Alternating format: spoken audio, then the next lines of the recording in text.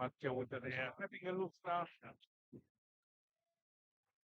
Bit of overcast and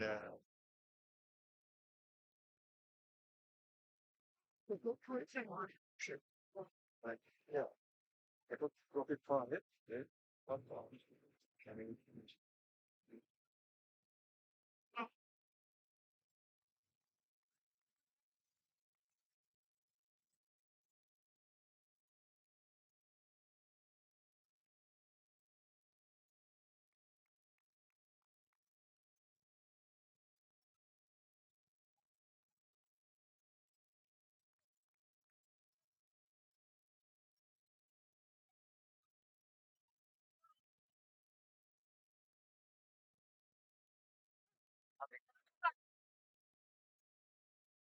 I went over the mirror to section before I start judging the options part we have to do the left by.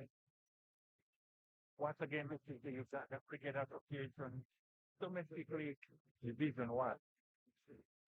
Top players within domestically players transferred around Ceylon land in the first position at the moment while Aboojo sits at the fourth position, quite a well there. As you can see, Toastmaster Water they are really engaging and Toastmaster Water really engaging.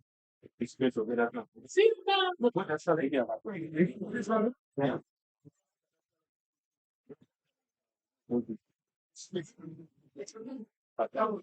Sebo, wanje?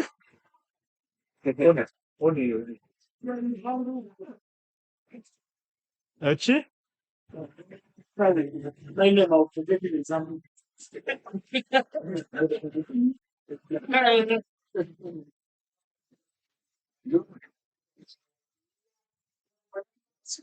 Hey,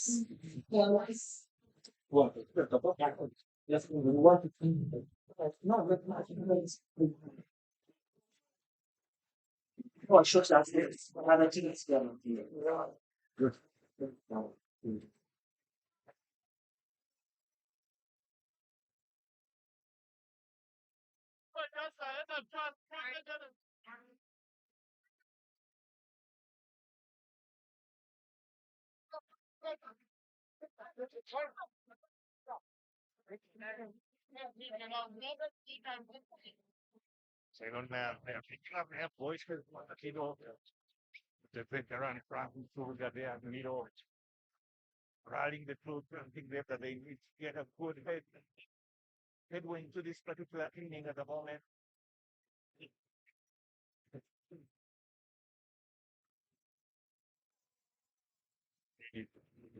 Smart children that they are it by that bit of encouragement, getting that one outside of them, flying all the way, good carry on the ball there, but that brings up the over. The 4 runs already, and that one is over for Aboojo.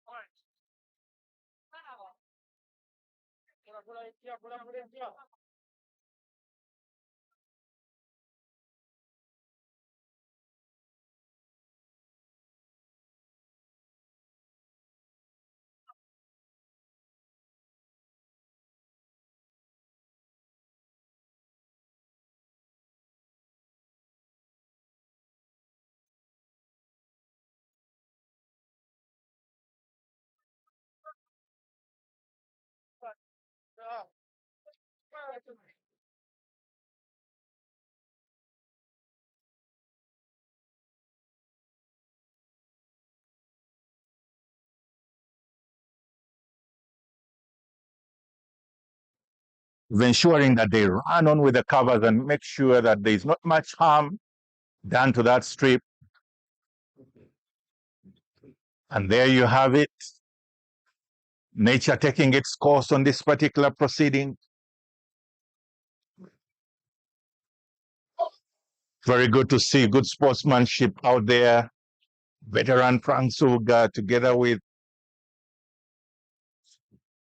the likes of Robo, as he's called, the opening batter for Uganda in Robin Zobuya, and Cosmas Tiawuta helping out with the covers as the rest of the team too helps out with the covers to ensure that probably we'll have a chance of another playing the game again when the clouds clear and the skies are okay. But there you have it after 1 over. There is a rain has stopped play and there is an interruption. But Aboojo was at 4 for none after 1 over. And we'll take a little break now as we observe how nature takes its course on the day.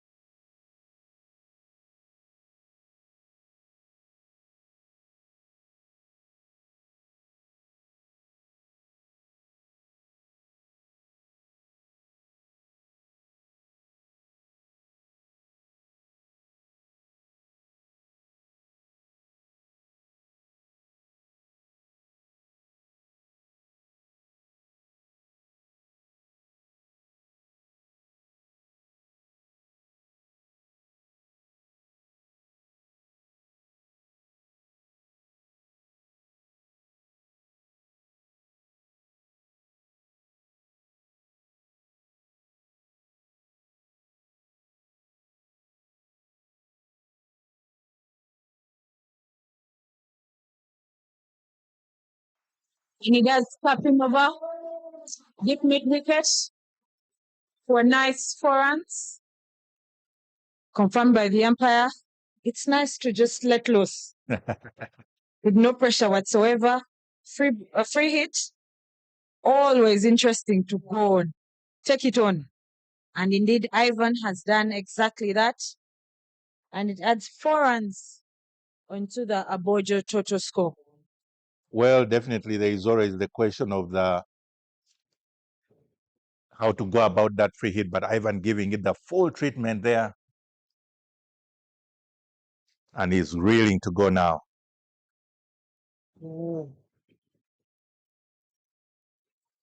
Cosmos, another short pitched, quick delivery. And I'm thinking Ivan was like, if we've just gotten a total of 4 of the free hits, you can still go. Pass. So he definitely left it, let it go. And he stays here longer.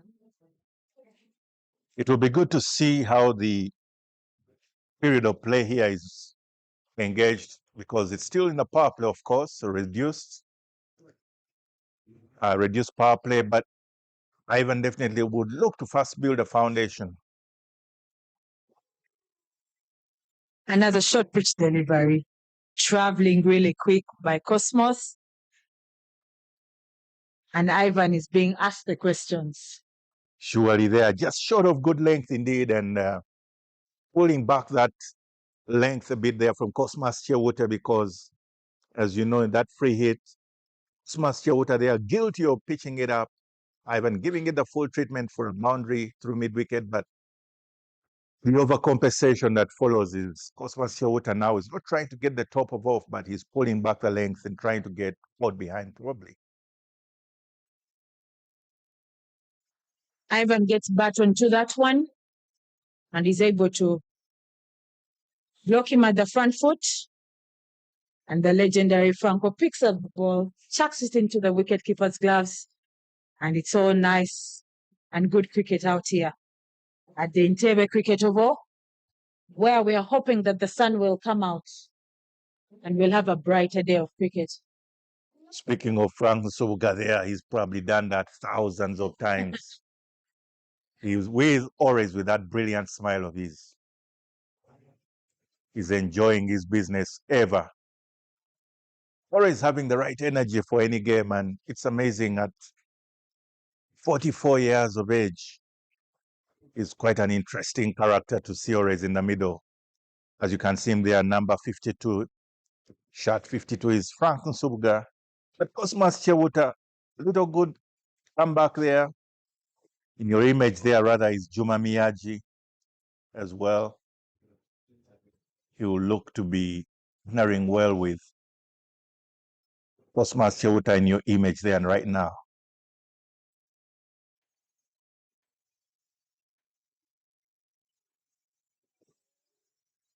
Another ball left there from Ivan Sawitomwira to bring up 12 runs after just 3 overs. The Aboojo at 12 for no after 3.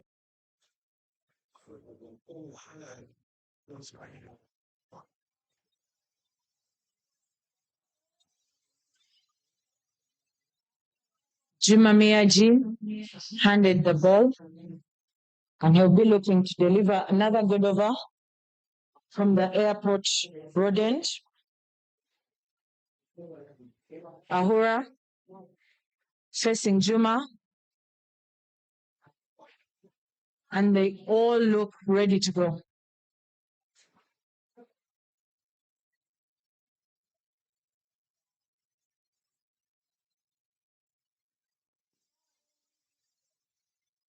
One flicked off the pad, and they take a quick single there.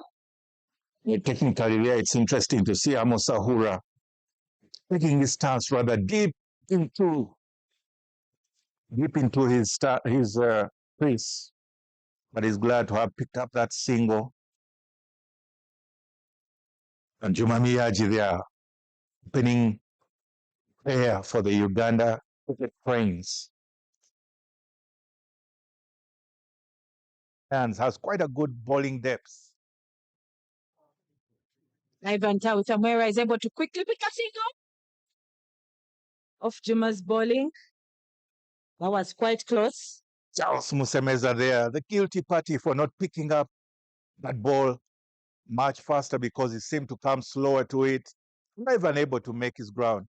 I tell you, Ivan is also quite a quick lad out there in the middle, but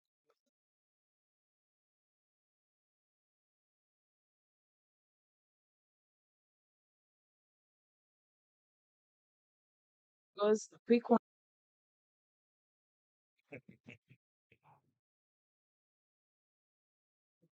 Oh, again, Ivan interested in a quick single there, but again, the Lion of the Prince of Kampala. shot number 42. He's able to make a quick fire the stumps, showing that he's present there and commanding and patrolling the entire mid-wicket region. Very good piece of fielding from the Omulangela Hamkayando. Lovely to see. Naomi, you see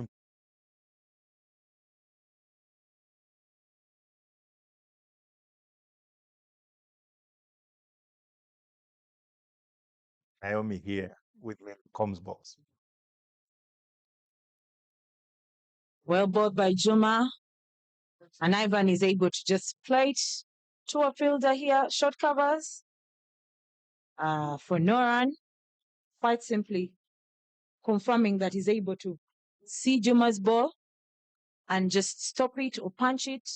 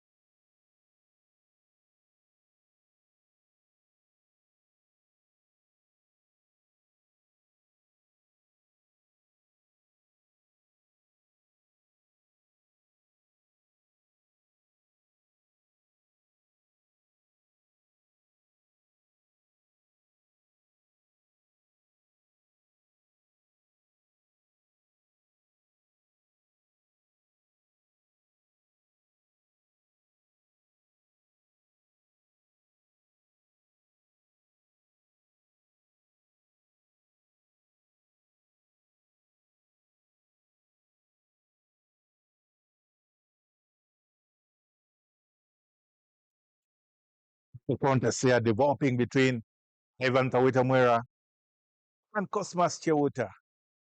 Of course, Ivan, quite an experienced campaigner. He's been around the block for a while, played for Uganda several years ago. You know, Naomi, earlier on, I was asking about your retirement from the national team, but when you're a Ugandan player, we never know whether they're retired or not. But the way Ivan is playing, I'm sure the national coaches, if they're around, they might want to think about maybe a quick call up for him again. I think he would deserve one really. With the way he's playing, this retirement issue is an interesting one. But with the experience that Ivan has, with that good eye, I'm sure he's able to maintain that good competition of Cosmos's ball in. Strong comeback there. Reply response from Smash Chewuta. hitting the gloves of Ivan Kabutamwera there because that ball was really coming back deep into towards this thigh guard region. But he's able to glove it off. And Amos Ahura wanted a quick single, but he's sent back by Ivan because again, that man, Ambagenda Kayondo, was quick onto it at 45. Meanwhile, there was a little bit of change in the field, sending the trusted Frank Nsuga. Some good wills here by Cosmas, making Ivan question.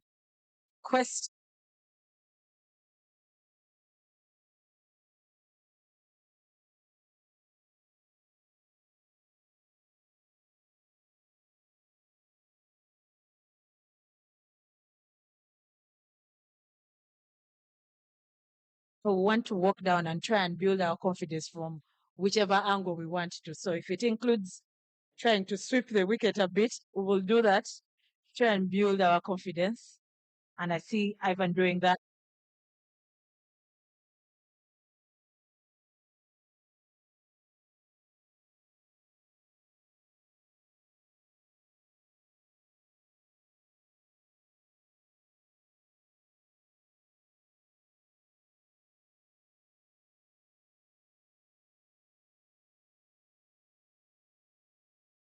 Bring up an interesting conversation there, Naomi. You naturally have to show that you're on the pitch and you're in the middle, you're in charge, you're the man commanding proceedings, not the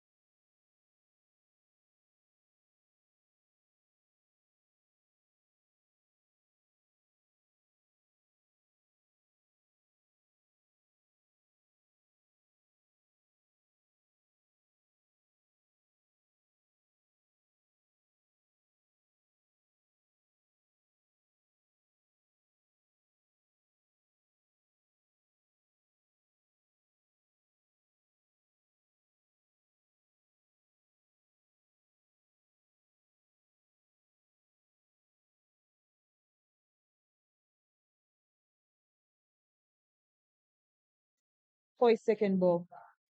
I tell you, Naomi, it's express over here in Entebbe. As Juma Miyaji is combining well with Cosmas Chawuta to make sure the batters have no breather throughout the inning so far. I guess all of them use the Entebbe Express at this rate. Another one, and Ahura has no answer to that.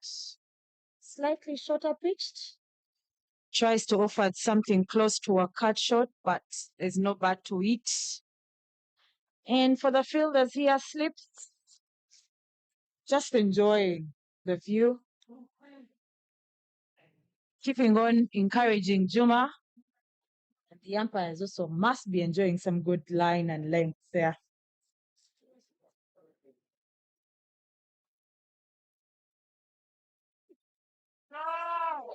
I tell you, it's heating up here at the Entebbe Cricket Oval. Quite an interesting afternoon here unfolding. It's still early days in the afternoon, but Juma Miyaji, with a spring in his walk, seems to be giving the impression that he's chancing for a caught behind. Nevertheless, Amos Ahura still out there in the middle with Ivan Tawitamwera. They're building up a good partnership, developing there. 22 for after 5.3.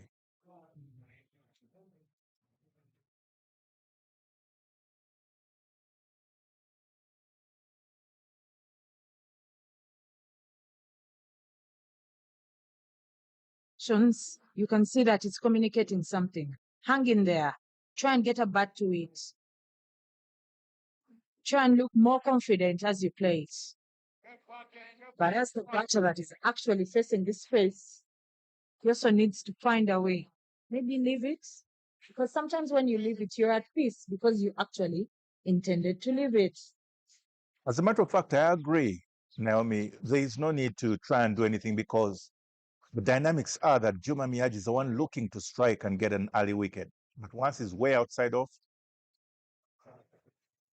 well, this particular time he comes back towards his stumps and gets the thigh guard. But the previous balls, he's really been bowling fourth, fifth stump, and there's no opportunity, no chance of him getting either caught or bowled. So he just let it go. I agree. Because it's still early days, and much as it's power play, they are doing quite well considering the circumstances.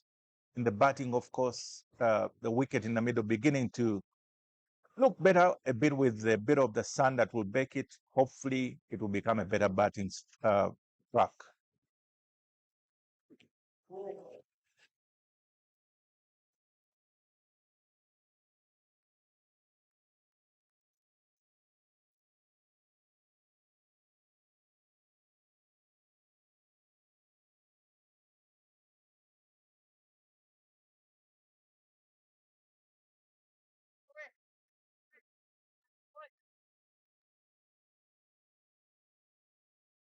Also, I am always offering the shot, but how many times have you, let it go? Well, you speak of DNA, I'll not even go there. But the point is, it's much harder to leave that ball, as a matter of fact, especially if it's in that region of uncertainty about the fourth stump. Why? Because as a batter, you are trained. One of the first shots you learn is the front foot drive. And the temptation is try and go and drive that ball. So it's much harder. We'll come back to that. Once again, Ivan Tawitamwera offering a similar Jimmy there, trying to go through the onside because on the leg side as Cosmas Chewuta once again veering towards Ivan's pads, but this time it goes for wide. So Naomi has us saying that it's almost impossible for a batter to want to leave that ball that is outside of stump, just outside of stump, because you feel that that is your bread and butter as an especially top order bat trying to score through either mid-off or cover region. Okay, so clearly in our DNA, letting the ball pass is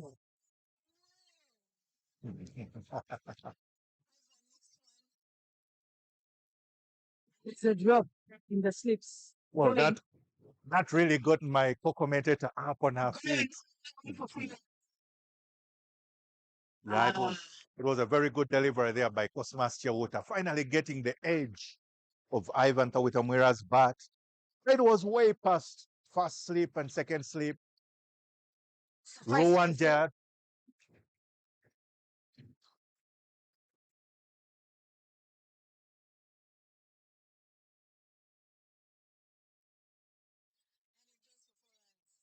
Interesting to see. Interesting to see. Context is still on. Tracing Cosmas. The sun is coming out. The sun is coming out. The cricket is getting more interesting. Out here at the Entebbe Cricket Oval, I'm sure the golfers will need to look beside a bit.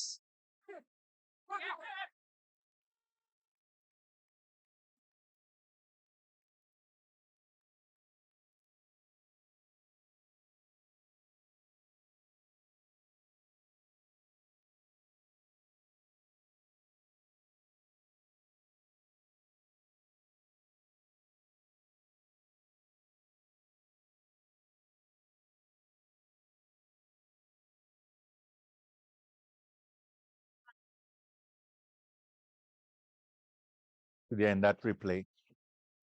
Michael, I would like for us to say something about experience because these are very good players. Cosmas is an amazing bowler, and Ivan is also a good bat. But do you think right now some kind of experience riding? Because Cosmos, once he delivered the other wide, he swung his arms. He must be working at something, but you know, one of the balls went wide and he seemed to be a bit, must have gotten to him. Do you think that Ivan is using that to have an edge over him? Well,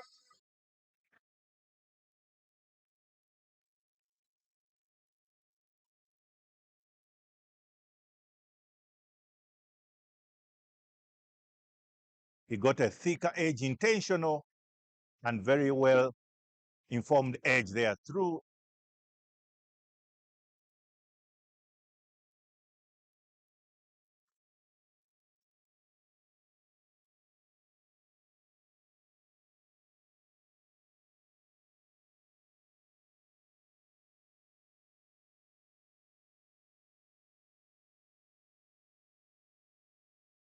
He's using that.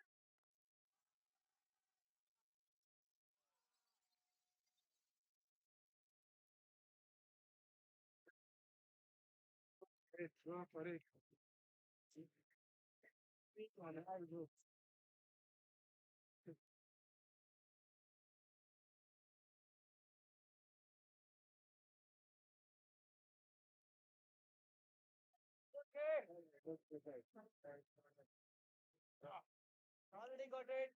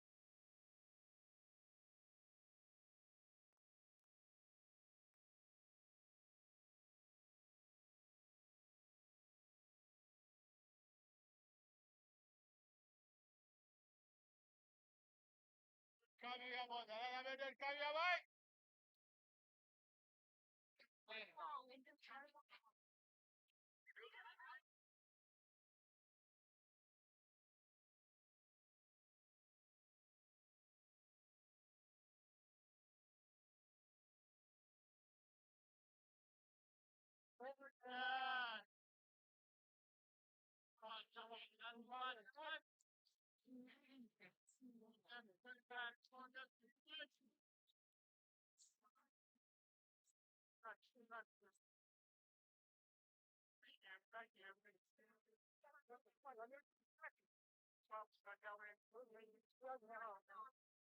pocket.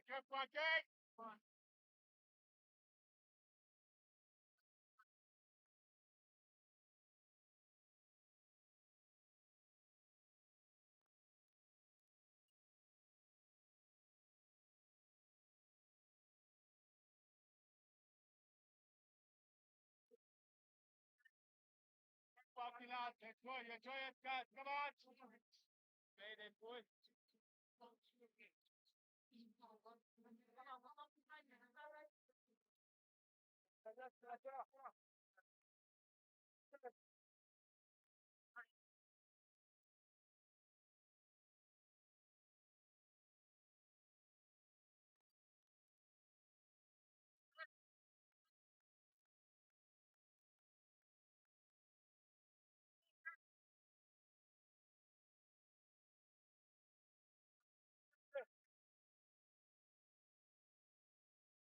Come in, come in, come in. Don't mind that. Don't mind. Get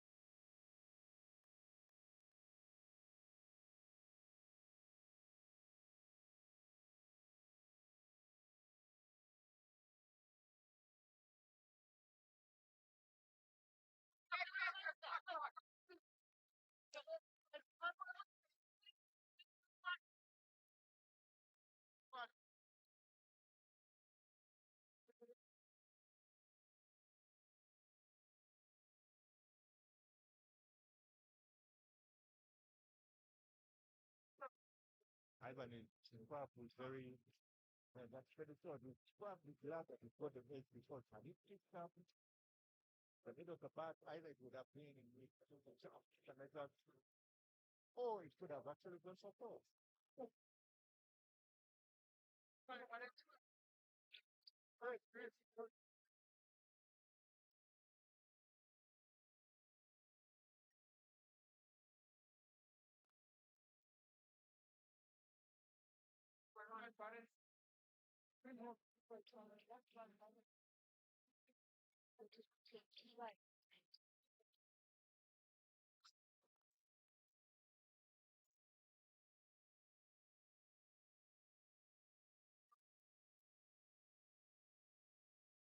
Frank Silva can call you and over and better. Frank Silva can call you and over in less than 20 seconds. This seems to have done there, right? But those fingers off that particular part.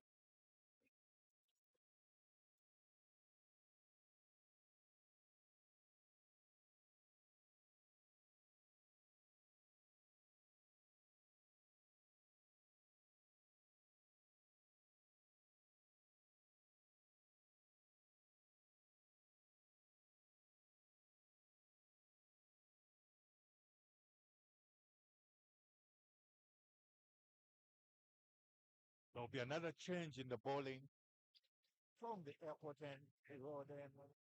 That will be Jonathan Chiza being asked to come and withdraw over bowler. You see, didn't pick up that catch. Of course, Master from Ivan Kawamura. The Jonathan, very different bowler that will have to come on to the bowling role at it.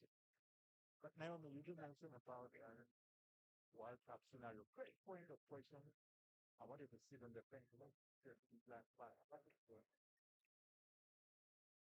That 2019 was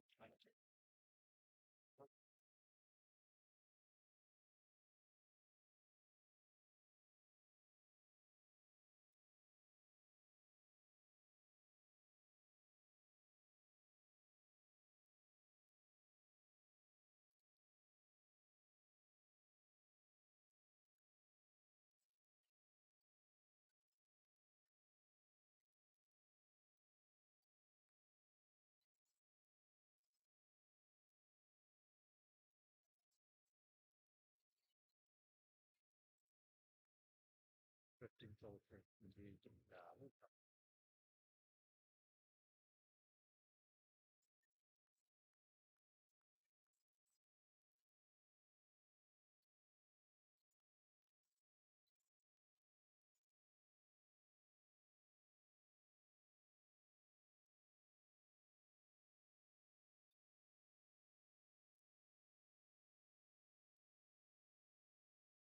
Sinclair, you feel something. Look at it. Then the ball.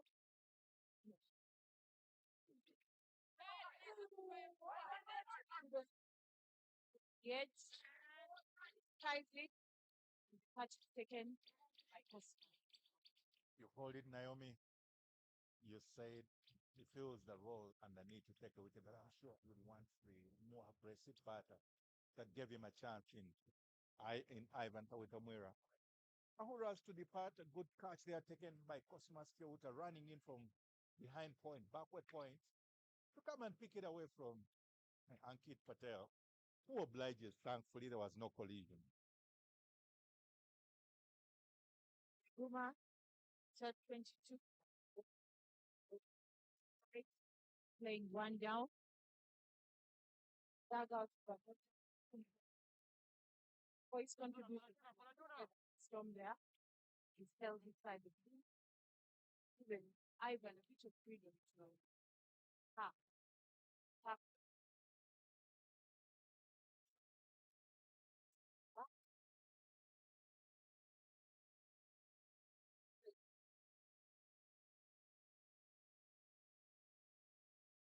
Through that, and indeed, it was a leading edge. It was an intentional shot, so he would definitely blame himself for not having timed that. But nevertheless, credit to Jonathan Chiza, who is moving it up a little bit. moving that ball a bit, and the first one keeping low, but the second one right there on the money, and he was able to kick up that particular one, as you can see there in that replay. With Jonathan Kiza, that ball was swinging right from leg stump to middle, and he picked up that leading edge of Sahura.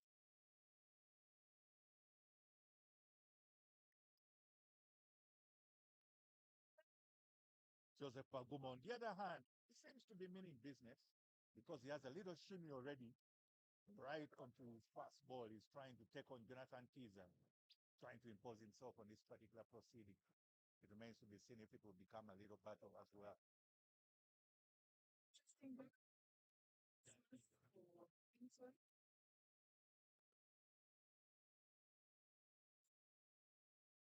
For that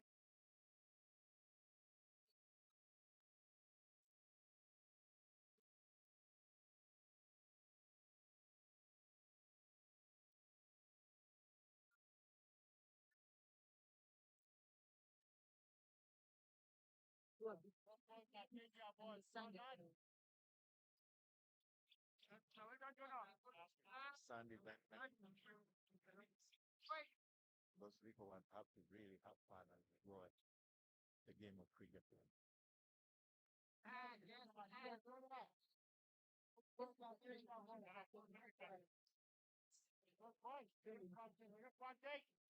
level playing here, club cricket.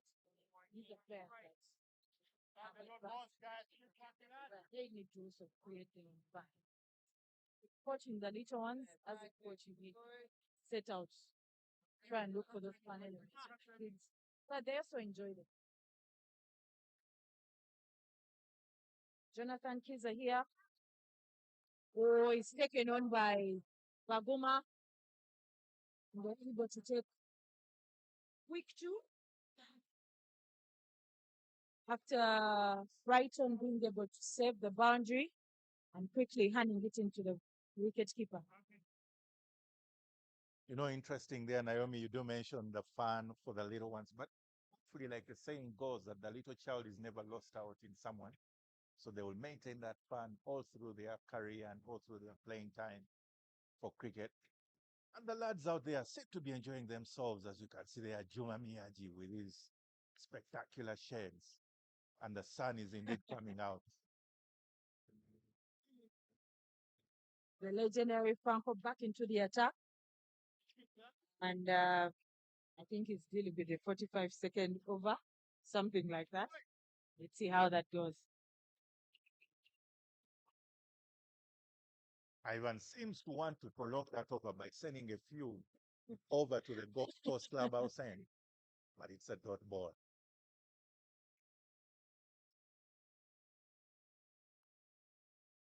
Ivan sweeps one down to Miyaji at deep mid wicket. Take a single with good backup from Rowan and Robinson. Very nice line to see in terms of backup. And the ball is back to the legendary Franco. I think it's used about 15 seconds so far. Indeed, you've spoken like a coach, pointing out all the details of the good fielding setup.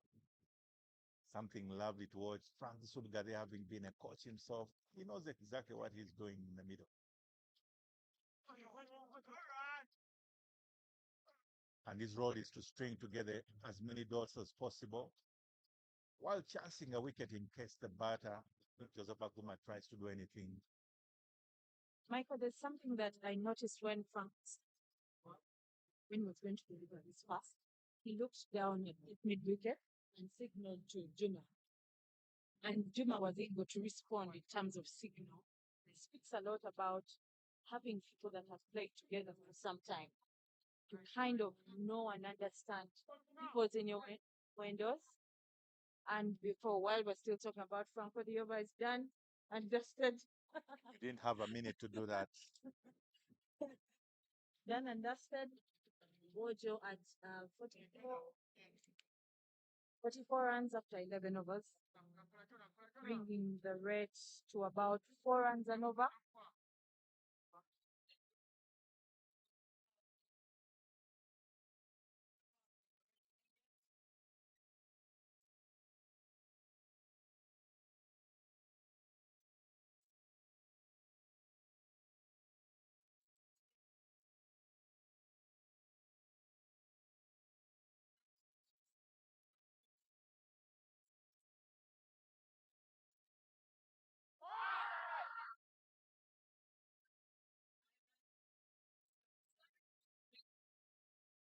Jonathan Kiza. His lucky it ended up in the pads, but touched the pad first. Yeah, definitely a thick bat in that. But I tell you, every pace bowler thinks every ball is a wicket. They will always appeal and do anything. Trying to put back pressure to the umpire.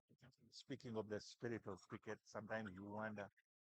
And speaking of that one again, Naomi, that particular incident still we're talking about, of course, ODI, but this is a domestic league, but 50 overs. That debate will always be an interesting one because part of the concern is that at the end of the day, also the umpires have the role and all the authority to call a ball dead ball. So until the ball is called dead, you have to continue in play. More like in soccer, you have to play to the whistle of the referee. There's no call it dead. And players keep in action. I think it's also the spirit of the game. I want to ask you on that particular match. Jonathan Kiza seems to have a change in mind. Started to go into the run-up, but quickly turns back. And the contest is on. Speaks the first wicket for Ceylon Lions. Sure, they're now looking to break through. Delivers a slightly slower one. It's played to the mid-off region.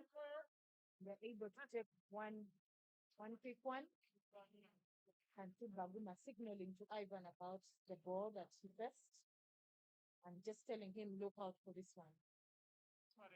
Really, Joseph Paguma, having come in with a set plan, I'm sure his coaches, his gaffer must have told him to try and step up the scoring rate, which same thing Ivan was already doing.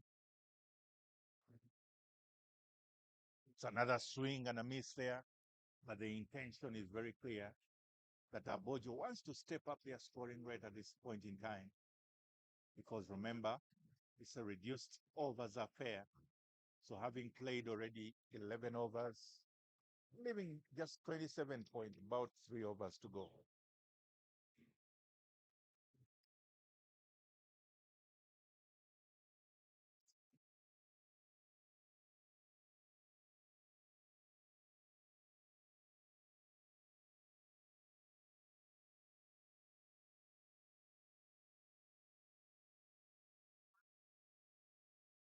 Seems to be some change. Communication from the bowler to the wicket keeper. He's moved a bit further.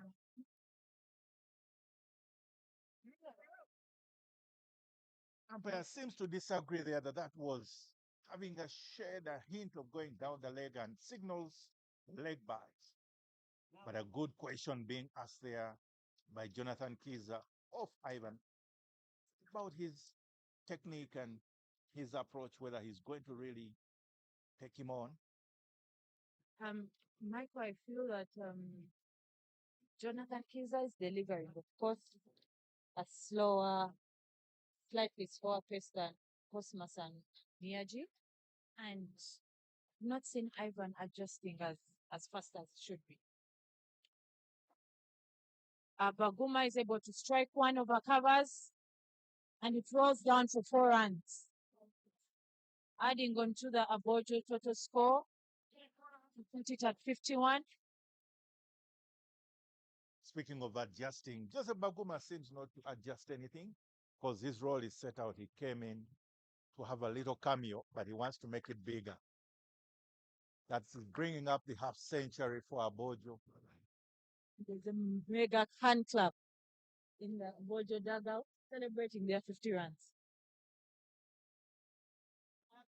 That brings up 51 for one after 12 overs.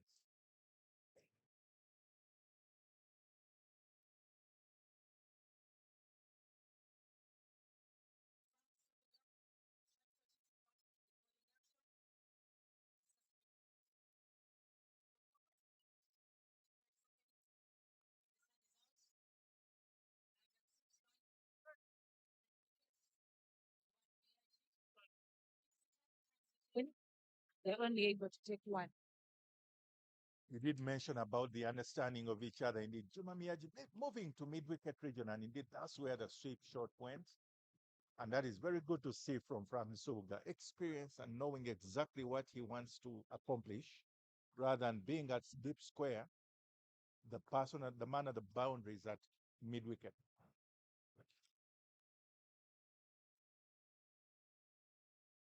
Thanks, Suga. Already delivered 3 balls in 15 seconds. This is interesting to watch, but I like the fact that he knows that his role is to run the overs, field as the balls and handing them over very quick.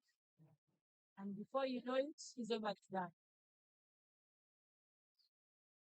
Sun is coming out. It's getting brighter here. And if your plans were to come down to Entebbe, greatly recommend it. Ivan steps out, jumps out, but only the bottom part of his part, actually the bat toe, is able to get onto the ball. Ball stays on the wicket here, not able to take even a single run. Fucking Subuga strikes. Balls one as Ivan tried to sweep it. It hits the pad, and indeed the umpire's finger goes up. At the last ball of Frank's delivery, he picks a wicket. Ivan Tawitamwera going for LBW with a total score of 53 for 2 after 13 overs.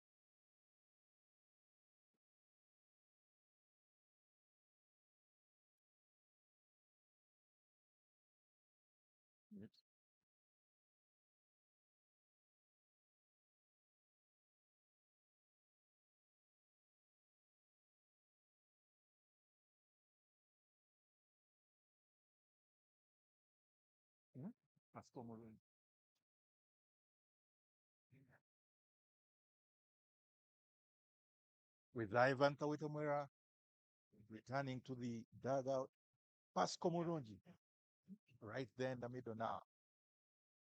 Number 59, partnering with Joseph Baguma, number 22. It's a new over, but it's going to be Jonathan Kiza continuing from the airport road end. And indeed, you do mention, Naomi, that he has a touch of a pace off compared to Juma Miyaji and Cosmas Chewuta. And because at the same time, Joseph Baguma has been trying to chance his arms, it brings up wicketkeeper right at the top of the stumps to make sure that there's less room for navigating such escapades by Joseph Baguma.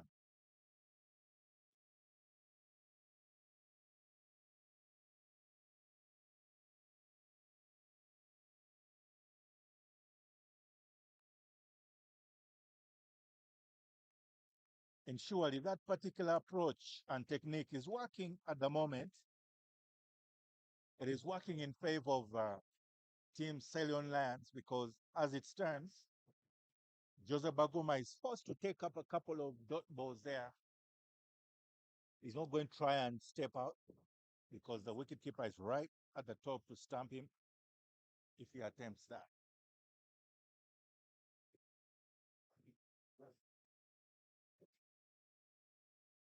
Commendable glove work there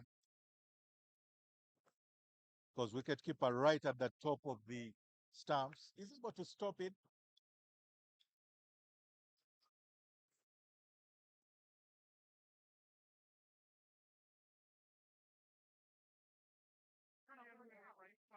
Well, someone was questioning that glove work, but nevertheless, he's able to have it blocked through, as you see in that image.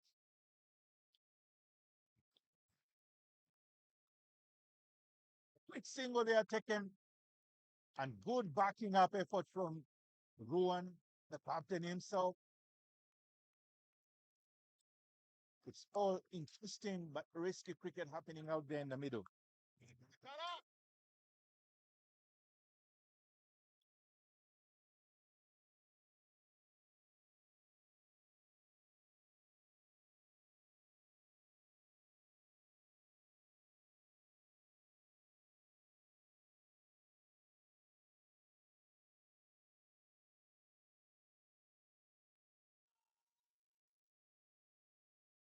Jonathan Kiza there, continuing to ask the questions as he has that on the pads of Pasco Muronji.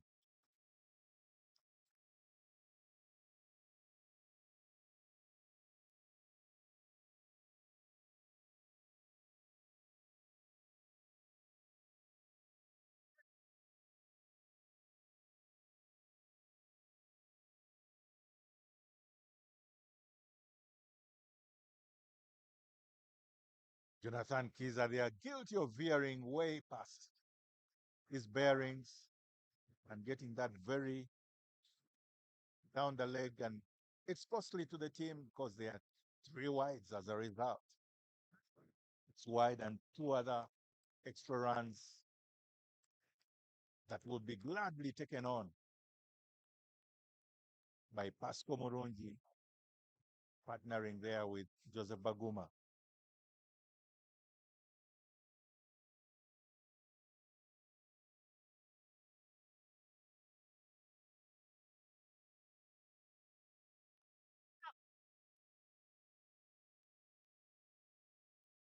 Expansive drive over mid-off by Pasco Moronji, quite emphatic there, using a bit of the width approach, and he still gets the 1 bounce for 4. And that will bring up the total for Team Aboojo to 61 for 2 after 14 overs.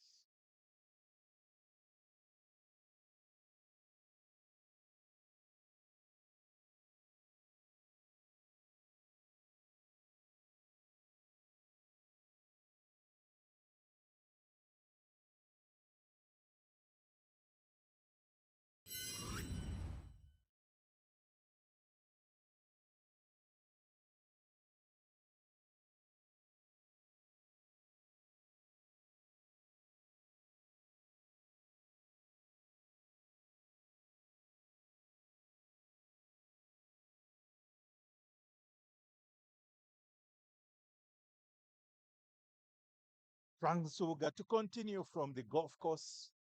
Clubhouse end, having picked up a wicket with his final ball of the over, the prized wicket of Ivan Tawitamwira. And Joseph Baguma there, uppish, but still in the gap through mid-on. Picking up a single, continuing to rotate the strike.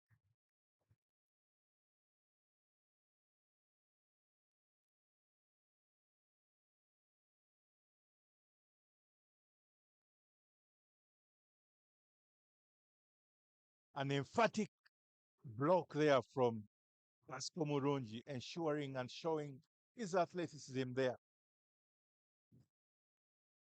And this time he picks up a confident on drive, picking up a single again. And it's good to see the Aboojo team now rotating the strike of Frank Suga's bowling.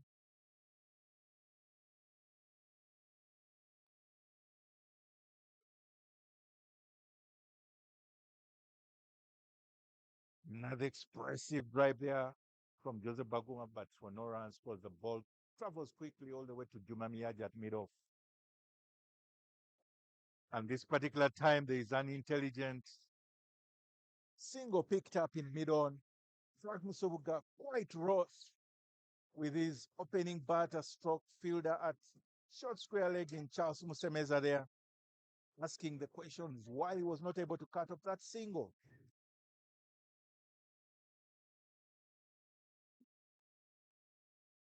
Another little shimmy there from Pasco Murunji to pick up another single. And that brings up an interesting total of 65, having picked up 4 runs from that particular far. At 62 after 15.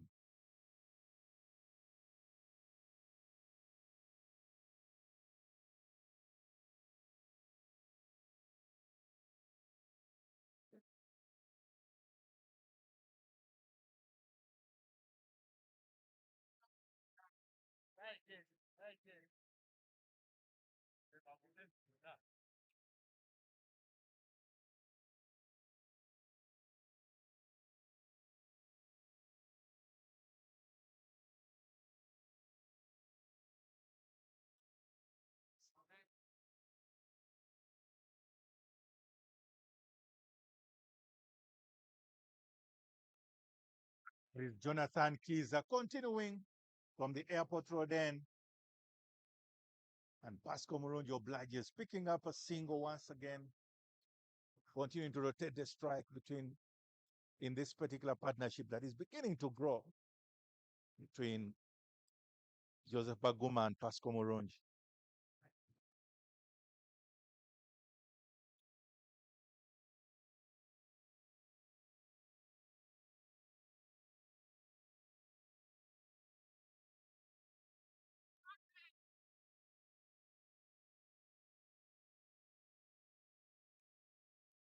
Jonathan delivers a wide,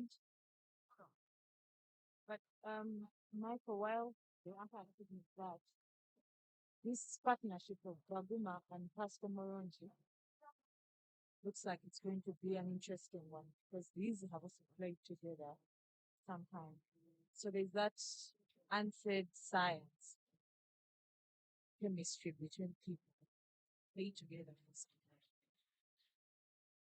time. Indeed, chemistry, camaraderie, understanding each other, a bit of an inner sense of communication. It's good to see these youngsters together because they've been around playing together for the last about 10 years, 9 to 10 years. It's good to see. I expected that they would take her too. I just noticed in the field that Malangia picked up the ball first time, tucked it into the keeper. Their attempts of making a second one were halted immediately. I mean, who would want to risk taking two of the Prince? He has a bullet arm in a day.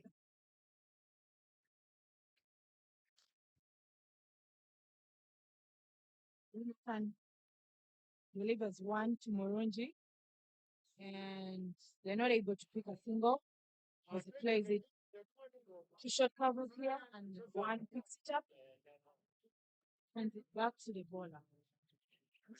This is the top flight cricket indeed. It's good to see Division 1 cricket right here live, streaming live to you, and it's good to see the players are well pumped up because they know what's at stake.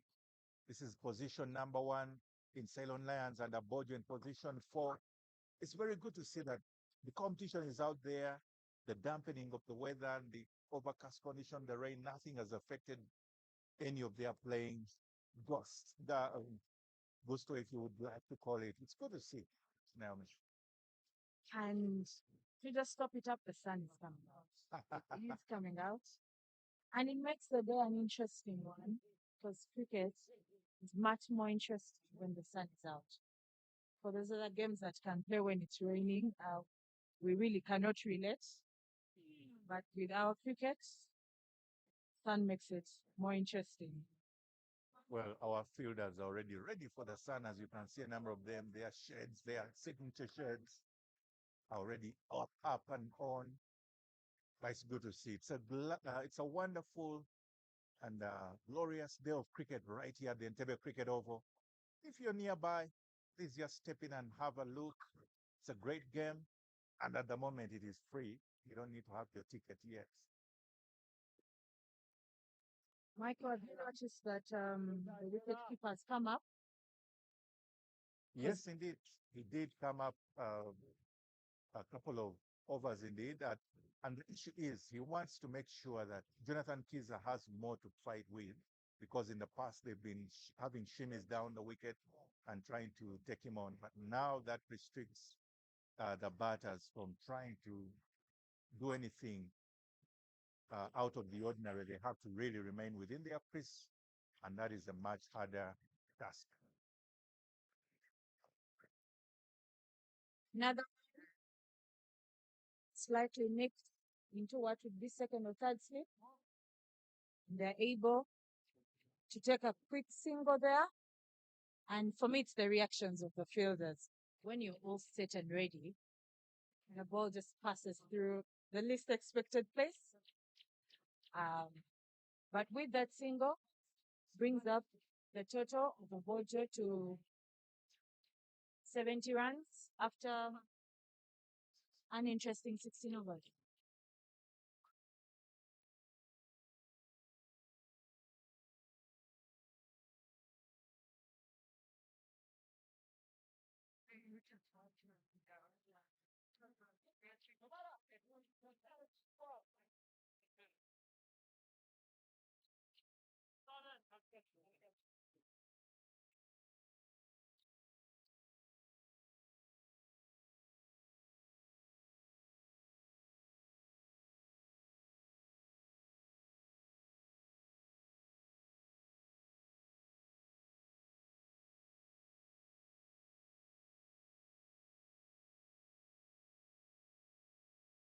There will be a change in the bowling from the golf course clubhouse end.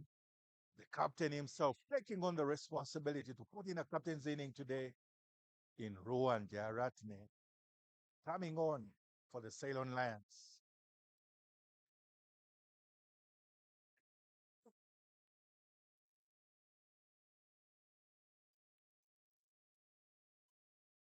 Right on the first ball, Rowan is struck by Baguma. Deep square leg for 4 runs. By Pasco for 4 runs. That immediately sends a message to Franco, who was deep mid wicket, to move a bit rounder to Jaratne pad coming on the for the deep Ceylon Lions. square leg area.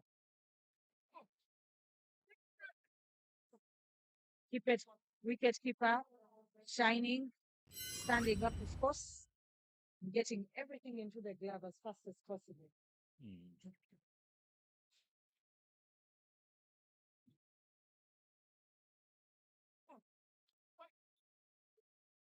Quick single there taken again by Pasco Moronji, trying to make it very uncomfortable for the change in bowling. Of course, it's a similar trade because Ruwan Jaratne, captain of the Ceylon Lions, also bowls off spin, although he has the one that just goes away from the right-hand batters. But it is very similar to Frank Suga's off spin from the same end that Frank Suga was bowling from. With these spin overs, seen the Aboojo batters play on the back foot with so much confidence. While it feels, everyone thinks it's keeping very low, try and play on the front foot. There's a technique and confidence that they have shown that they can comfortably play some of those balls on the back foot. Fortunately, nothing has, gone away from the expected result.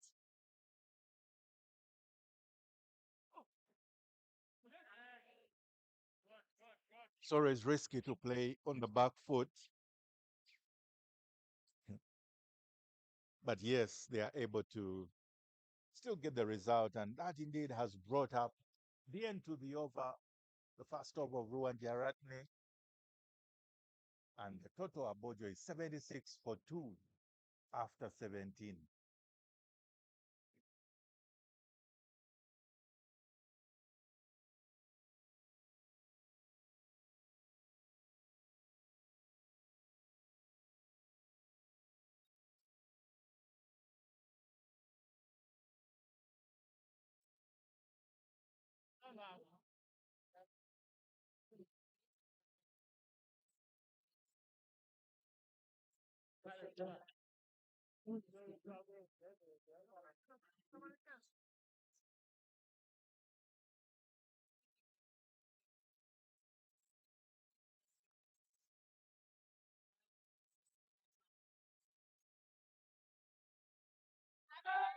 Baguma is able to strike one to long ball.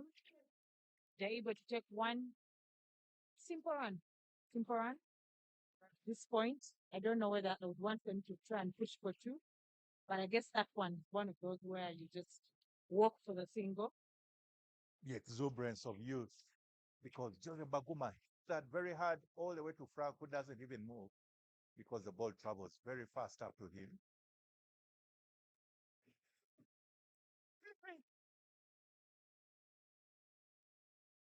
Miscommunication down. Just right behind the keeper, Brighton. Looks like he intended to slide and save it.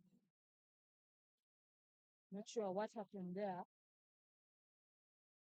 Because Hamburgender was there for the backing up, but it trickled all the way to the boundary. Not sure what exactly happened. And Brighton got down. He did get a bit of inside edge right from Joseph Baguma's, I beg your pardon, Pasco Moronji's bat. Very hard all the way to But as a result, it was indeed just that little miscommunication. It was almost a collision between Brighton Muganzi and Ham Kayondo. And that has sent the keeper back because there's no need to risk giving away 4 runs. Another good And this authoritative drive there from Pasco and Moronji. then experience there. With it. It brought the keeper slightly higher than the keeper could jump. So it ended up being an overthrow. Ham did the backing up work to send the ball back to the wicket area to just ensure that they take only 2 runs. That particular decision has brought back Pasco Moronji on strike. He's looking much more composed and confident facing Jonathan Kiza. And remember now the keeper is back in his traditional place. Fix to square, and there is a chess. There is a chess. Charles Musemeza is able to run after it, chuck it back into the keeper's gloves. They're able to take just 2. There's some good cleanup job there from Charles Musemeza, moving all the way from mid-wicket up to almost the boundary and able to restricting that to only 2. That's really commendable. I tell you, in our heydays, Naomi, it was always very good to be able to run that fast and retrieve a ball. I don't know about today. I speak for myself. It's a beauty of cricket. It's an amazing day of cricket. You should have left all your energies on the ground. So that effort by Charles Musemeza was a very good one to see. And at the end of the day, it's efforts like this that really contribute to the win of any team in such a match. So it's getting in here, and there's a bit of a change in the field setup.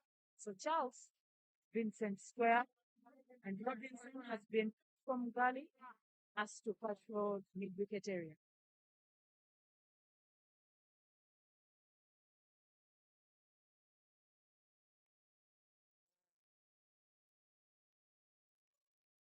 It's good to see the contest that is going out there in the middle because the batters are rotating strike and looking to pick up any boundary, any loose ball while they are building on the total of the team.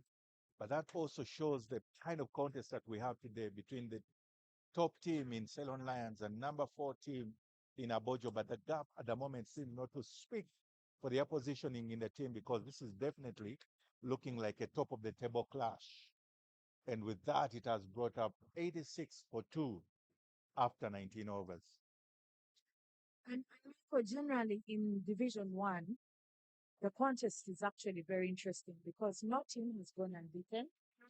And when you walk into the fields on any game day, you're not assured of a win. There's a reverse sweep shot played by Pascal beautifully, struck all the way to the boundary. Reverse sweep, beautiful to watch. Good skill set. Oh, Pasco Moronji has quite an assortment of arsenal in his. He's always going to pull out something off his under his sleeve, and that is just an example of what he can do. Because as it stands right now, in his approach, he has to try and make sure that he's picking up a boundary on the first or second ball of the over and build up the momentum for the rest of the over.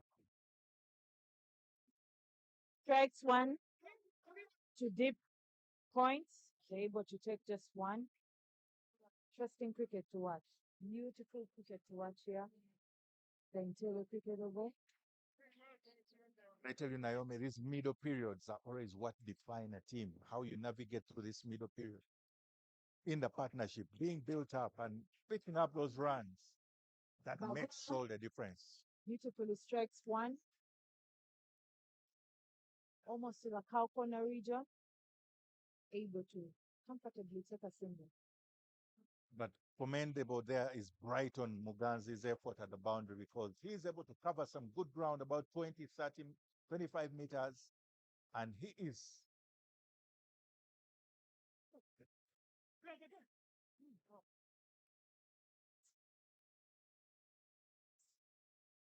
another quick rotation of the strike. I beg your pardon, that was Cosmas Chewuta covering up.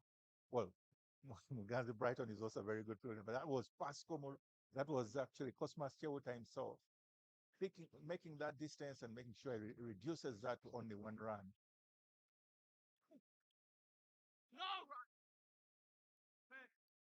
Cheeky, Hamka being very cheeky, letting the ball come to him, running away.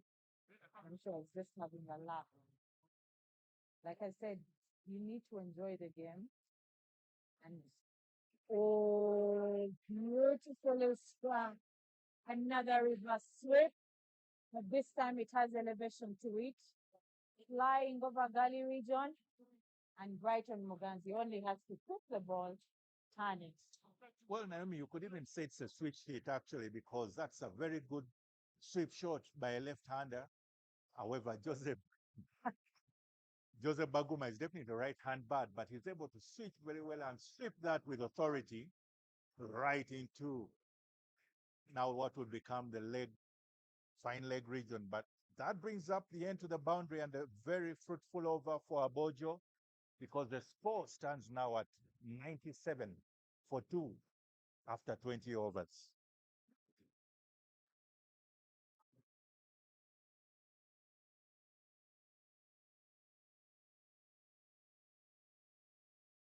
The Aboojo dugout picking up their voices at the moment. But that young man there, Muganzi Brighton, will be the change bowler now from the airport road end.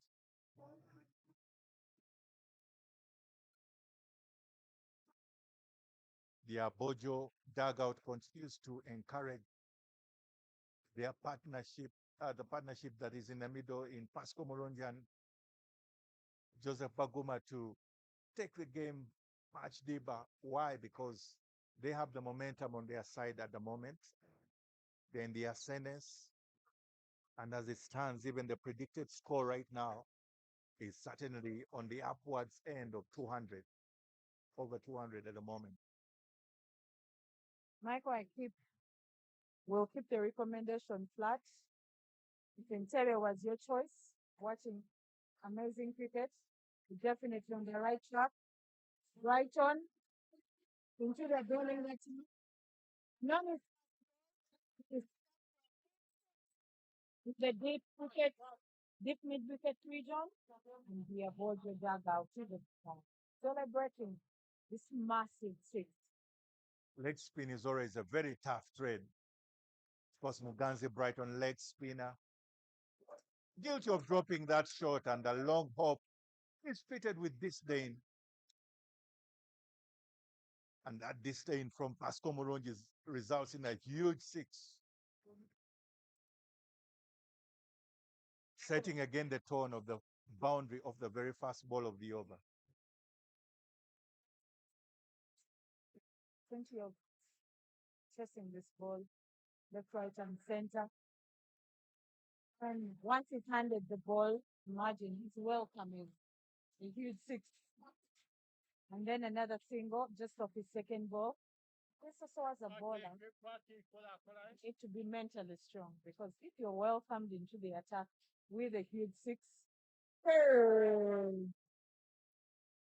Normally they want to call it the commentator's curse, but there you are. That's why Brighton was brought on, to try and break the partnership, which he gladly obliges, as Joseph Baguma, the back of Joseph Baguma has to be seen. very disappointed with himself, maybe for having played it backwards, but having played in the back foot, but it has moved in that direction, and the umpires have called for a water break after the call of second ball.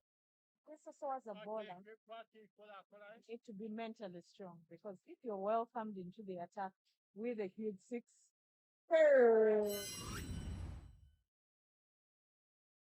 Inevitably onto his stumps. And that was the explanation of the demise of Joseph Baguma, having built a good partnership there. And we'll take a little break at the moment, a drinks break.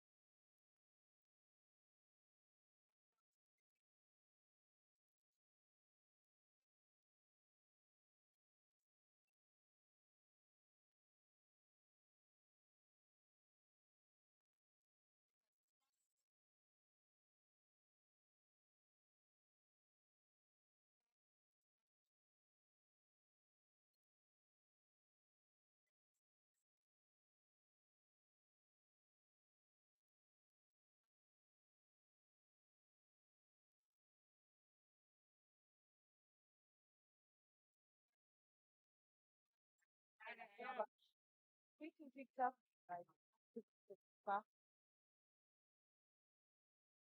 No addition onto the total. That's right. No run with Francon bowling. The contest is still on. Playing it in the back. Wonder what would happen if it decides to come in front. Come on. Oh, what that is what Well, Brian Saba definitely first having a look. As you can see, it's already about 6 dot balls. Quite a contrast to the previous partnerships that were dealing in singles and boundaries combined. But that brings up the end to the over with 105 for 3 in 21 overs.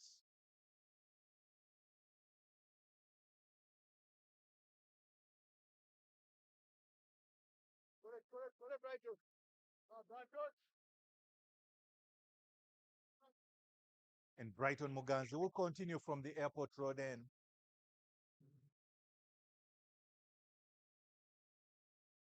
With Pasco Murungi now starting a new partnership with Brian Asaba, who has to ask for his helmet.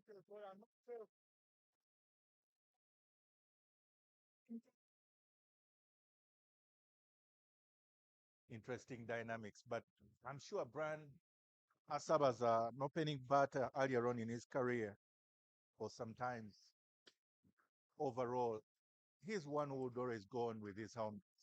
So it's quite a surprise today. That's high up in the air. However, it's in no man's land.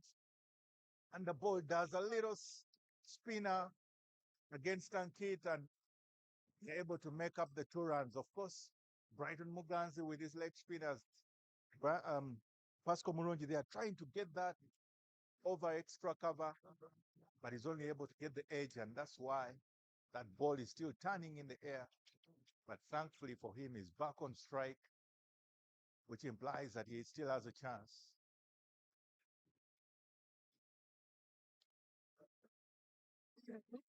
it's more chances, I feel, to contest and put up a better show against the batter.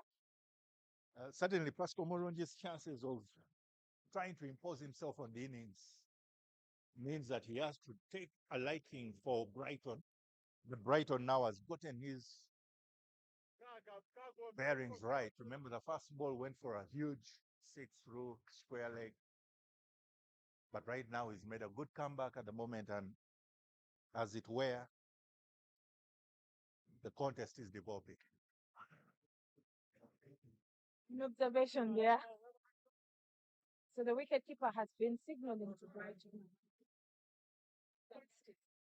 movement, and indeed he delivered it into the area that the keeper did not ask for. Had an edge down to short fine leg. The Mulangira does his job, swings it up very well. They're not able to take a run. Philip.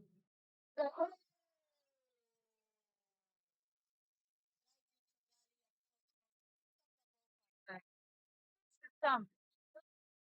Brighton mixing it up there with googlies and leg spin, but such a brilliant fielding display there from Cosmas Chewuta, showing athleticism and why he's been placed at the inner ring there.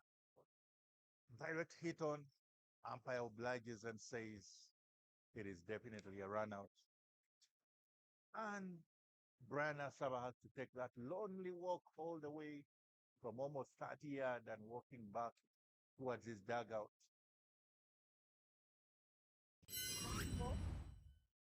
Had an edge down to short fine leg. The Mulangira does his job, swings it up very well. They're not able to take a run. Philip. That wicket that has sent a bit of downing in the dugout of the Aboojo will bring Dan Keith Amani to the strike.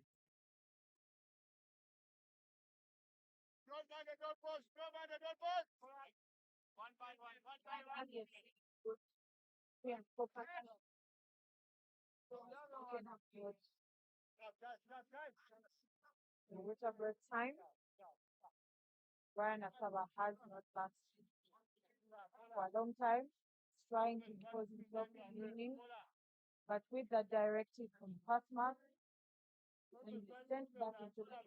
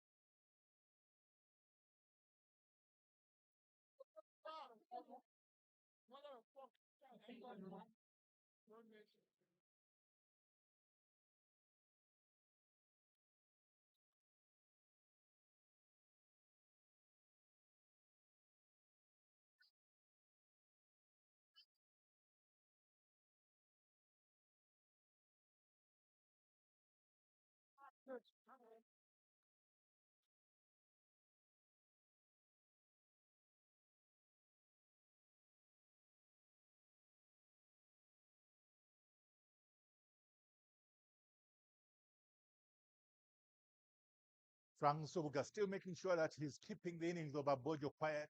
But I beg your pardon, actually it is Ali Juna Fortunate who is out there.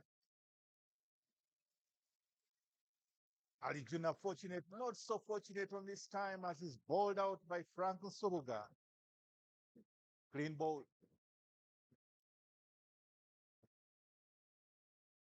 I don't know what to call that, but it seems the commentators have told it earlier. Now Dan Keith Amani walks on as wicket number 7, as batter number 7, going on to bat for Aboojo. Naomi, you seem to have called it that the wickets after a break, instead of one, we've actually already seen 3. It could be that this has, I don't know who brought up the saying. They might have done a bit of research cricket games, what happens after the water break. And it's something that I want to believe everyone knows, especially as a batter. You need to know whether you're, striking side. You need to know that after the water break, the tempo has changed a bit. We've had a bit of a rest. The nerves have gone down. And so once that inning resumes, it's important that everyone is back. It's their A game immediately, which doesn't happen. It takes a bit of overs. If you're caught in between there, explain some of the wickets that are seen immediately after the water break. Speaking of the phenomenon, could it simply be that just that break in the flow is what really kills the batting rhythm? It could be. And let's say the fielding side is more pumped now. Batter is up for an uphill task. And Dan Keith has been encouraged by his partner to stay on there. Try and play maybe the front. And Franco is ready to deliver the ball. Still on the same point, I'm wondering, so was the little drinks break, were they really meant for the fielding side? Who is the beneficiary of those breaks? The beneficiary seems to be the fielding side. Certainly, Frank Suga has benefited from that break as he's now walking in like a real old man about town, meaning his business. Delivering is slightly slower ball. Dan Keith doesn't make so much use of it. As you don't take any single, don't take any run. And after 23 overs, the ball just only has 1 run addition to keep it at 108 to 23 overs. Clearly, Frank Subuga after 25. Frank Subuga has done his job of keeping the Aboojo batter silent. And Brighton on the other side.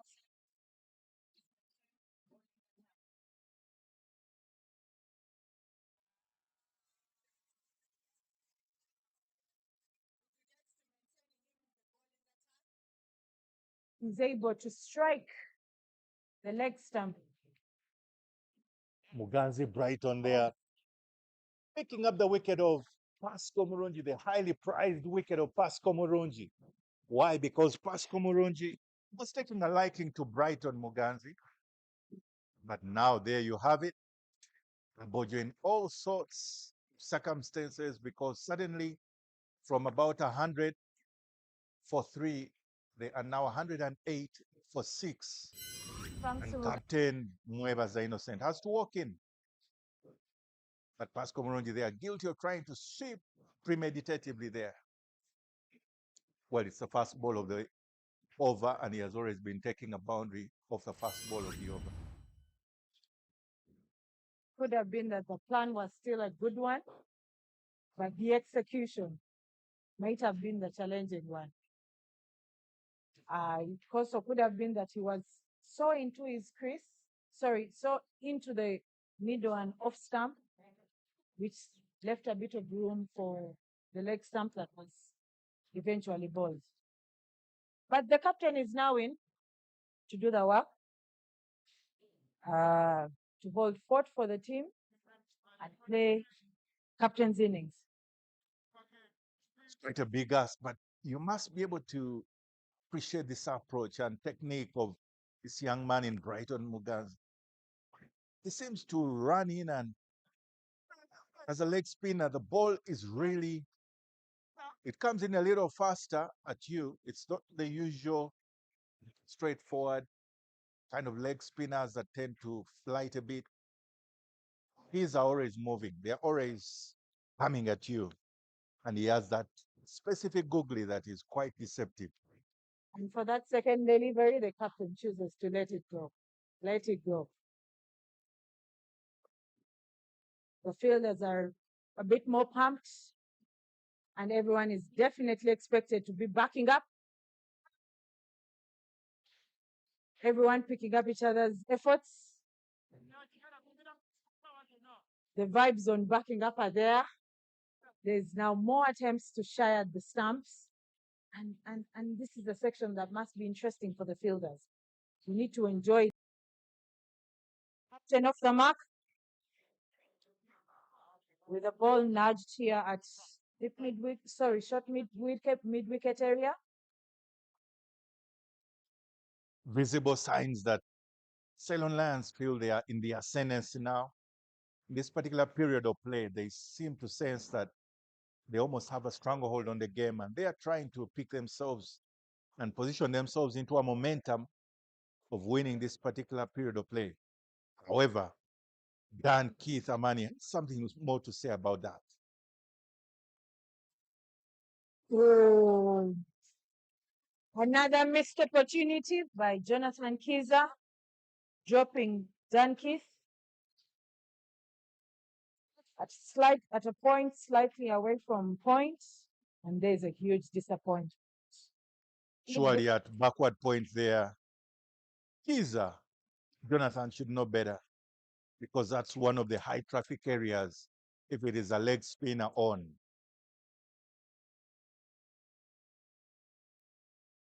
Still very, very discouraged, thinking, how could I have dropped two of these?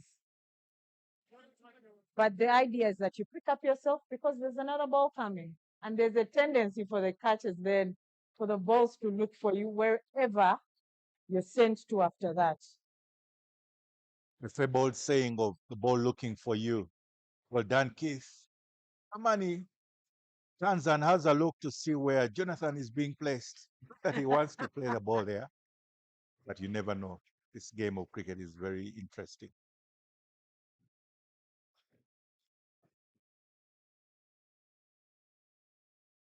But while we're at that, the end of the over brought on Frank Nsubuga, because as it stands, Aboojo at 110, just one short of Nelson.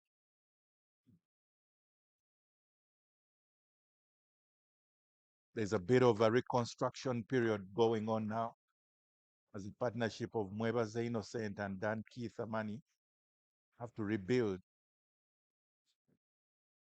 with at least 88 balls to go.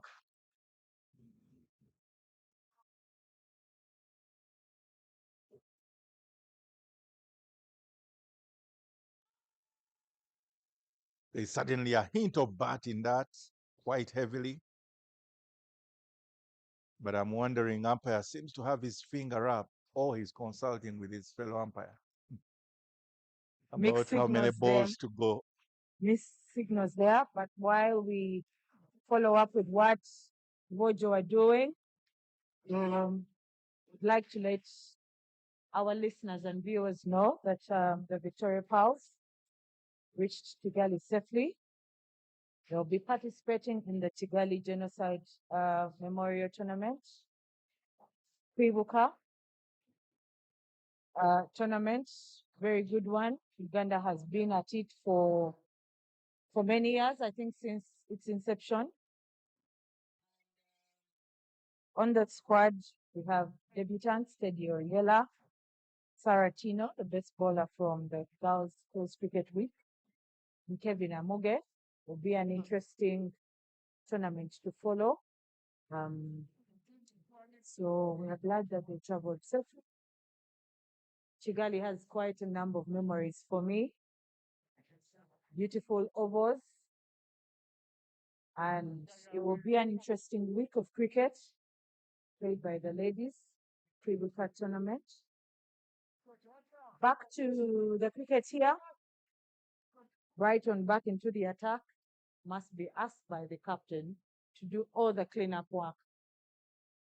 Interesting that we almost didn't notice Frank Nsubuga's over as usual, because he rushed it in less than a minute. But Brighton Muganzi, you couldn't ask for a better bowling partnership right now than from Frank Nsubuga at the other end, because suddenly there's pressure on the batters because there's a bit of a rush to finish up the overs. The batters don't have enough time to navigate through the overs.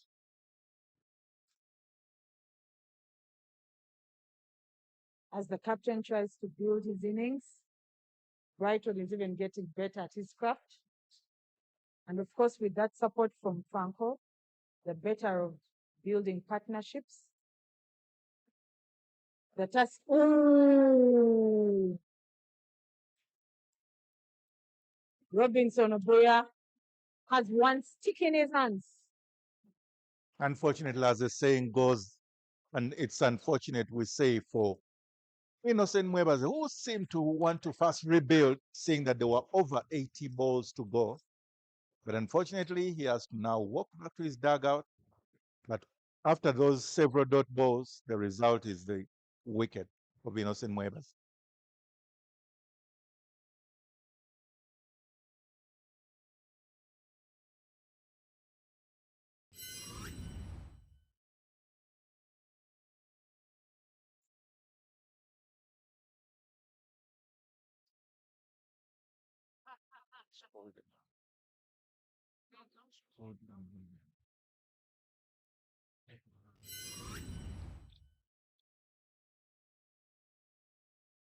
Quite interesting encouragement here on the fields.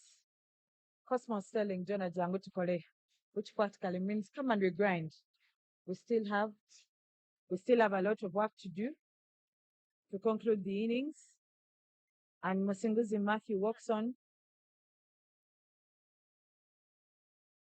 still facing Brighton Muganzi.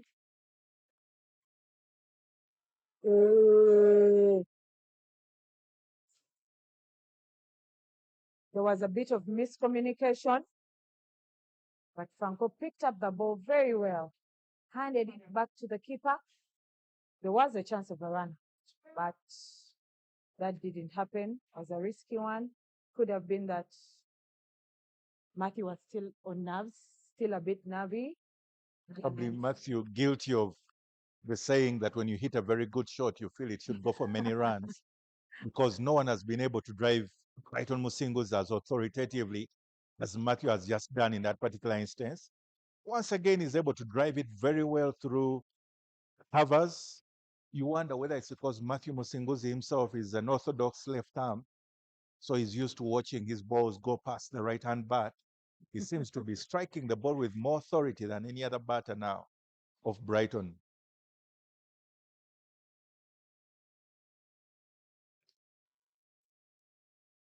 There's a dolly chance there, but Brighton doesn't get to it. No one gets to it. And I can see the people fielding next to the keeper are all hands up like, why aren't you stretching to get that one? Maybe also because Robinson did have one stick here with him. So it's quite an interesting piece of cricket to watch here. And Frank Subuga is back into the bowling attack. After 26 overs, Aboojo are 113 for the loss of 7 wickets.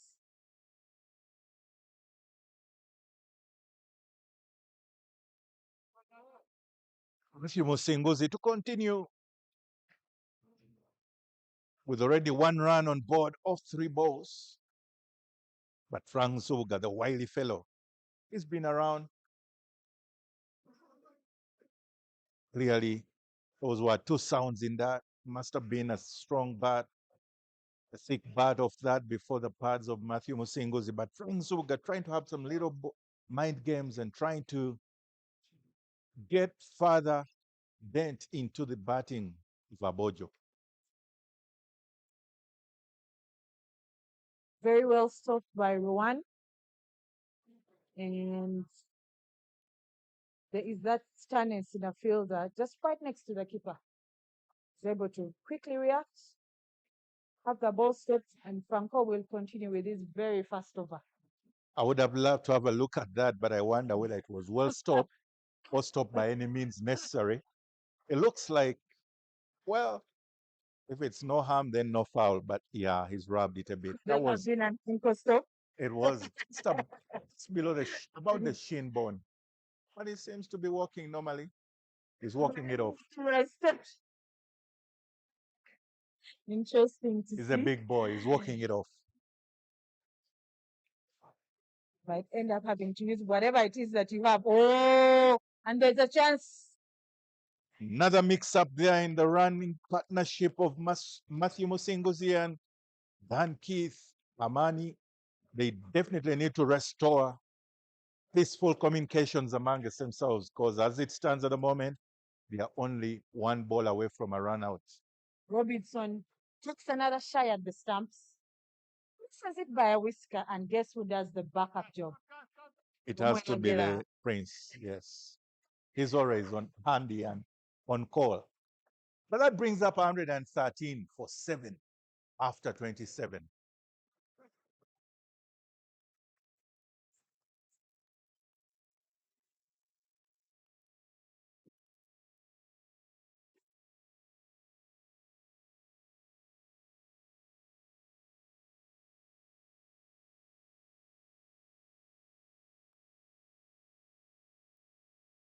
Textbook shots. All the way running, all the way to the boundary. It would be nice to understand whether that reached the boundary.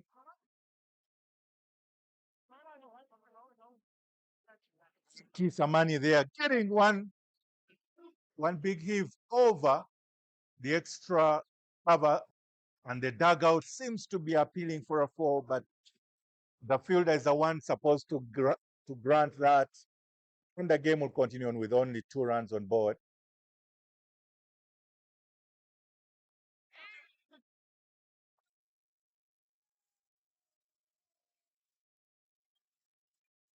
The Aboojo dugout still appealing and asking that the earlier shots went for 4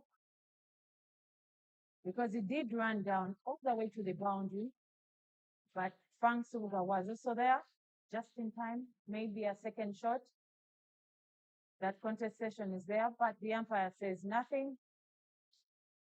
And since the umpire's word is final, we will keep it at 2 runs.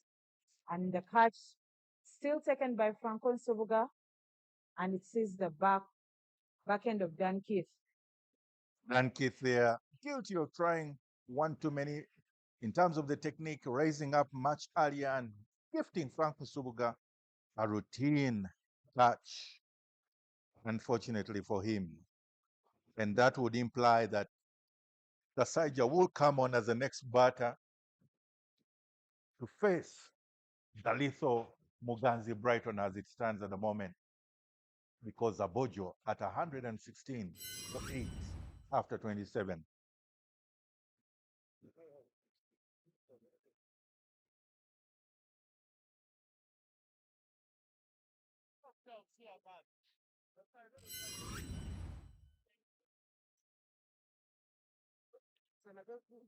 Sajenok taking his guard and getting ready, get work going. But Naomi, you would wonder what could be now the framework or the mental disposition of, for example, Kasaija Enoch. What would be his task, seeing that there are still a whole 12 overs to go?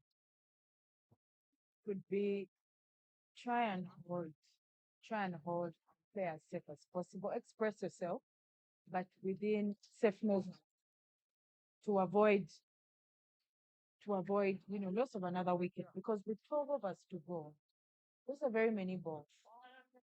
And even if it was three runs off every over, that would build their total to something better, getting into the 200 mark that we thought, was possible in the earlier overs. So I would like to see Kasaija play himself out. Yeah, play maybe slightly slower, because this is a whole day game. And just make sure that they're out there till the 39th over. So if Brighton is still turning it left and right, should keep the eye good and ensure that they just pick as many as they can, but stay there till the 39th over. Well said. And indeed, Kasaija seems to oblige. But he is almost there, caught in an unawares no man's land, because there was almost another possible run out there. But that will bring up the end of the over, number 28 by Muganzi Brighton. And Aboojo will continue at 100 and 16 for So 8. also needs to be aware about their communication. Because he seemed to have had a yes. I'm not sure that yes came from his batting partner. So he was already starting to take the run. And that yes didn't come from his batting partner. And then it's his partner who told him to go back. So I guess there's some awareness that also needs to happen. As a striker, you need to know who has called you. Because if that doesn't happen, anyone else can take advantage of that. Well, earlier on was speaking about the spirit of the game. I think at the moment it's supposed to be a penalty possibility if you are seen to be misguiding the opponent. And you could easily face a penalty of 5 runs, give away reduction for your team or addition to the other team. But anyways, at the end of the day, thankfully, no harm, no foul. And Juma Miyaji will be the change bowler at the golf course clubhouse end, coming to bowl to Matthew Musinguzi and Kasaija Enoch. Yeah, at the moment, it is a bowlers association affair. He definitely has one instruction: clean up the tail and let's go chase these runs. Well, the bowlers are now batting.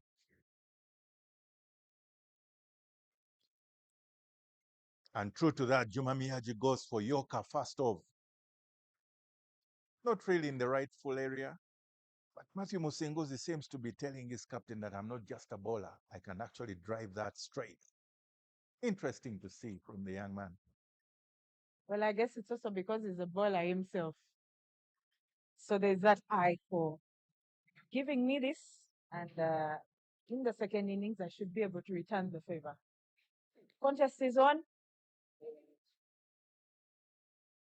Comfortable single taken. And that will bring Enoch Kasaija on strike.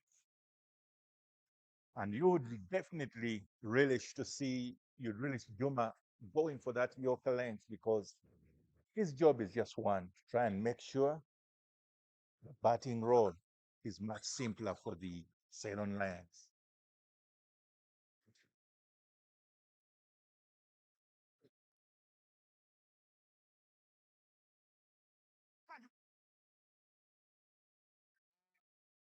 Interesting run around the wicket here. Not sure what Ham was aiming at, but once you see fielders getting busy, should tell you something as a bat. Certainly those quick 3 wickets, which turned out to now be 5, have buoyed a lot the Ceylon Lions. They definitely have a spring in their step as they march towards the second part of this game, which is their batting period as a team.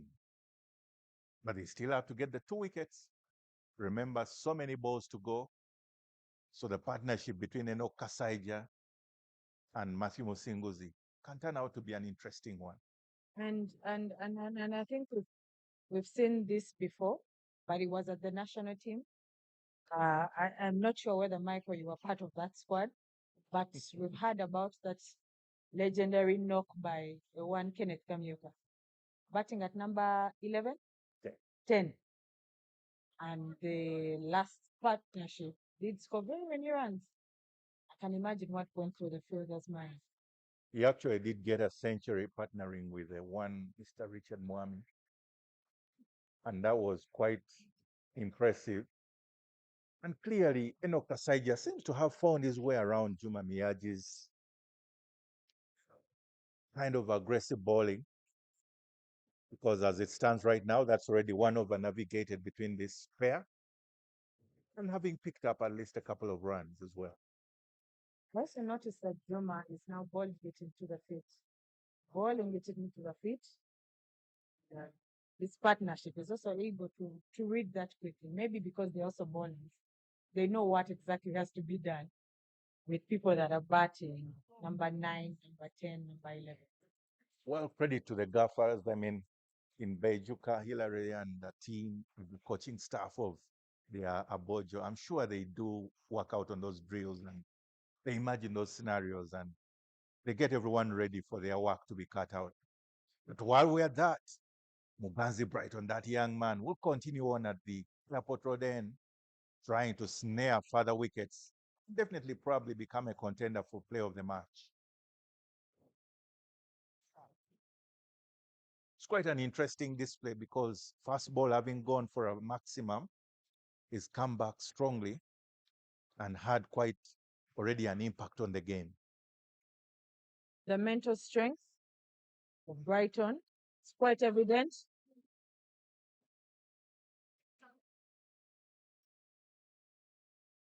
And one played to Franco. Everyone in the field asking him to send it to the keeper, which he does very well. And the Ceylon Lions are able to get another run out, bringing in the last batsman for Aboojo. Unfortunately, it has been a case of trying to be in between two things, because right now, as I mentioned earlier on, Franco has been at middle for the last couple of decades. He's so used to that position that he knows exactly. I'm sure he can even run out someone while in his sleep. He just dreams that every day. It's been his bread and butter while fielding. So unfortunately, Enoch Kasaija there and Matthew Musinguzi fall for that trap, resulting in the demise. It's something that I think that the Aboojo dugout should have noticed, that Franco was not about to leave that area mid-on. So there should have been a bit of adjustments, I think, with the batters knowing that he's not the person to take the runs off. With your miscommunication, if this ball has been hit to Franco's region, maybe the call should be no, while we sort out our communication. Well, normally they tell you, every coach will tell you it's always wait, yes or no, but not yes and no, wait, sorry. That said, anyway, it's Mutenge Salindon right there for the final batting spot for Aboojo, facing Muganzi Brighton, who is really now literally wagging his tail up there.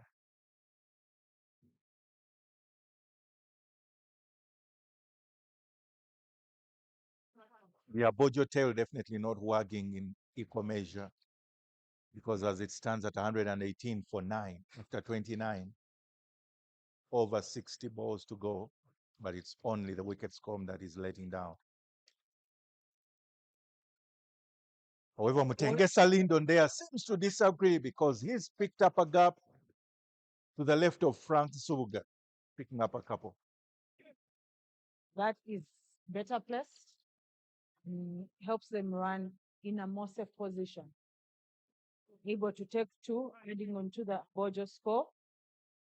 And with very many turnovers to go, I think that the earlier the better. But the wicket keeper is also very bright, very sharp, very quick. Now bring up the end to the over number 20. Over number 30, I beg your pardon. And while at that, 120 for 9 for Aboojo.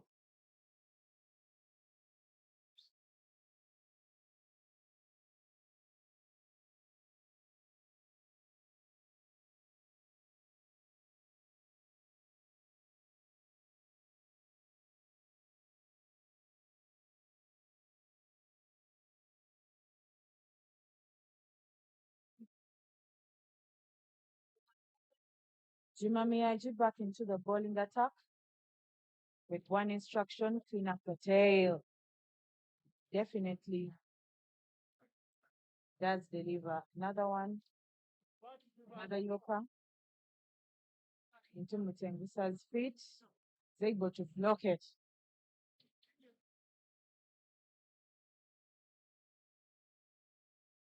Sun seems to have disappeared. We're back into that cloudy weather. But with that weather, Juma Miyaji cleans up the tail, bowls Mutengusa, I was just about to say the sun sets in the west, and unfortunately, there, Mutengesa's sun has set on his innings, and therefore setting the sun on Aboojo. Friendly exchanges there from Cosmas Chewuta, but that is about it for Aboojo at 120 for 9, 120 all out in 30.2 overs. And the task now will be for the Ceylon Lions to chase down this 120 runs in 39 allotted overs. We will take, just before we take the break, we'll summarize the innings here. Very good batting display by Ivan Tawisamwera. Yeah. The opening side, the other side was held by Ahura Amos, then number 3 and number 4, Moronji Pasco and Baguma did play a beautiful innings.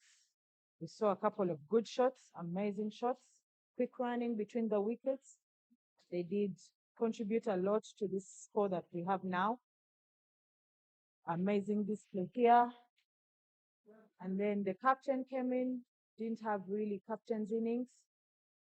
The Ceylons kept pumping and cheering themselves up. Interesting catches were taken, but a very good bowling display.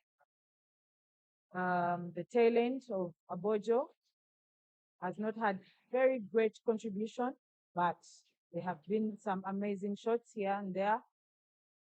And Brighton Muganzi has delivered a good bowling spell, showed a masterclass together with Franco, bowling the overs really quick. An amazing fielding performance here. Good catches, good backing up. And this has brought the total score of Aboojo to 120. Ceylon Lions will have the task of chasing this score at the second innings.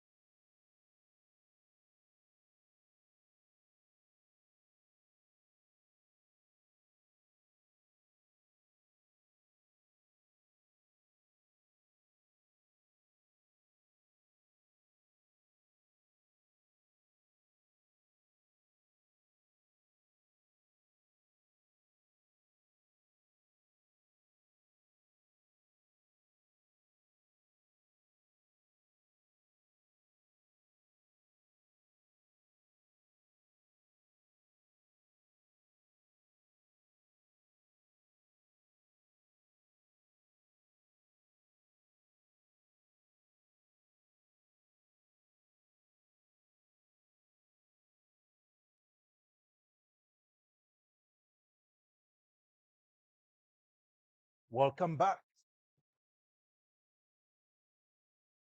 Aboojo versus Ceylon Lions. Charles Musemeza will open the batting with Ruan Jaratne. Matthew Musinguzi opening bowler for Aboojo. Left arm orthodox. Very aggressive field by Aboojo there. Attacking field with two positions at silly off and silly on. Slips, backward points, mid off, mid on are really inside. But there is a long on back up there, right at the boundary, long off at the boundary, and mid wicket at the boundary. So interesting field set here. It gives a hint into what is in the minds of Aboojo. But it's good to see Matthew Musinguzi making himself quite a force to reckon with in this fixture.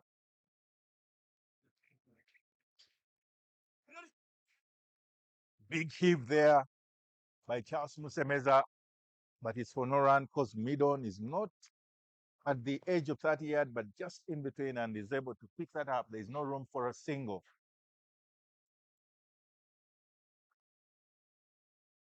And the dot balls is a story to tell us. That's a first over as a maiden over by Matthew Musinguzi. Very interesting and aggressive approach there. Even after all the revisions, there is not much impact because it still remains 120 as the target set by Aboojo, so 121 runs to win for Ceylon Lions.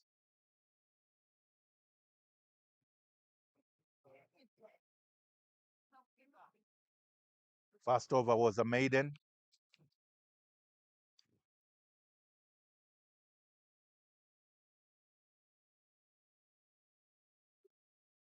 And Kasaija Enoch will be the bowler. Come from the golf course end. Bowling to the captain in Ruan, Yaratne.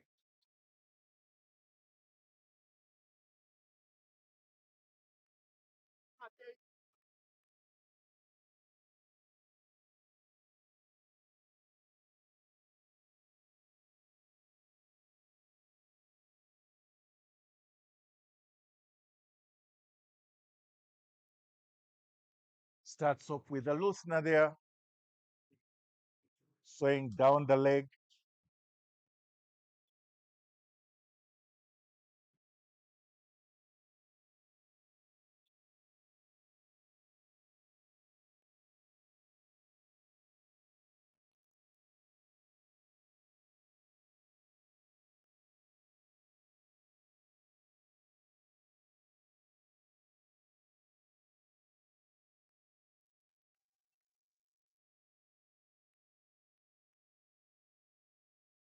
Kasaija Enoch coming back strong there, but a hint of bat into that. It's good to see the young man steaming in. Favorable pace bowling there.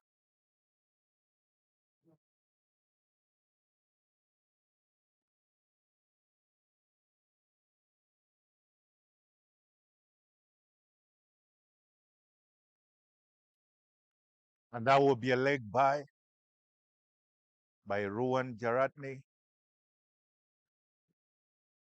Rotating the strike and getting the first run for Ceylon Lions in their quest for the run chase of 121 to win in this particular fixture.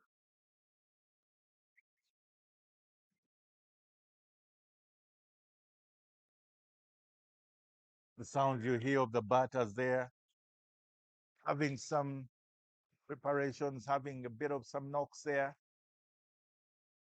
That means the rest of the batters within the batting order of Ceylon Lions.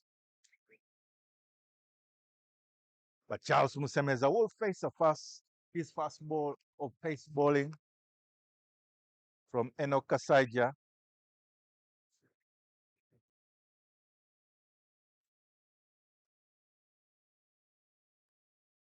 A hint of weeds to that, to which Charles Msemeza tries to capitalize, but he swings and misses that altogether.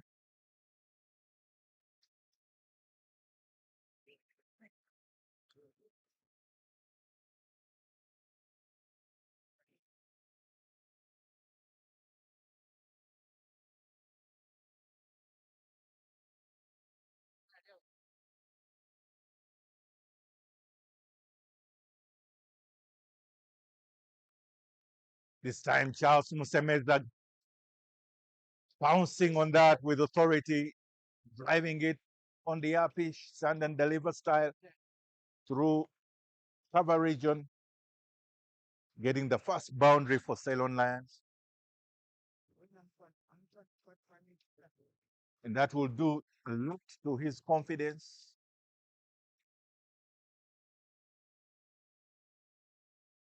But Aboojo continues to be very aggressive in their field set. There is still a bit of short covers there, and a bit of changes as Captain Innocent Mwebaze moves himself into covers to cover up that region and still try to apply more pressure upon the batters of Ceylon Lions.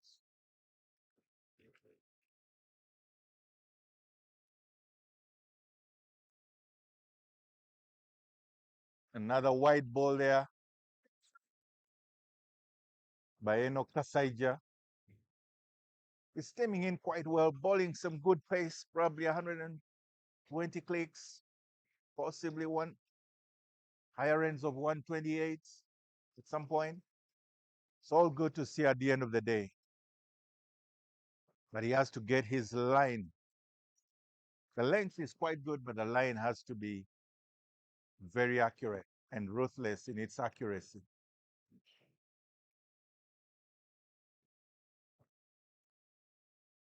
And notice the good areas, good length there, but it's just a dot ball. However, that is exactly what his captain would want to ask of him, to maintain the ball in the good areas. And by good areas, we normally mean that 3/4 length, about 5 to 6 meters away from the stumps.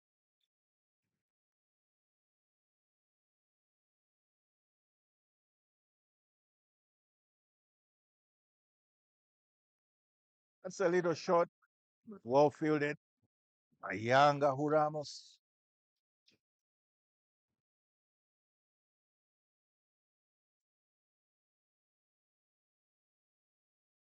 And that will bring up the end to the second over. With the total score being at 8 for North after 2 overs. And immediately there's a bit of some changes there in the fielding setup. Ivan Sawita Mwera surrendering the gloves to Amos Ahura.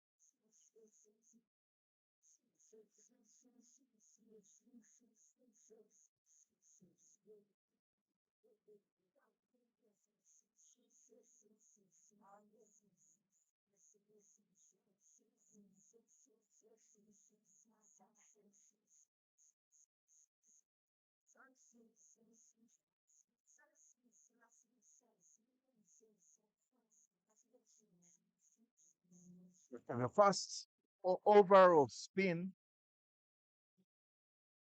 by Musinguzi Matthew. Captain Innocent Mwebaze brings himself on the orthodox and straightforward pace bowling to Charles Musemeza.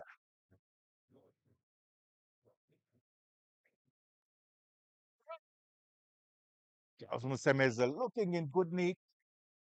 Remember, he's on the top of the batting rankings for the Division 1 with over 200 runs. He's had a favorably good tournament so far, good performance in this particular league.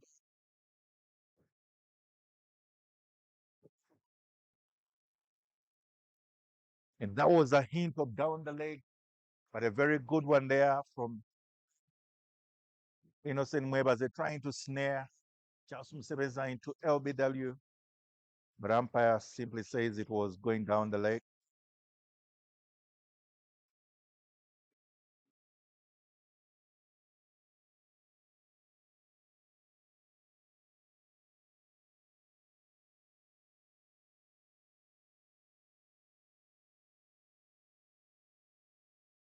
Once again, dropping it short there by Innocent Mwebaze. And that ball just veers wide through the leg side.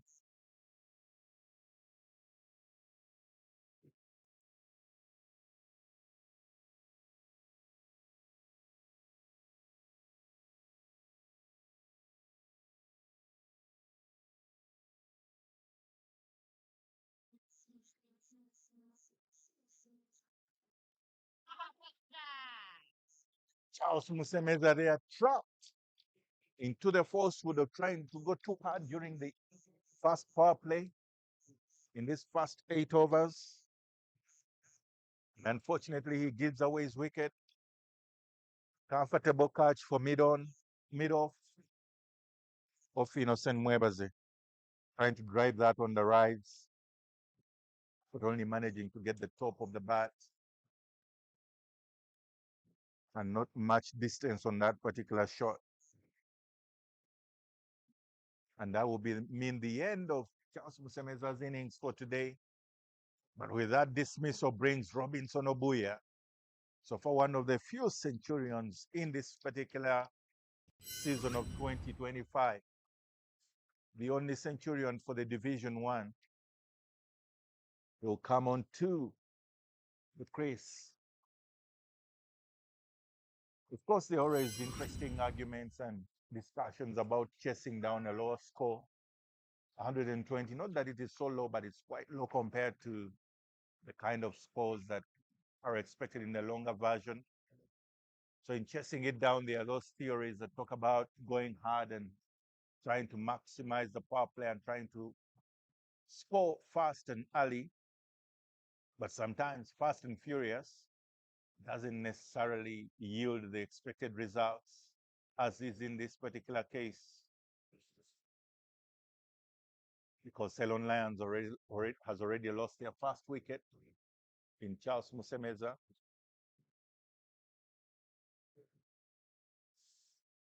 And Robinson Obuya would have to do the role of rebuilding as well as being an aggressor in this particular partnership.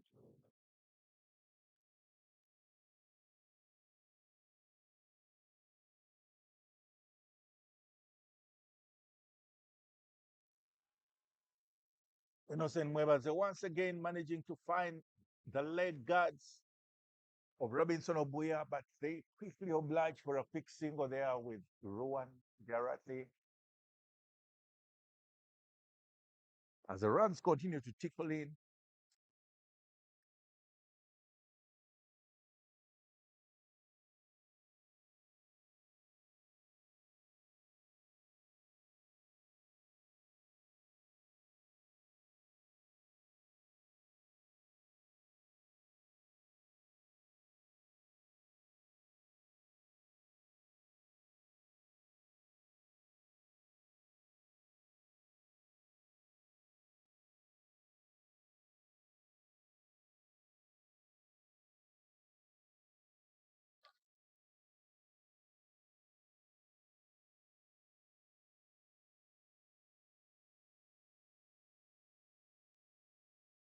keeping very low, having more questions than answers.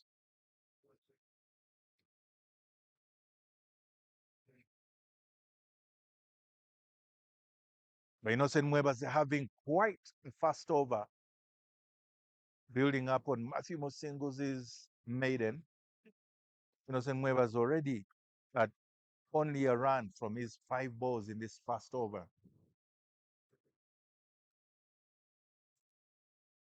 Another close one there to the off stump of Ruwan Jaratne. But that will bring up the yet to the over with Ceylon Lions at 10 for 1 after 3 overs.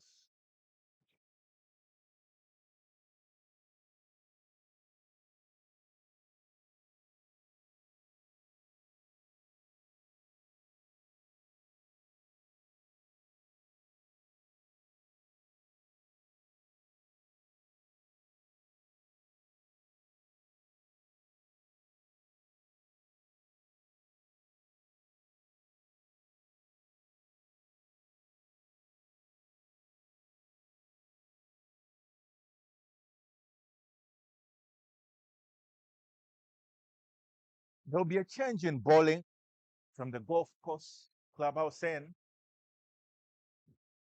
Joseph Baguma coming on to replace Enoch Kasaija.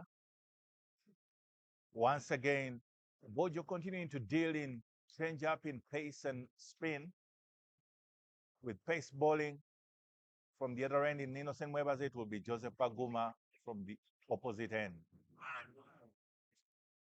And Robinson Obuya able to tuck that down to the leg side, down to square leg, a couple of runs.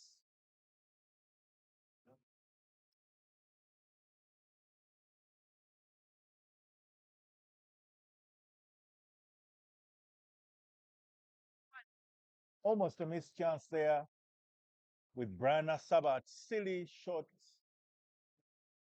square leg.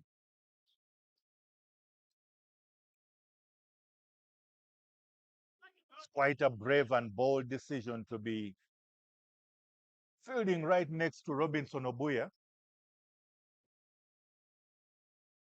and only hoping that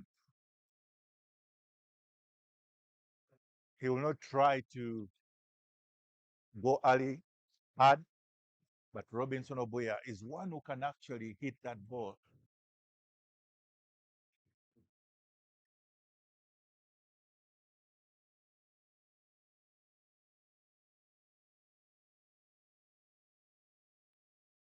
Once again, Robinson Obuya is able to pick up a couple of runs, taking that once again towards fine leg region. And you almost wonder whether Brian Saba there, right under the nose of Robinson Obuya, is the rightful decision to be. Because if he was at the square leg region, those couple of runs would not have happened. But as it stands now, that's already an additional couple of runs.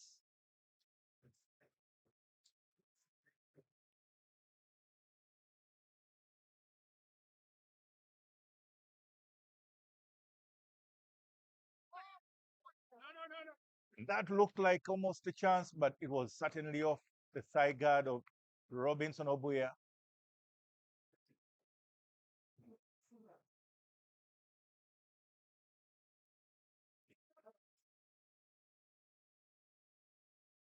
Beg your pardon, it is actually Ali Juna fortunate at short square leg.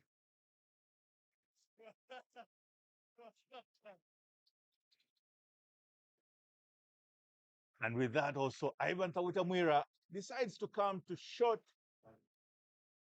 mid-off, very close, right under Robinson Obuya's face. Clearly, they have a lot of trust in the bowling of Joseph Baguma. And Joseph Baguma continues to dog balls, bringing up an end to the over with Ceylon Lions now at 14 for 1 after 4 overs.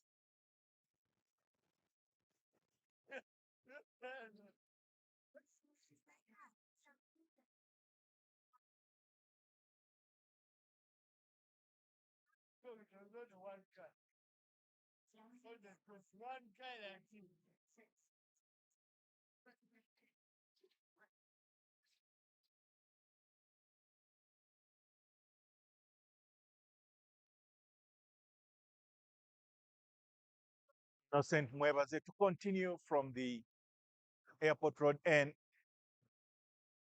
Quick one there into Ruan Jaratni Yoka, but is able to just navigate it down towards the third man region.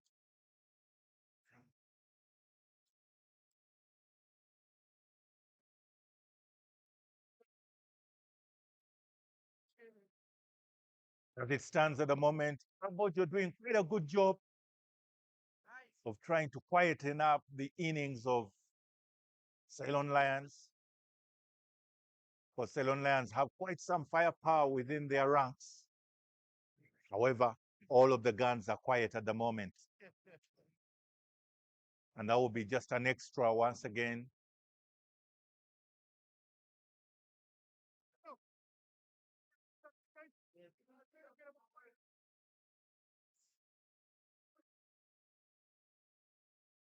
A bit of some field changes there as Joseph Baguma is asked to come away from the short mid-on region to cover up between point and covers.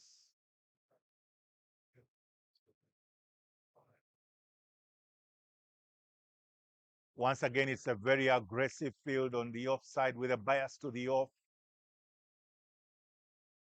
Asking Ruan Jaratni to do the expected of every left-hand batter to become aggressive with the favoring of the leg side. And that will open up an opportunity to pick up his wicket. But at the moment as it stands, Ruan opting to have a well left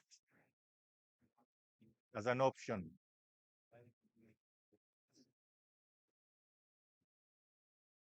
Very disciplined bowling there from Innocent Mwebase, right within his areas with a good length, that region of about 5 to 6 meters, the 3/4 length, and just keeping it very quiet for the batters because there is nothing coming onto the bat.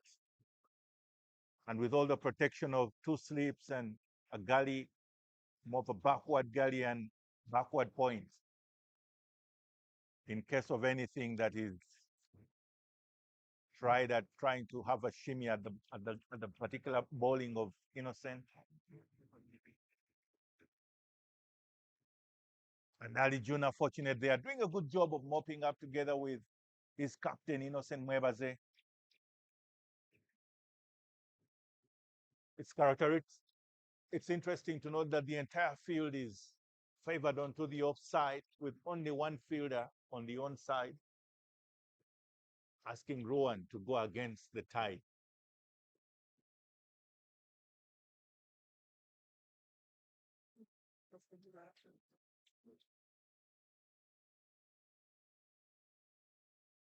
To be remembered at the time in 2022 when Ivan Tawitamwira was the head coach of the Baby Cricket Cranes. In the World Cup, they set up a very aggressive field. And this seems to almost be a mirror image of the same, except this is now lime green and not the yellows of the Baby Cricket Cranes. A big appeal there for caught behind. But umpire just walks away. And that particular spectacular delivery brings up an end to the over.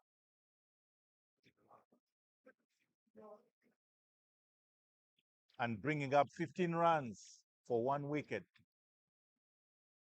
after 5 overs.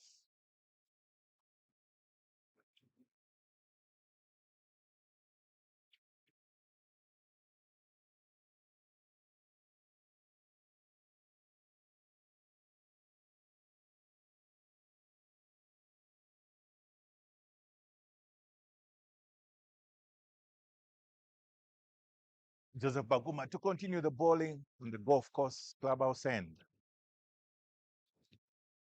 And Robinson Obuya obliges and says, I've had a good look, I've had enough, it's time to get going. He's cut that authoritatively for 4.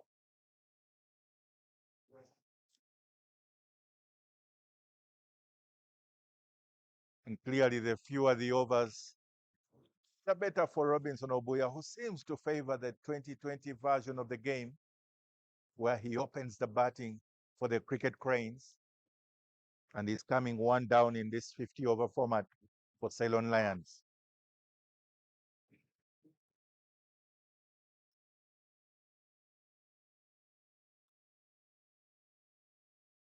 And he picks up another couple of runs there. The fine leg. In spite of fortunate Alijuna being at short square leg. And that will force a change in the field. As Innocent Mwebas himself will have to go to short fine leg, while Usinguzi Matthew is down deep at the deep mid wicket. And I beg your pardon, he chooses to put himself at leg slip. Once again, it is still and very attacking field, trying to snare Robinson Obuya into a false shot that almost happens as he tries to hit that with a slog sweep approach, because all the fielders are round about near Robinson Obuya.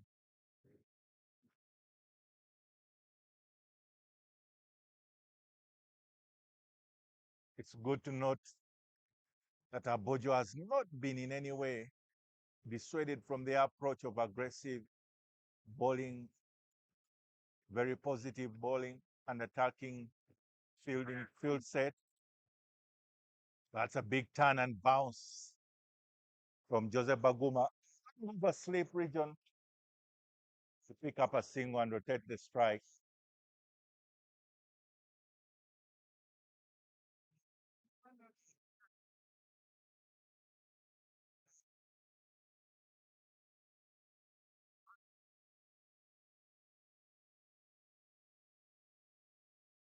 And that will bring up Jaratni Ruwan to strike.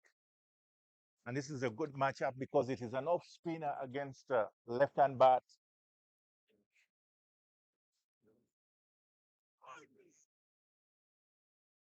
But that will only last one ball as it brings up the end to the 6th over. Ceylon Lions seated not comfortably but convincingly at 21 for 1.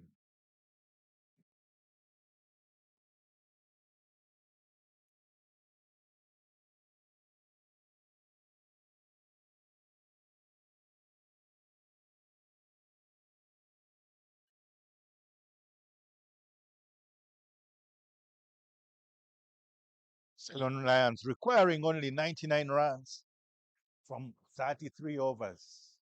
That is a whole 198 balls to go. With 9 wickets in hand, certainly it's all to play for Ceylon Lions. However, Aboojo will not in any way relent because they are continuing to remain positive in their field setup in trying to keep Robinson Obuya quiet.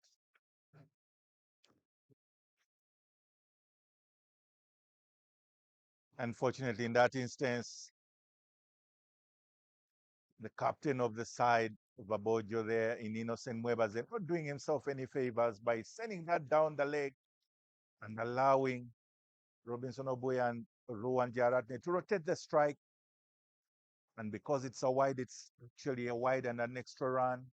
Once again, the scoreboard is ticking, and knowing that Aboojo doesn't have so many runs to work with, not the best of choices, but nevertheless, the aggressive field set continued.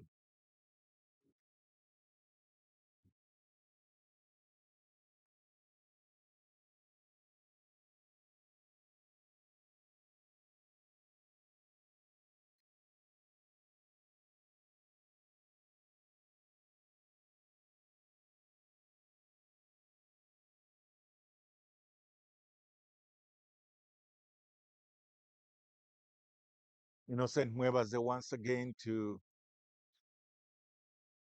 Ruwan Jaratni. An interesting matchup too, especially if he goes for the in-swing and off-cutters.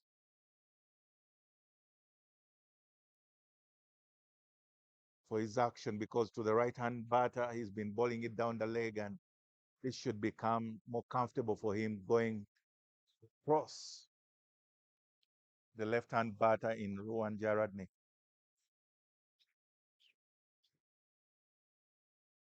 Some fair and fairly good pace on that ball, in good parry.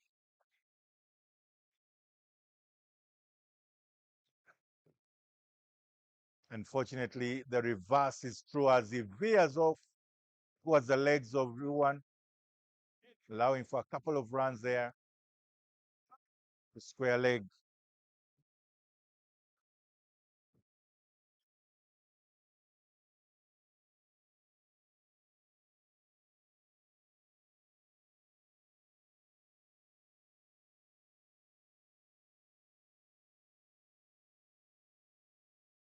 It was good to see there Innocent Ahura chasing that ball, throwing off his gloves and chasing it to keep it only to 2. But that brings up another field set change, as fortunate is required to come over and be at short, silly, at square leg, short square leg. While he moves back a couple of steps, making it safer for himself. Alijuna Innocent there.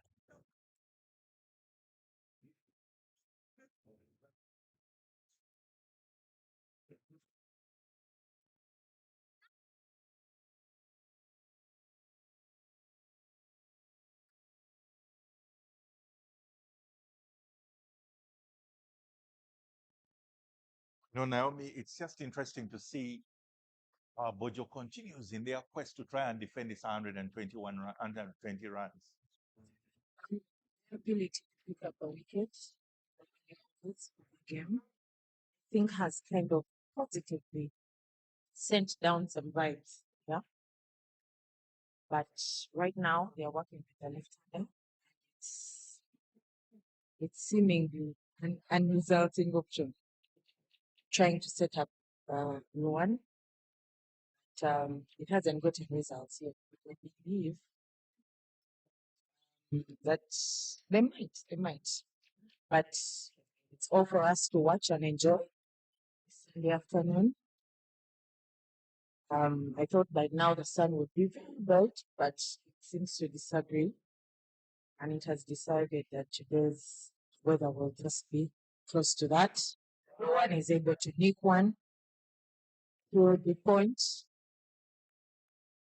It trickles down all the way to the boundary for 4, adding until the Ceylon Lions total. If they're able to pick a boundary over, good business there. But that brings an end to the over, followed by the captain, Innocent. Ceylon Lions now have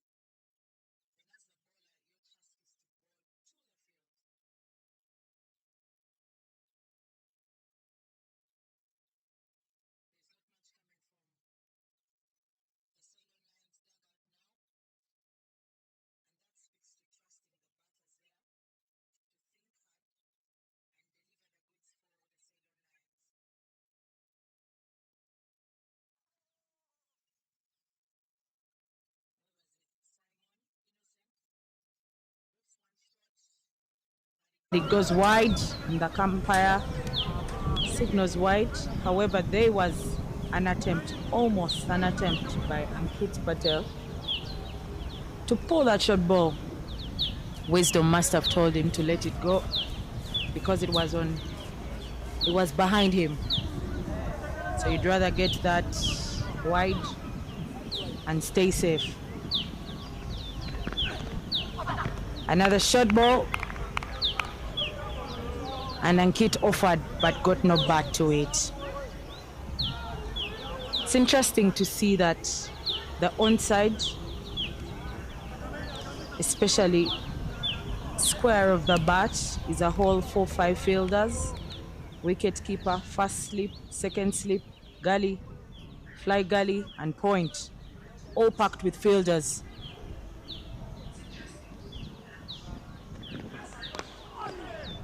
Another short ball, and Ankit is able to play to the leg slip.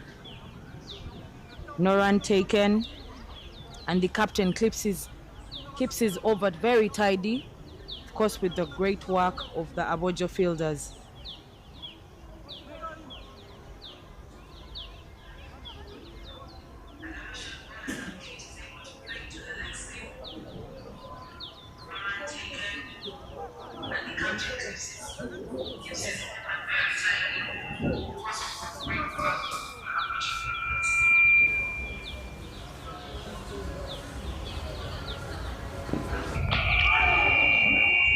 One ball short, but ends up too high, way over the thigh pad, and there is no appeal. Whoever's the innocent is able to complete his over.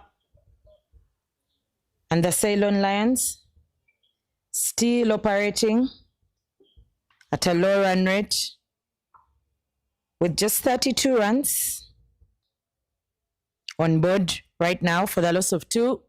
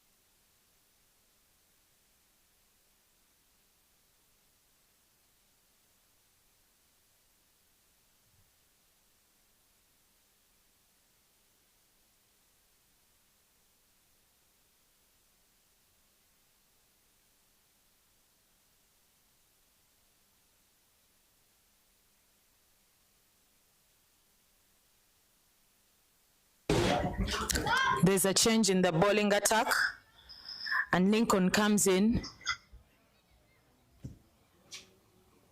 Lincoln comes in from the golf course end, marking his run up almost at the 30 yard. That means we're in for some decent pace. The Ceylon Lions have an uphill task of getting 89 runs from 30 overs, 29 now, 0.5 overs.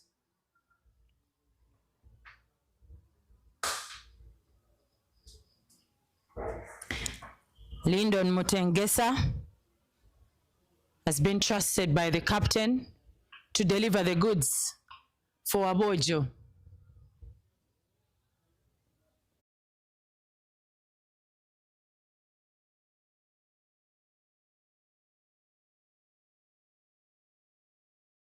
There is something about short pitch deliveries this afternoon. Everyone is jumping to try and get a back to it. And Lyndon does the same also, delivers one short pitch. And Robinson attempts to get a back to it, but it flies much higher than he's able to get to.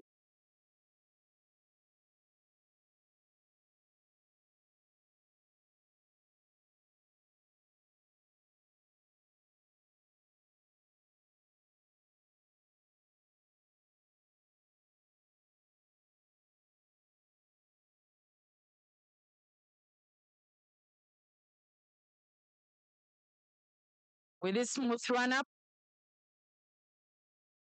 and another fairly short pitch delivery. Robinson is able to get a bat to it and it glides down to deep gully region. And they're able to take a single, putting Ankit Patel on the strike. The two have been tasked by the captain to deliver the goods for Ceylon Lions. The goods are not heavy, but they are very fragile.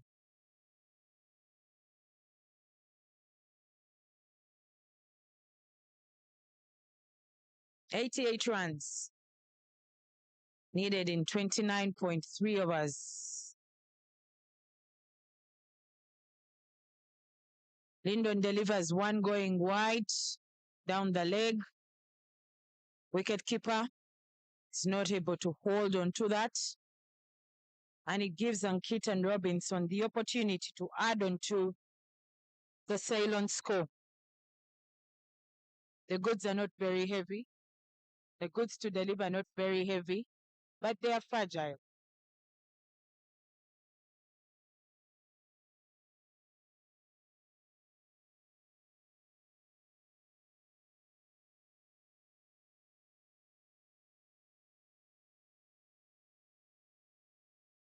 It's even shorter. Even shorter. And the umpire calls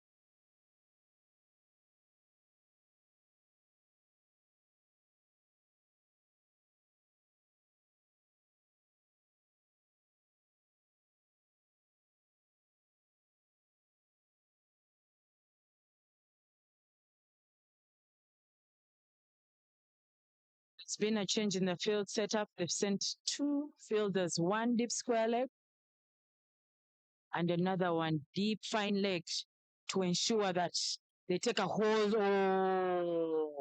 They take a hold of the catch, and indeed, Robinson was set up, delivered for him a short pitched ball, tried to pull it over fine leg, and he is caught there in fine leg.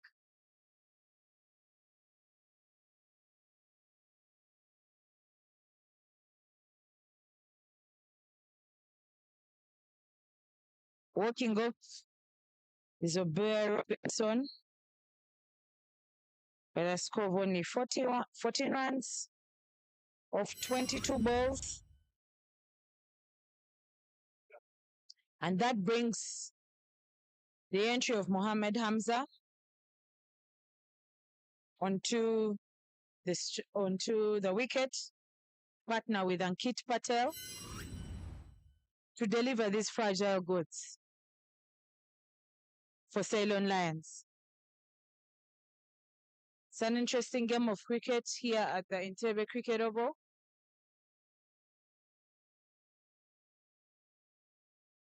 And we're waiting for the explosiveness. We're waiting for the expression of the Ceylon Lions on their way to delivering the goods, on their way to stamping their authority as the number one team on the Division 1 leaderboard.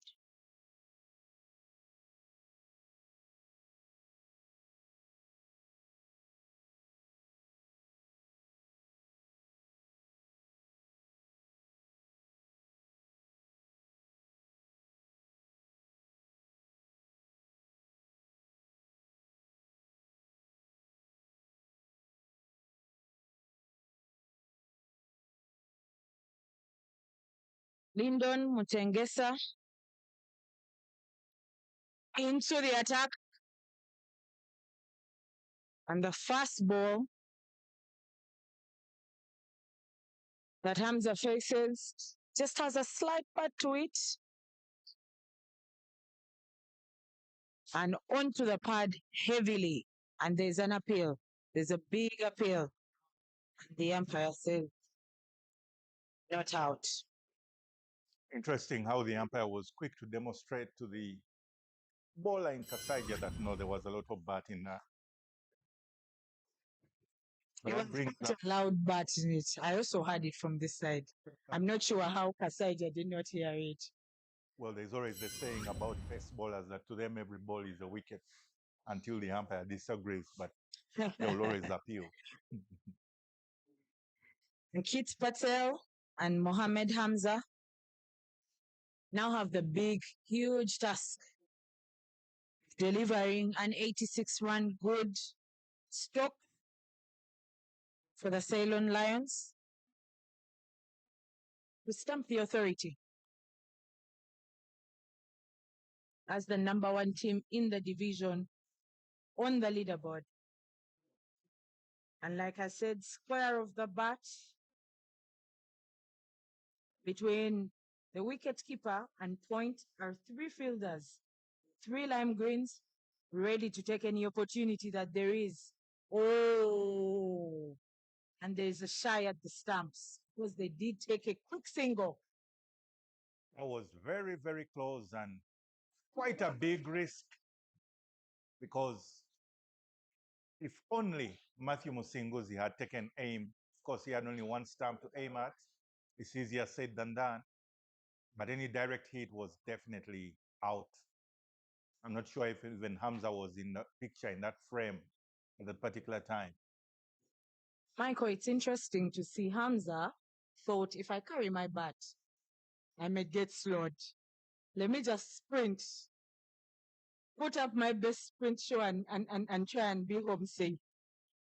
Well, interesting dynamic there because at the same time, your bat gives you the extra 2 meters as you slide into the bat. But well, there will always be those unorthodox approaches in cricket. You're the coach, you tell me. The goal is to get home safe. How you get home safe is another one, but it's a discussion for another day. But yeah, Hamza did leave his bat behind and sprinted. Diving in with the bat as opposed to sprinting home. I don't know. Maybe Usain Bolt would have preferred to sprint. He is a cricketer, I'm told. He was a cricketer at some point and a footballer. Oh, But of very course, good pass there. indeed, it's good to see Lyndon alongside Kasaija Enoch bringing in express pace all the way from the Aboojo of Nyakasura region, the western part of Uganda. The sun may set in the west, but not this afternoon, as Enoch and Lyndon are about their business here. Bring in good pace all the way from 30 clicks away, 30 yards away. And with that aggression also sees. Fortunately, Juna, maybe this time the wrong side of the batter. And indeed, he crosses over to the right side now because he would have definitely saved that single at short leg as opposed to short point. It's interesting to see the dynamics of changing the field. The adjustments have not been big on changing per ball or something like that, but I think that the captain, together with senior Ivan, are able to quickly read how do we adjust, how do we ensure that we keep the Ceylon batters silent.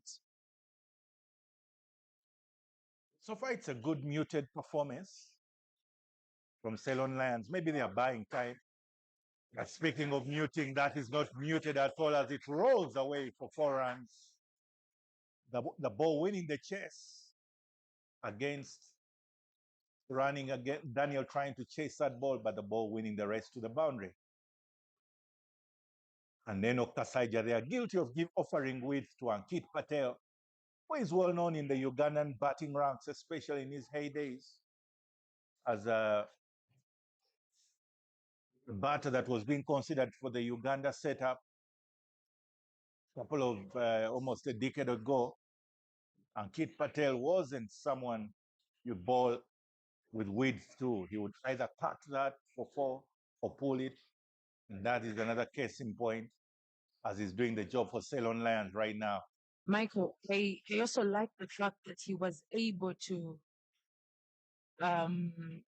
place that in between the fielders at a pace that they were not able to catch up with. And he gives an opportunity, but the catch is not taken. The catch is not taken. Starfish there, again, like I was mentioning about Ankit Patel. Normally he would try and get that all the way to the boundary, over the screen, to the screen, but he's caught a bit in two minds there, and maybe that explains he's trying to have a knock on his helmet, try and remind his head that he's supposed to think about what he's doing, and that is just to stick around. A little mid-wicket conference there with Hamza seems to suggest you're supposed to go about the run chase in the most risk-free way format as much as possible. And there seems to be a bit of some confusion there, but I think it is resolved. Captain having a bit of a discussion with the umpires there, but I think the matter is sorted without any much ado. Michael, as that comes to an end and they set up the new over, you spoke about Ankit trying to hit his head and remind himself. And that quickly sent me to the things that we do as batters or as players generally, with regards to reminding ourselves, muscle memory, trying to build our confidence, trying to keep ourselves under pressure.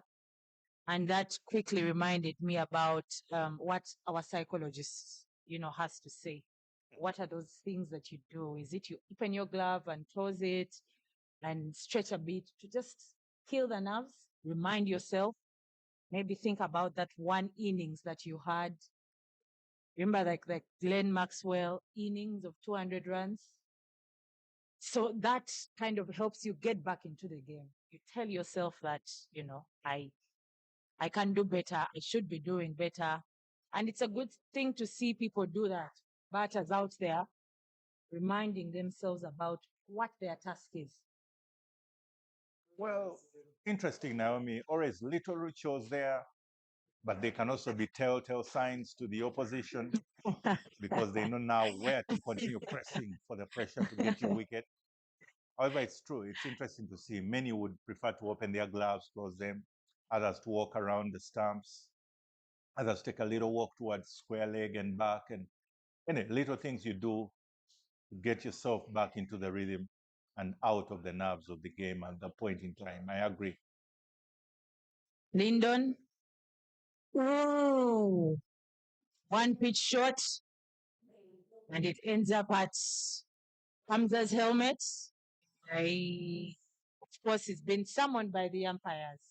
I'm wondering if there will be a concussion test because that seemed to go between the helmet and the gloves.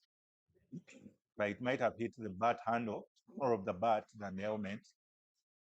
And I think that's why the mandatory concussion test is not being carried out. But the umpires are under obligation to check. I'll just share a similar scenario. Yesterday, I think I was delivered to a short ball and it just had the bigger part of my hand and ended up at the helmet. While I was taking my guard, I kind of didn't take it. I took it lightly. And before I knew it, the umpire, no Batabi, was calling me and giving me these signs. How many are these running the concussion test? And it felt good to know that cricket as a game, are taking the health and the safety of players very seriously. Absolutely. And so that concussion test is a good sign, just to check in and just make sure that everyone is operating in a safe space. Absolutely. I couldn't say it better, Naomi. Case in point. But what I find interesting here is kids seem to be a bit dismissive. Probably that is his ritual of getting back into his rhythm because he didn't want to show anything that it was anywhere near his helmet. But yeah, it's taken a while and now we are back into action as Lyndon tries to continue to steam in.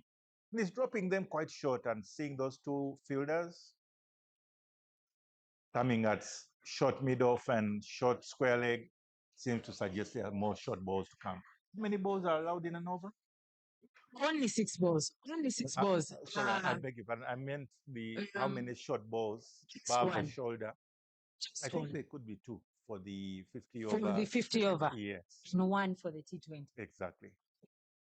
About the dismissive nature, Or is it the other way around? isn't that natural of all of us? If you got hit, would you quickly, especially for the Yorkers, if you got hit, you quickly throw away your shoe and say, guys, I'm hit? As batters, I think it's part of our DNA to feel I'm in charge, I'm in control. Don't want to show any bit of weakness. Yeah, I agree. You're not supposed to show in any way that you're rattled, and Yes. that is part of the trade. Every coach will tell you, come on, man up. Well, that's what they used to tell us, but now it's both men and women are playing the game of cricket. So they'll just say, toughen it up, probably. But here we are. For one, if I got hit, you would never know. You would never know, but I would be dealing with the pain internally. You would never know, because that's what I have been told to do. Yeah, but thanks to the advancement of the game, ensuring that we are safe, Yes. physios somewhere on the line out just to make sure that every player is actually feeling good to go. So even us who are told to toughen it up at the break, physio can check it with you. Are you okay? That ball seemed to hit you. And then you'd have to be honest. I'm like, oh, yes, it did hit me, and I'm feeling a lot of pain.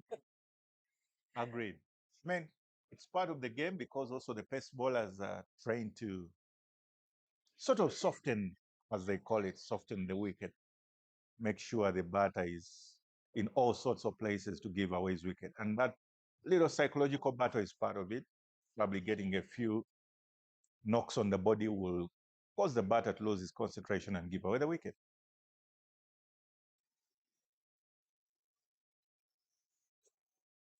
And certainly Ankit there seemed to almost be a little one step back as opposed to his normal coming forward. He seems to be a bit more back in his crease. And that explains it because of the kind of pace he's facing.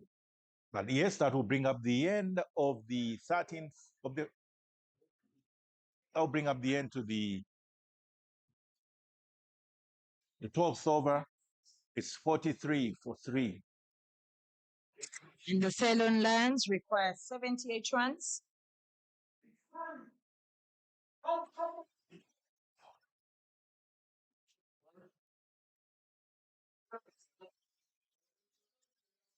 They require 78 runs to be able to take a win home.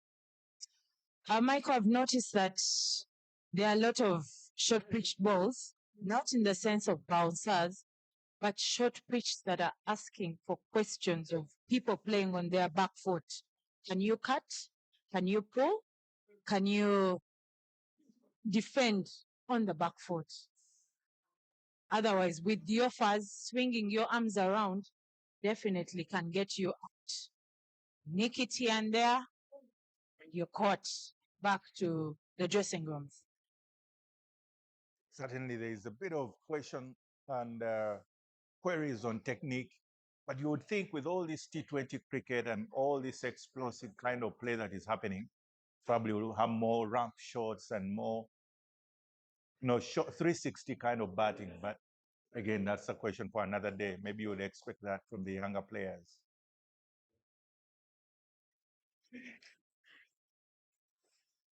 And that's another quick run there. But Hamza able to complete his run, bringing Ankit Patel on strike. But I was mentioning about the younger generation players. We saw a couple of elegant reverse sweeps, switch hits, and probably the ramp shots would come into play as well because you feel as though with all this elaborate short-pitched bowling, probably the batters should also have a response without risking their wickets.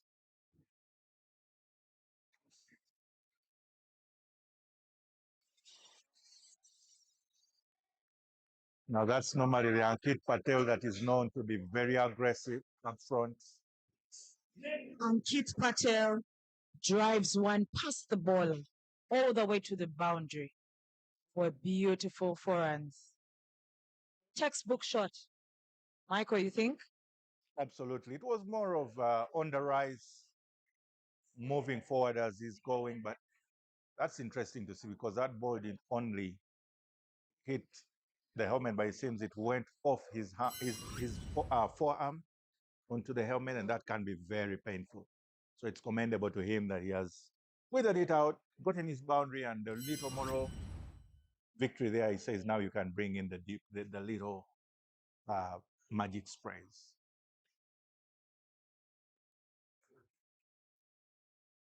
Game is well poised right now, indeed.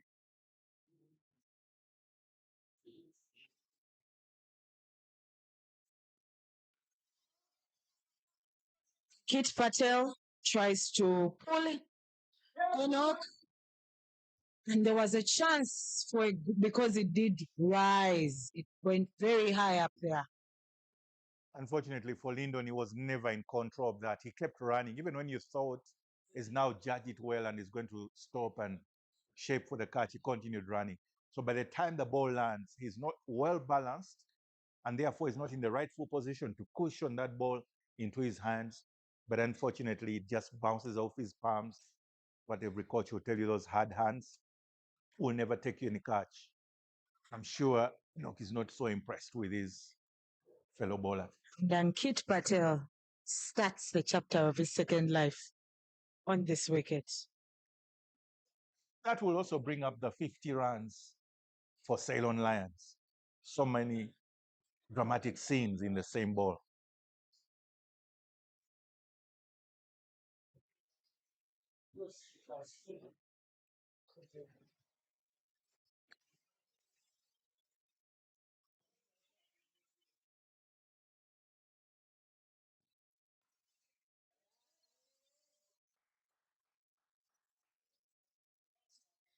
Kit Patel still playing confidently. I mean, he gave out the chance, it was not taken. He must be thinking, I should be here all day. I should be here to deliver these fragile goods. Indeed, you've mentioned it earlier. Naomi, they are fragile for sure. But what you do with fragile courier or fragile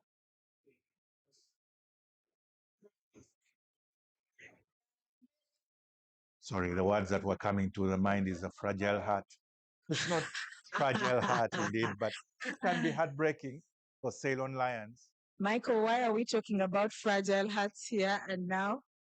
Because anyway, a game of cricket is a very Yes, heartfelt matter, and yes, you can yes. break people's hearts just with one action, either losing your wicket or scoring that six that is required to win the game.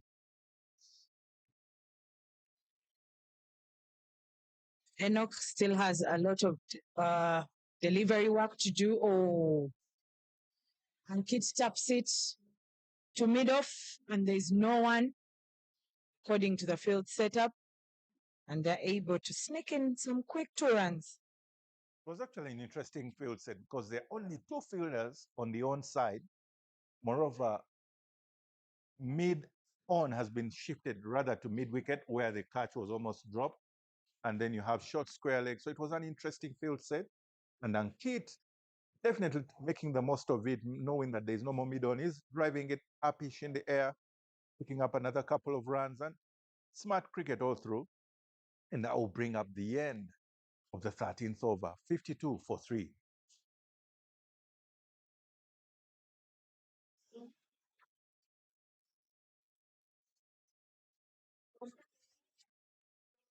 Bowling changes have been made, and Baguma comes back into the bowling attack. I think that the Ceylon Lions batters have enjoyed a bit of pace, and the captain thinks it's important to switch it up a bit, try and deliver a couple of slower turning balls, and hence the call to Baguma Joseph to do that role as an off spinner. Well, Baguma is an interesting off spinner because he's more of a finger spinner that can also turn it the other way around using his fingers. But yes, it will remain to be seen how Hamza goes about this particular period of time, because he seems also to be preferring to become aggressive. Shot there, right past the bowler, and it goes all the way for 4 runs. And that is the aggression that Hamza is talking about. Hamza Mohammed there, pulling a muscle or so in his shoulder, because he really threw the kitchen sink at that. A very good shot, straight all the way through to the screen to pick up a boundary for Ceylon Lions. And that was a bit flighted. Quite an interesting proposition there, because shot mid-off in Ali Juna. Fortunate there, very fortunate that the ball wasn't directed towards him. And Ivan Tawitamwirat shot mid-on.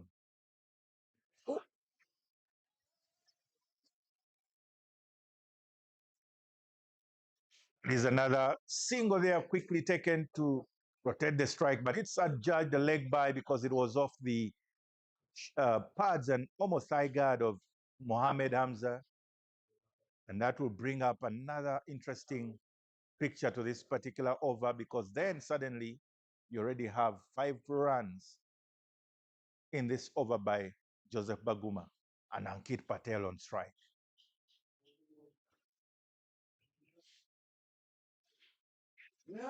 One played to the point region, and they're able to also sneak in another single, safe one. Well, And don't you think that the captain now should start thinking about restructuring the fields? Because now Innocent has been sent. The captain himself has gone down to the point region. it's always interesting, but I can imagine Aboojo, captain in Innocent Mwebase, together with the troops, have agreed that they have to keep this interesting and mixing and matching up. And that's why there always changes almost every other ball. It's a quick one by Joseph Baguma, missing off stump, but it will bring up the end to the over. Goes away, hoping, and looking like he's full of energy after that quick one. He didn't pick the wicket, but he sent a message to the batter. I am getting close. I am getting close. And Interest. that brought up the end of the over at 58 for 3 after 14 overs. And the Ceylon Lions acquire 63 runs of the last 25 overs, with 7 wickets remaining. 65.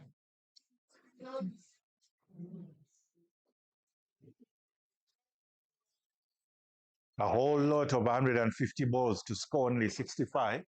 So now I reckon that's why the batters feel there's not much need to try and do anything extraordinary, but rather to just keep batting, basic batting, looking for the singles, rotating the strike, and only punishing the bad ball when it is so presents itself.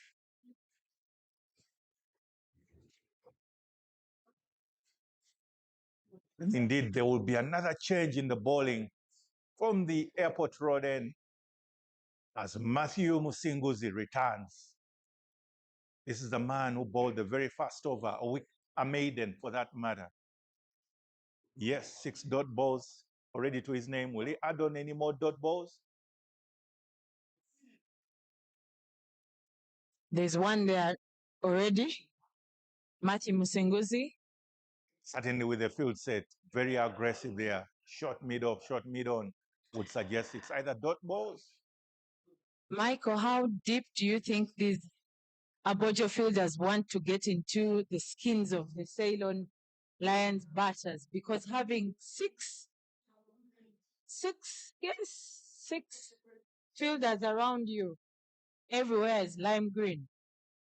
On your right and left is lime green.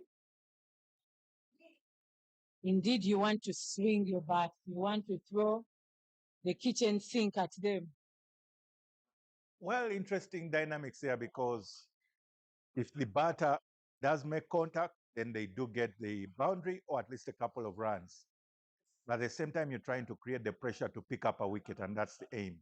But again, to answer you, I think in Ivan Tawitemwira there, choosing rather to defend the single, he has opted to move back as opposed to being at short square leg or short leg. Just a small adjustment. It's still close. I think it's close because he wants to make sure that there is no single. Okay. Because by being on the 30-yard, you give the option of the single. And yet right now, Bojo has to make sure they limit Ceylon Lions from scoring freely or fluently for that matter. And that's the only way they have a chance to remain in the game, because 146 balls is quite a lot. Interesting field setup. This would get to me. I don't know how fast, but it would get to me. There's a lot of lime green in the batter's face, and it takes mental strength to be able to go through that phase and still score. Well, Ankit Patel is a tried and tested customer. He's been around, he's done it. So I'm sure that wouldn't really get so much into his head. But there you are. It has brought up a single to the final ball of the 15th over, making it 61 for 3 after 15. And the Ceylon Lions now need 60 runs. From 140. From 144 balls. Sounds like an easy task. I would insist it is still fragile task that they have to accomplish, because at the same time, matters of net run rate comes into the picture. When you lose many wickets in your quest to chase down a smaller score, then the little detail of net run rate comes into play. And that's why I'm sure, and also it works well for the batters in the middle. They would want to have good averages, so they would definitely not want to lose the wickets in the effort of chasing down such a score as 60.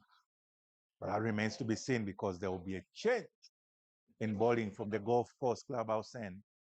In Innocent Muebas, they're coming through. The captain decides to come from a different side. Maybe he has seen something about that side. And of course, there is the need to break through, to break this partnership, because I'm sure they feel that it has stayed quite long and they need to break through. So he's thought, let me change the side from which I am delivering my overs. And indeed, the previous over, Joseph Baguma wasn't so comfortable bowling to Hamza Mohammed as well as Ankit Patel. So definitely there is need to mix it up a bit with a bit of pace bowling, as well as the spinning. Now Matthew Musinguzi, who has been introduced at the other end.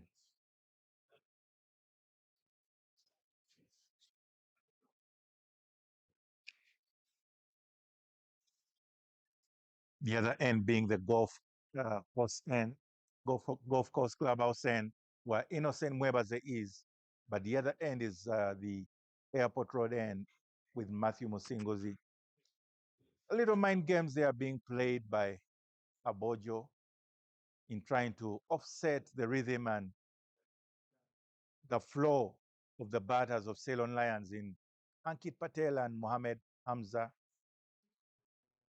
Because as you rightfully mentioned, Naomi, the aim is try and break this partnership. Let's see if what the captain thought will actually deliver breaking the partnership. But with this partnership, senior experienced Ankit Patel and Mohammed Hamza, who are going for it, going at it, trying to do that in a safe way. Hopefully they can deliver the fragile goods. That remains to be seen, because Aboojo will not take this lying down.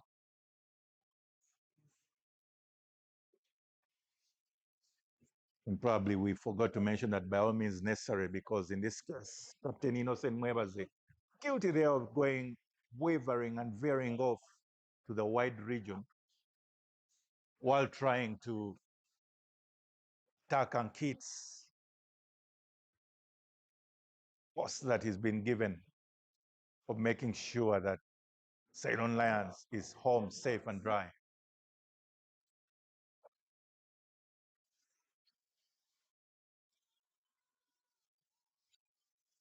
Delivery of the fragile goods. Probably not so happy with himself and Ankit Patel, because that little bottom edge was so not only sounding so clearly well, but visible even from the naked eye right across over here in the comms box. It's interesting because his body language just added onto it. It was loud, it was visible, but also his body language. He's a gentleman. He had to walk. He's a walker. But that said, as well, you would think Innocent Webers had already given him the hint of trying to snare him into that false shot, because even the previous ball that was wide was swerving quite far away towards the fourth, fifth stump region.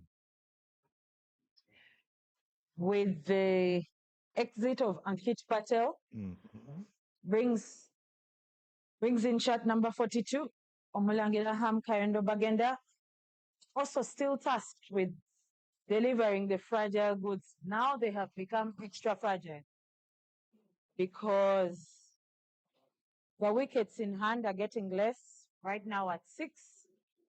They need 59 runs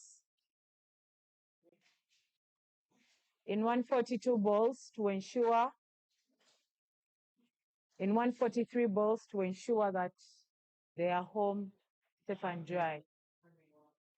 Speaking of Ham Kayondo, he's definitely not a rookie. He's been around, been there, done that. So there shouldn't be such a big cause for him. However, in the circumstances, he's been opening for Uganda. He's been a top order batter, now required to do the role of a mid order batter. Maybe interesting dynamics, interesting scenarios. It remains to be seen. But you would expect that now this is making for a very interesting scenario between Aboojo and Ceylon Lions.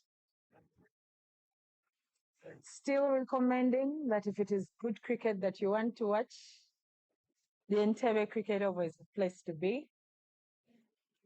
At the National Men's League 2025 Division 1 games against playing Ceylon Lions, who are in position 1, playing against Bojo. And the Mulangira starts it off.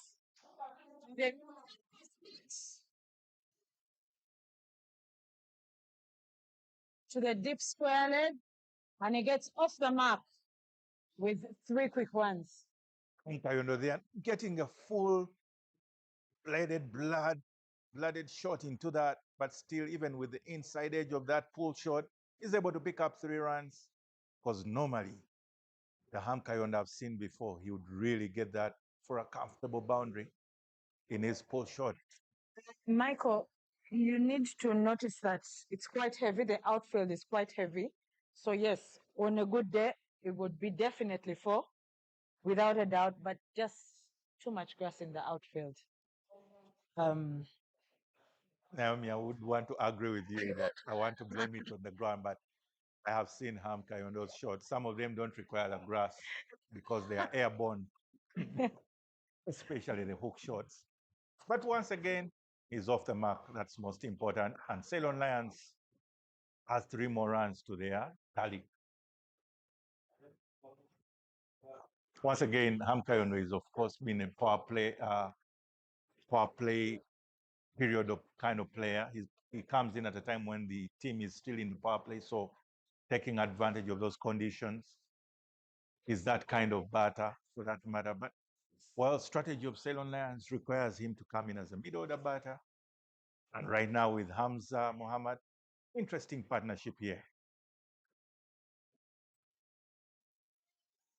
Interesting to see how Hamza is able to free his hands of this quick delivery with a bit of stability and moving the arms really quick, middling the ball very well, looking very classy as a batter. Indeed, Hamza is looking so comfortable. He's looking well poised, well balanced. He's looking quite comfortable out there. However, the actual contact to the ball, not getting it right in the middle of the bat. And that's why the fielders are able to also field it comfortably. But owing to your, indeed, your observation, Ivan Tawitamwira has moved back. This time, indeed, Hamza Mohammed picking up that single all the way to extra deep, extra cover region. And that will bring up the end to the over with Ceylon Lions at 66.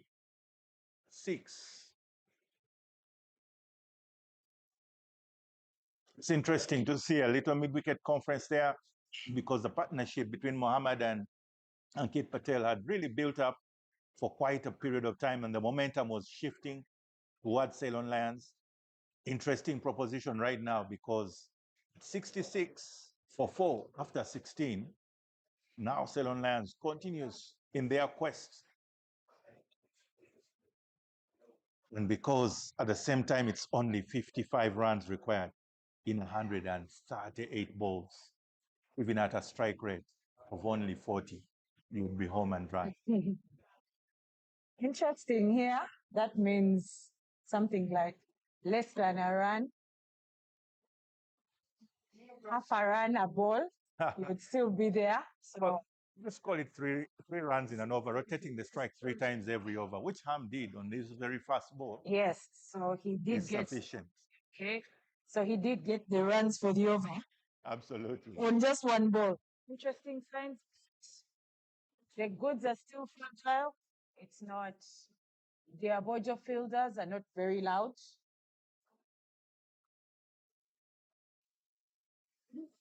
And another quick single is taken there. The equation is obvious. Aboojo has to pick wickets while ensuring there are more dot balls. And all that Ceylon Lions has to do is rotate the strike. Case in point, fielder, beg your pardon, the bowler himself in Lyndon, he's not helped himself there, allowing that ball just to go past him. A bit of a lazy effort.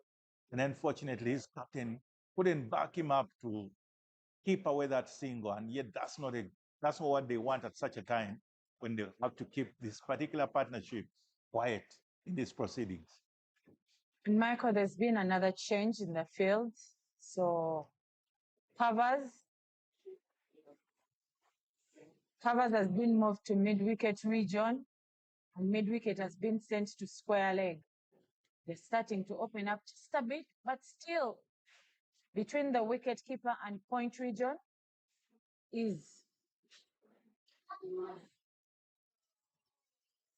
Unfortunately, you're still mentioning about the field sets and, oh, it's a suicidal run. And unfortunately, it resulted in the demise of none other than number 42, shot number 42 in Ham Kayondo there, running himself out. He called it out. He called it early, but it was a very good shot right out of the middle straight to the fielder, and a good fielder, Innocent Mwebazi, part of the squad that was in the T20 initial and the first T20 senior men's World Cup berth for the team Uganda Cricket Cranes.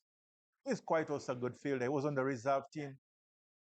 And with Ham Kayondo's demise, it means right now Ceylon Lions is back into a pressure point.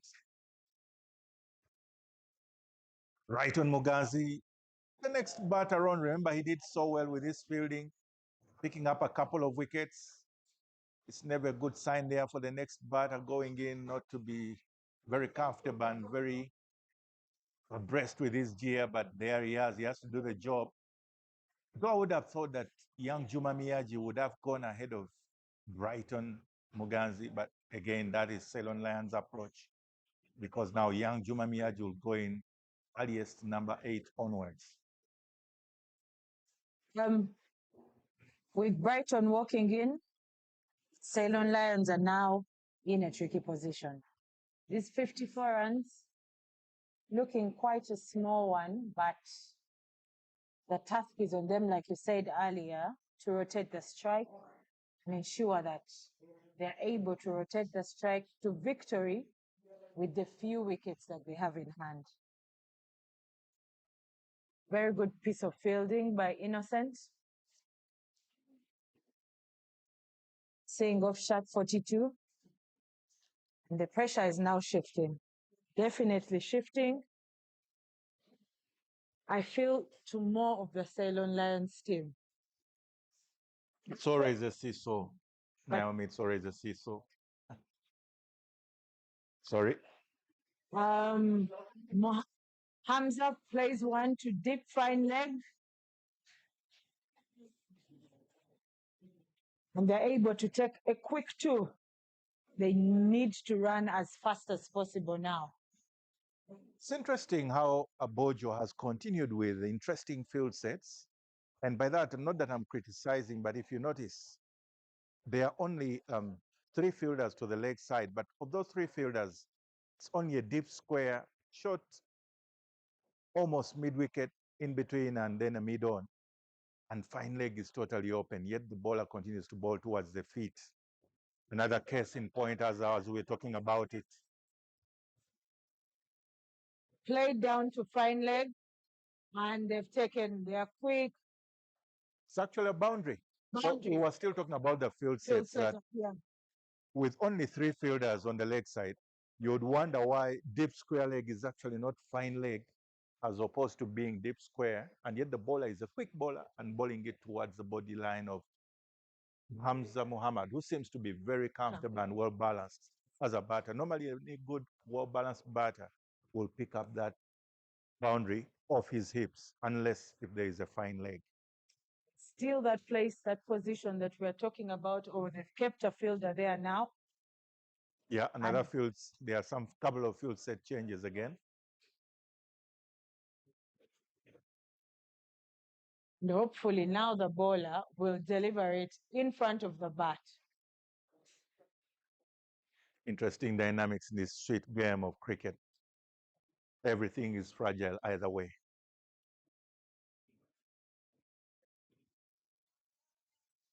Still balls it down the leg, going for wide.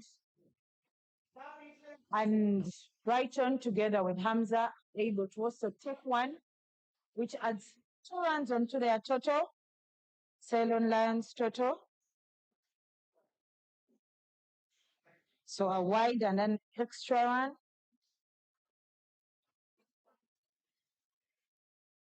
Putting Ceylon Lions in a position where they need 56 runs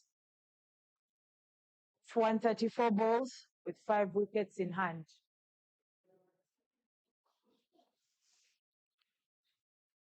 Ivan Tawitamwera has done a bit of changing the field setup. Come closer, because Brighton is the one facing now on strike. And he has not yet gotten that treatment of having the lime greens around him. So I think they're serving him their starter meal. Lime greens in your face. I guess it's a bit of an inoculation of sorts. I want to see if he can take a few knocks on his body. Unfortunately, it's a double bluff as Lyndon tries to go for the Yorker, giving a one easy single to Brighton.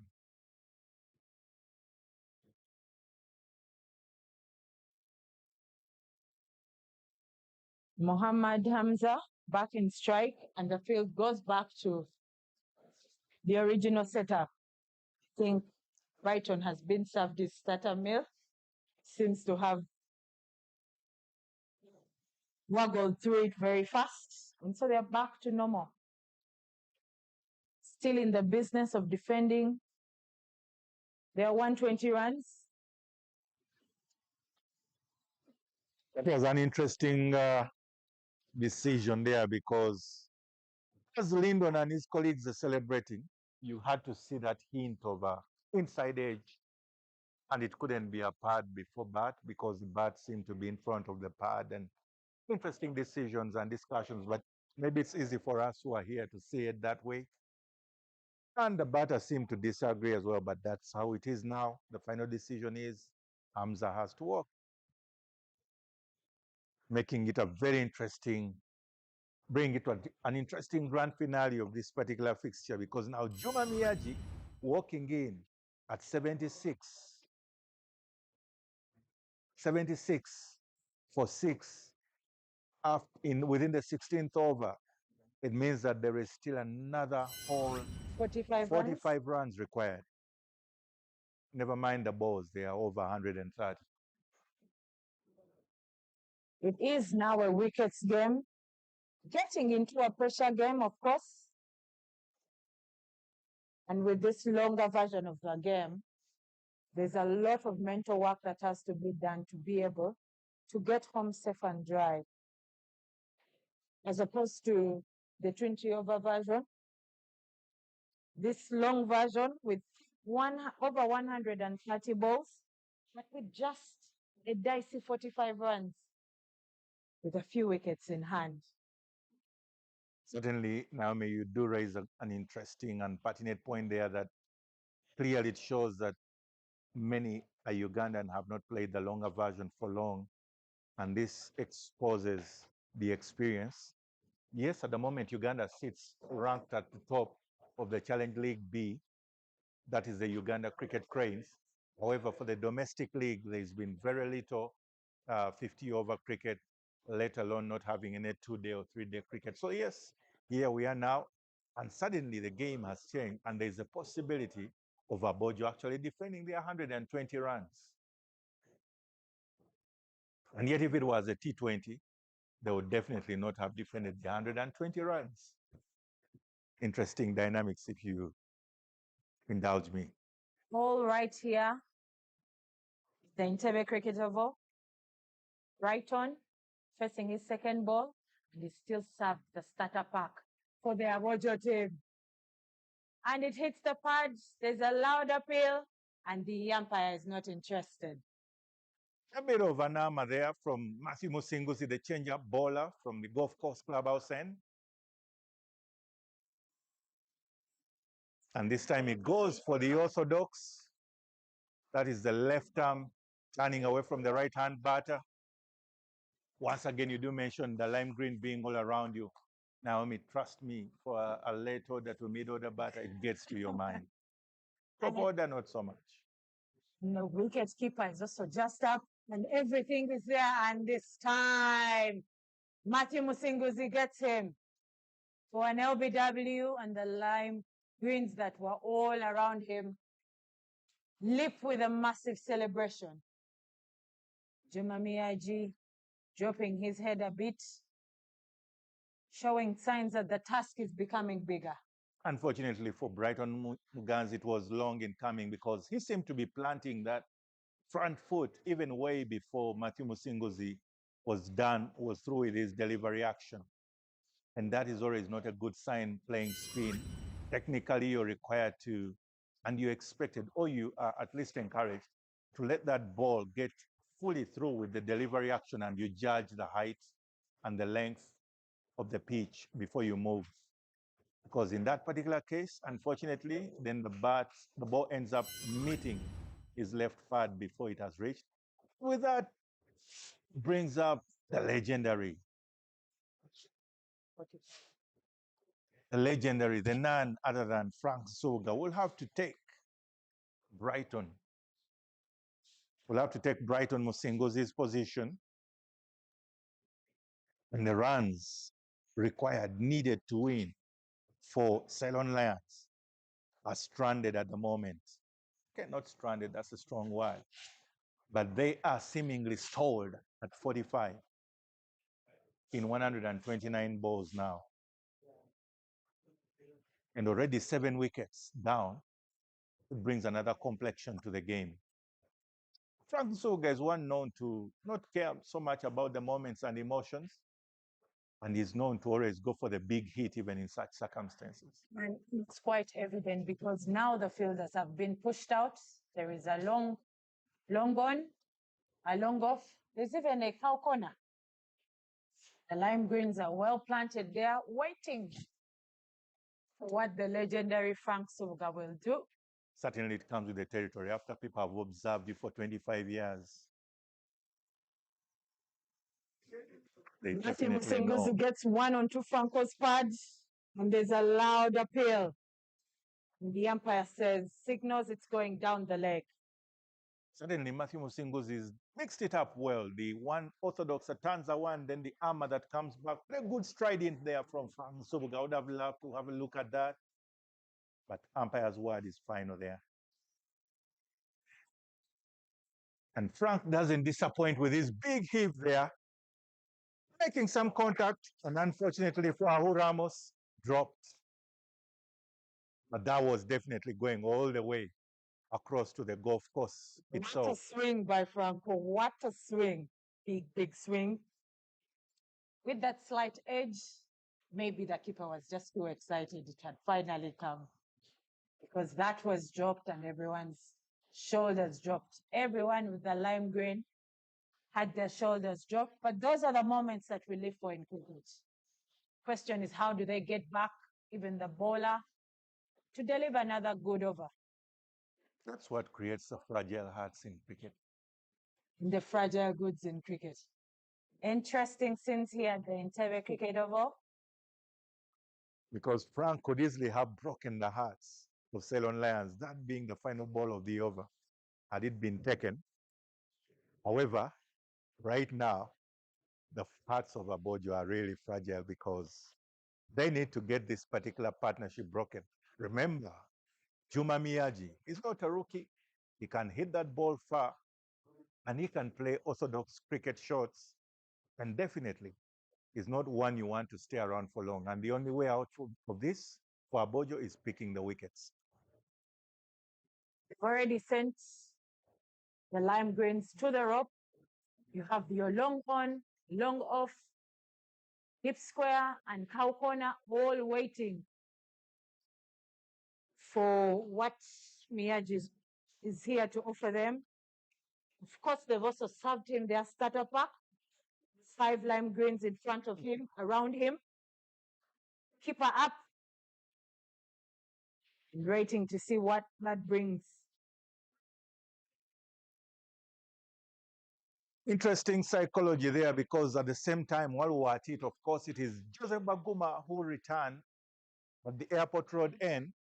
So given 2 armors there, because even with his action unknown to bowl the off spin, he's turned them, had those ones finger spinned away from Juma Miyaji. Of course, they are teammates in the national team, in the cricket cranes. They each know each other quite a bit. It remains to be seen who wins the little battle. And therein, well done by the legendary old man about town. Goes over and just whispers a word to him to make sure Juma Miyaji doesn't give away his wicket. The magical whisper there should bring us some good products. But for Juma Miyaji, 5 lime greens around him closely, and he places one through the covers. They're able to run 2 quick ones, despite the fact that he did have a slide on the other end, Juma Miyaji. And with that, I'm sure the nerves have now gone down. So it's good to listen to the elders, because Very suddenly important. he has his 2 runs to the board as opposed to the swings and misses. Lime greens still around him, but they're able to take one quick one. The call must have been very loud. Get back. Because There was never 2 runs there. The rate at which he turned to go back to his crease was quite interesting. Unfortunately, I feared there was a bit of danger of twisting an ankle or something in the process, but at the end of the day, no harm, no foul. But look at this big heave by Frank. And the lime greens are not shy of coming close and coming round Franco Subuga, but he's able to hit one through them to take a quick single. Naomi, as we mentioned earlier, this is all that Ceylon Lions needs to do to chase down that 120, because suddenly they have 4 runs in the over despite the 3-dot balls. Yeah. Why? Because they finally settled down and picked a couple of singles and 2 runs. Actually, it was already 4 runs from the last 3 balls of the over. And that brings up a healthy 79 for, not healthy in terms of the look, but it's 79 for 7 after 19 overs. And the Ceylon Lions require 41 runs in 20 overs. Let's say now they have the T20 version of the game, but they only need 41 runs. And unfortunately, the psychology is that all the batters know they are tail enders who are supposed to do the batting, no opening batters per se in this T20 affair.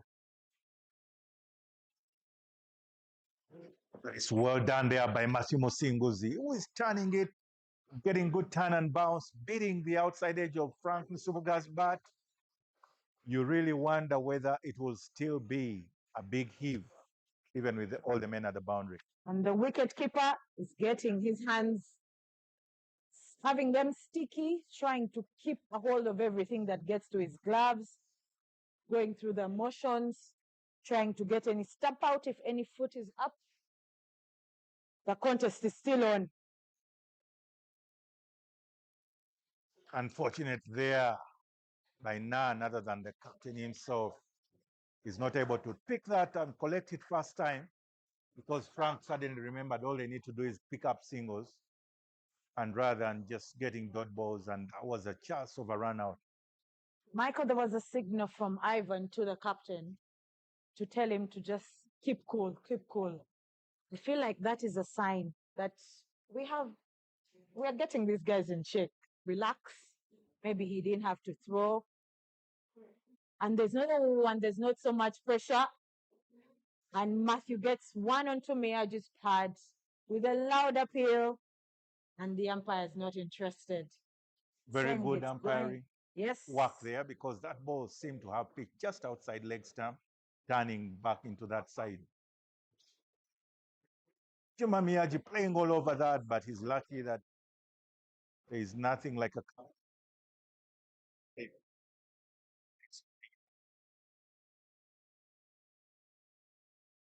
And we will take a quick drinks break here at the Entebbe Cricket Oval. After, we'll take a drinks break after 21 overs. We'll take a short break.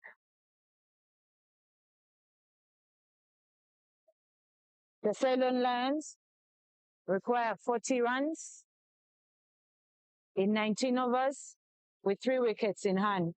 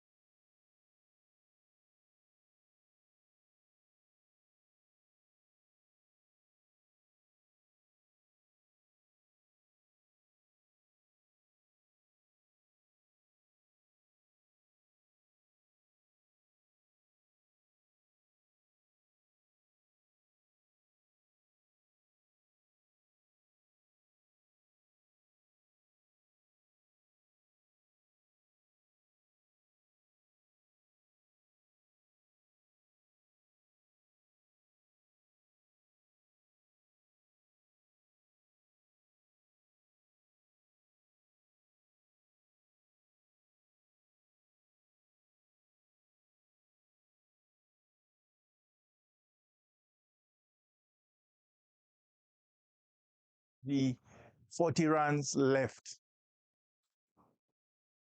But Joseph Baguma will have something to say about it too.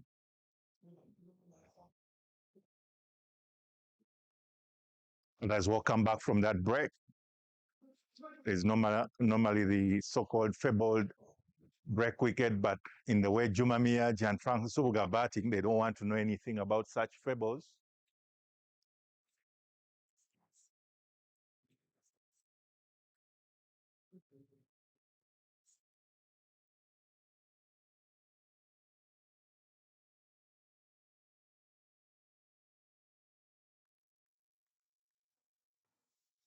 Game is quite well poised at the moment as it stands, because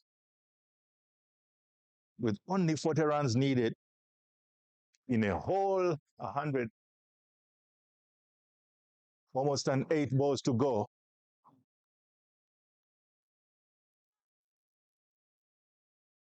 Another quick single there taken between Frank and Juma Miyaji.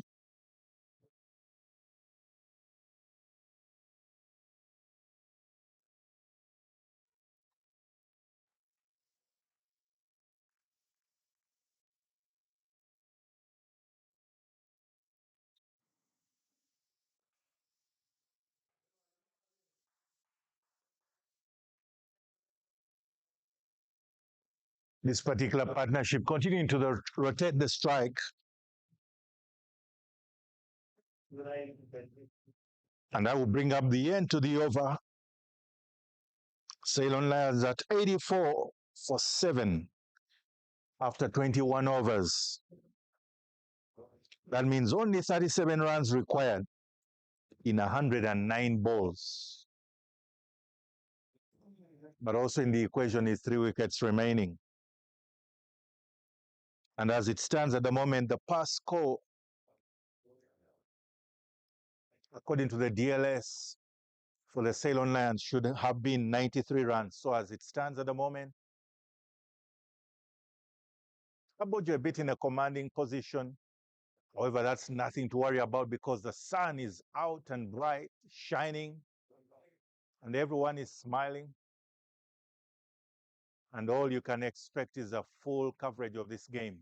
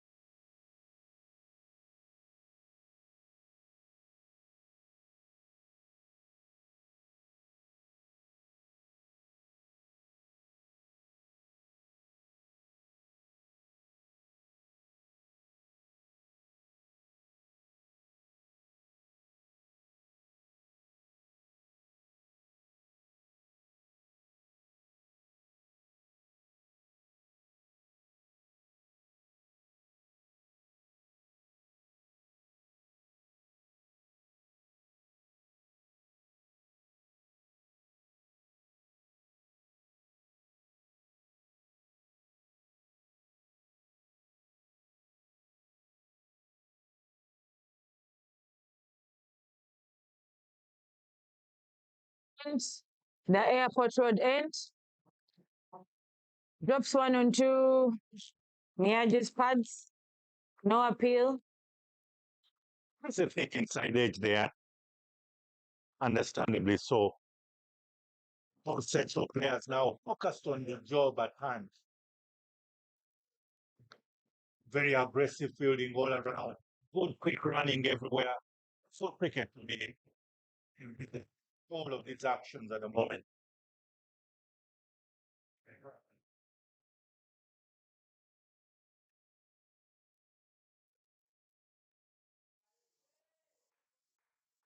Frank Nsubuga today is playing the longer version of the game. He's willing to do the job for the team. It's very good to see. And I'm sure that's where his cricket started, the longer version of the game. So Barese does block out one and then goes for a hit. Wicket victory down to cow corner area. But with the splendid fielding of the Aboojo troops, they are able to take only one. Indeed, you do call him Baresi as Frank Baresi, the legendary Italian defender. Well, that's how he picked up his nickname. But it's very good to see Frank there in Frank Musoga going ahead to pick up singles and ably partnered up with Juma Miyaji. They are picking up a very good straight drive as well. It's good to see for cricket here. Two bowlers taking charge of the batting proceedings at the moment. And the lime green arrangement near him doesn't stop. With a big appeal, Matthew gets one onto his pad. Big appeal, and the umpire says not out. That brings the end of Matthew's over. And the Ceylon Lions require 27 runs in the last 16 overs. The last 10 overs, 8 overs have been quite slow, picking up only a few runs every over. Wickets being picked.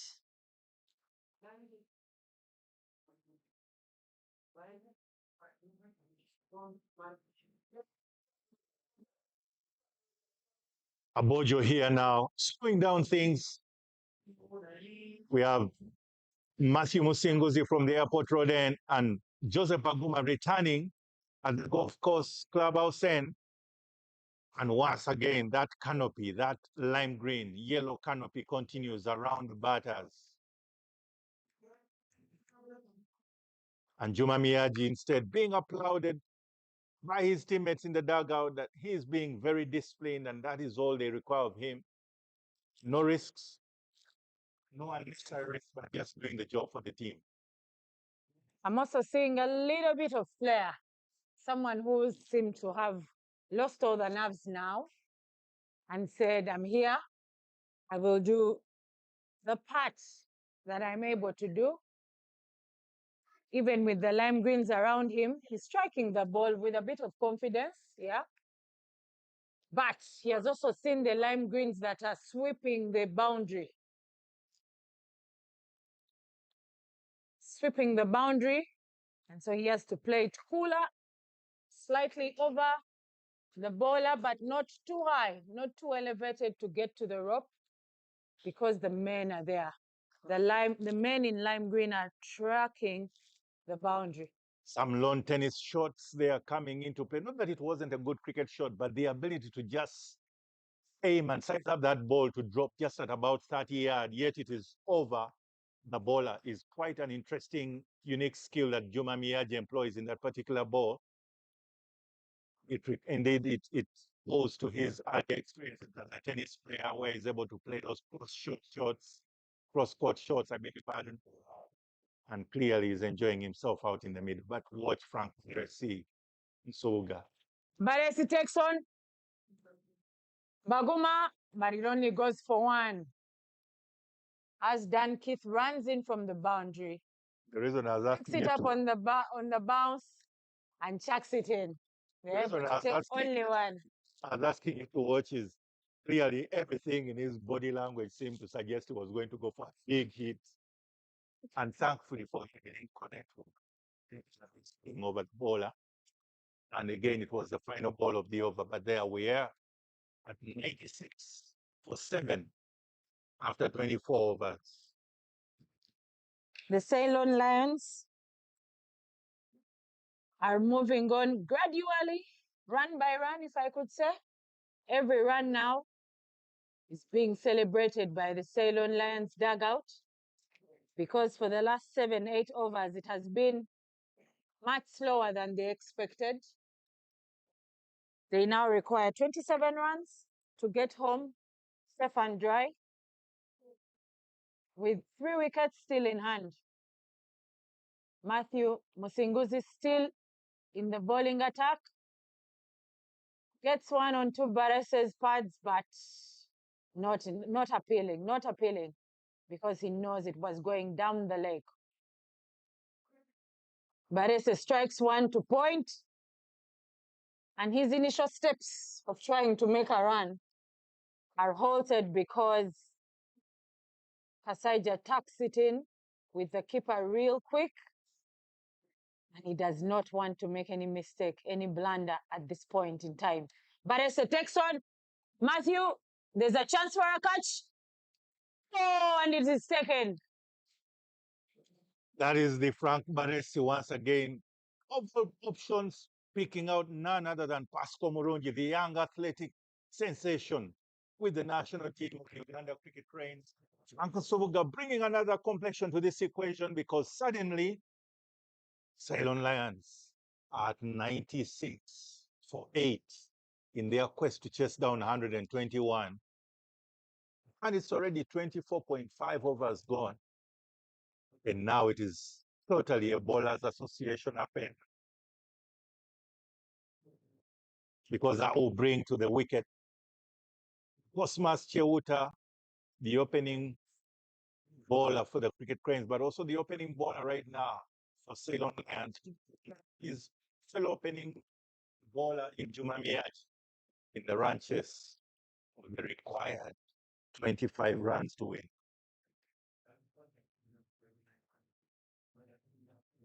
Quite a scene, not exactly for the faint-hearted, because the pressure is quickly changing positions.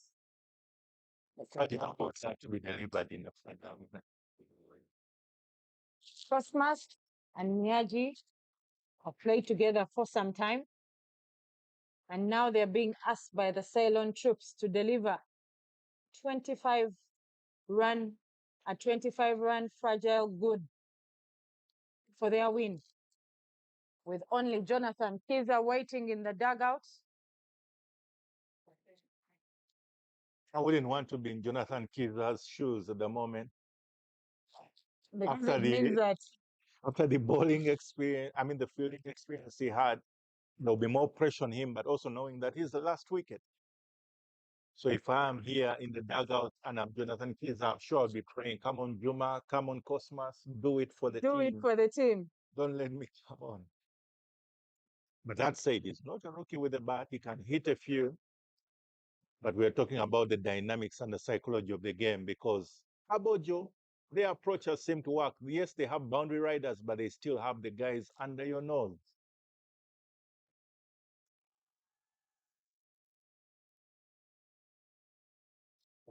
Interesting scenes here. Big appeal. And I think this lime green arrangement around the batter is starting to get under the skins of the later batsmen. Like you mentioned earlier, Mike, top order is usually solid, mentally the strongest. That is their craft, batting. So they've gone about everything with regards to batting. But when you get to the mid-order, getting into the tail end, a bit of too much lime green around, you could get under your skin. And remember, most tail-enders, especially those lanky bowlers, strong bowlers, they feel they can clear any boundary. It remains to be seen how Juma will go about this. Shots! It does clear the boundary indeed. Juma Miyaji picks up. It does oblige and chooses to clear that boundary. Very good. A bit of a sweep shot, but more of a sluggish sweep. But nevertheless, the result is the same. 6 runs on board for Juma Miyaji in 102, bringing up the 100 for the Ceylon Lions. Will bring a smile and a bit of a lighter feel to the dugout of the Ceylon Lions. And indeed, Aboojo obliges and does the right thing by sending one of the inner fielders to the particular boundary area to try and get that catch. The scoreboard still tallying, and Ceylon Lions require 19 runs in over 13 overs. Ooh. There's a lot to run for. A lot to chase, and the pressure is piling. 17 runs to go. Juma Miyaji riding his luck as it stands at the moment. He seems to have made up his mind that I'll not get to these 20 runs or 19 runs by just blocking, because I might either be LBW or caught at silly middle. Rather, I'll chance my arm. After all, he's that strong. And the Ceylon Lions dugout is up and supporting Juma Miyaji. Supporting the boys out there, Cosmas and Juma. Take it on, take it on. It's exciting times indeed. A lot of nerves, emotions, but at the end of the day, you can't deny the passion of the moment. And as it is, Boundary Aboojo riders are also changing positions as and when.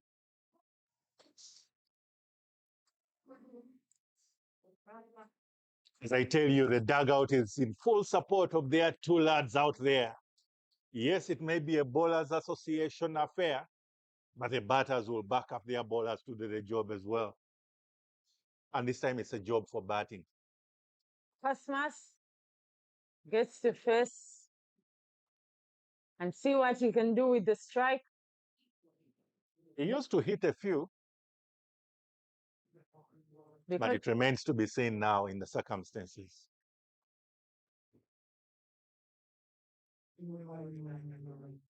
The swing of the bat is anything to go by. And he had just taken a look that they had removed the fielder from that particular position. Definitely Cosmas wanted to chance his arm to send that all the way for 6 runs. Baguma delivers one wide. Oh.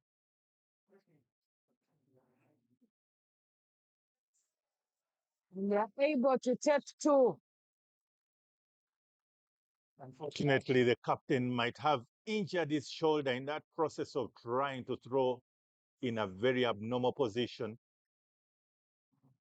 Shoulder injuries are always very complicated, but he gets up, walks it off like a real strong, gentle lad. But also as the captain, I don't think this is the time to walk off even if you are injured. And a little point to note, I think it is the elder of their 12th man. So I wouldn't expect him to come on. That's how much confidence they had for the squad today. One ball almost got 3 injuries because that ball seemed to have knocked off Ivan Tawitamwira. And a quick change in the field as Pasco Murungi runs quickly to deep square leg. Cow corner, long on, long off. Everyone now riding the boundary.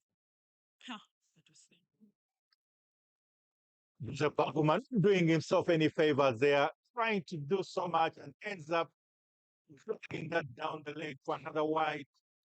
That would only mean that it's now in favor of Ceylon Lions, who only need 12 runs. 12 runs. 12 runs to win. The ball keeps low. Ball keeps low. And that brings an end to the 26th over. Bringing the total score for Ceylon Lions to 109. And the Ceylon Lions require 12 runs in 13 overs.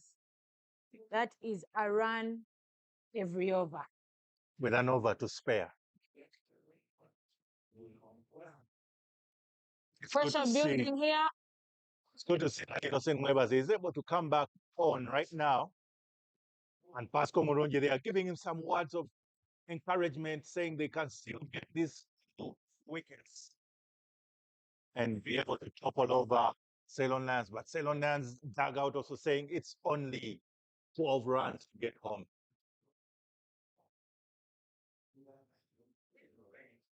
Several changes happening out there in the middle. Shifting, shuffling, and shapes changing here and there. It's all remains to be seen what will happen in this over. Matthew Musinguzi, all the responsibility on him to deliver that magic ball. But Juma Miyaji has already had a taste of that blood, the blood of the full maximum. And the thing is, holding that bat tells I'm going for another big one. Matthew Musinguzi struck down for just 1 run. All the fielders are on their toes, ready to go, not giving out a boundary. But even the batters are ready to go. Everything that hits the bat, where there's an opportunity to run, they're doing it. Clearly, I can tell you both batters have made up their minds. The way they are having a stranglehold on that bat, both Cosmas, Chewuta, Juma Miyaji tell you one thing: we are going for the boundary. And their dugout is telling them even singles will get us home. Because it's just 10 runs now. 10 runs now. They have 2 wickets in hand. The Ceylon Lions have 2 wickets in hand. And they need 10 runs to get home safe and dry. Pressure is on. The Ceylon Lions dugout is not settled. Everything with regards to Emwemu, Watu Tusayo, Webarenyo, all sorts and all forms of encouragement to Cosmas and Miyaji who are out there. The moment 1-1. But Juma Miyaji seems to offer and prefer the boundary. And they choose to run through. With a loud cry of Linda, wait. They cannot afford to take the third one. It would be very risky. Even the calls have now become a corporate affair because the calling is being done by the dugout for the team in the middle. They are not calling, but that's how much everyone is emotionally invested in this particular moment of the game. The Ceylon Lions require 8 runs to get home safe and dry. What a contest. What a contest.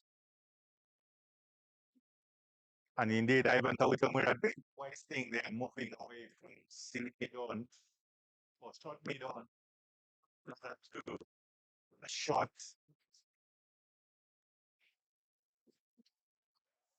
Instead of giving away the single, but that is exactly the role of the batters also, to just keep it simple.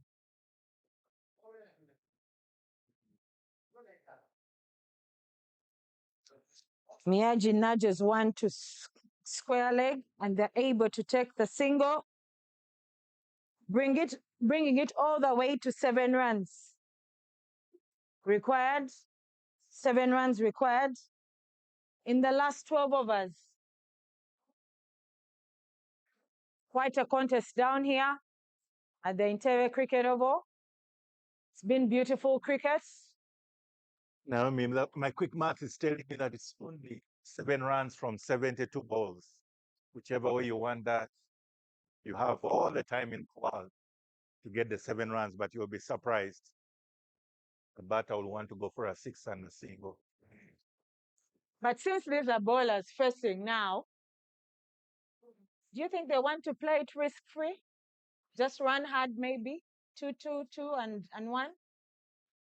I think there will be a hint of respect because the bowler now coming on in the captain. So the Aboojo is someone they respect, they've worked with, they played with. I'm sure he'll try to go for a couple of Yorkers. These are lanky bowlers, and definitely Yorker length will give them something to think about. It will not be an easy sailing ride, as it were. Michael, I've noticed that there is no fine leg, and it is the captain bowling, delivering a very good pace. I'm worried about what happens for anything that goes leg side. I was about to point out that he's been consistent in bowling outside off stump. If you remember, even the weekend that he got of Ankit Patel, he was consistently putting it way outside the off stump. But clearly, as I had observed, that certainly these two batters in the middle will respect their colleague in the Bowlers Association Department of Uganda, and they will look to just rotate the strike unless if he pitches it short and then there is a chance of a pull shot or a hook trying to go over mid-wicket. A loud no call to ensure that no run is taken. but also to just try and ensure that they are playing risk-free cricket. They are taking risk-free runs. An attempted Yorker there that turned out into a low full toss, but clearly Cosmas Chewut had made up his mind to just pick a single, and it turned out into an awkward performance because the ball seemed to dig deep on him and almost turned into a run-out chance.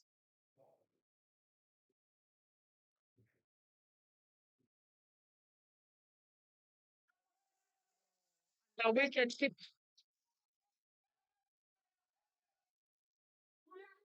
Unfortunately, in that image, as you can see, the wicketkeeper has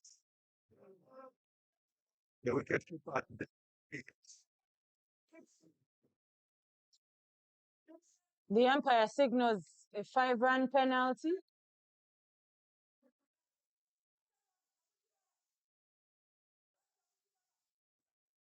The umpire signals many questions going on over there, a lot of mayhem and confusion, but in the strict sense of the game, the match is done because it would have been a single plus the 5 runs penalty.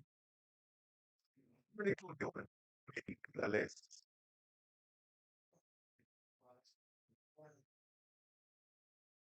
It remains to be seen, just in case.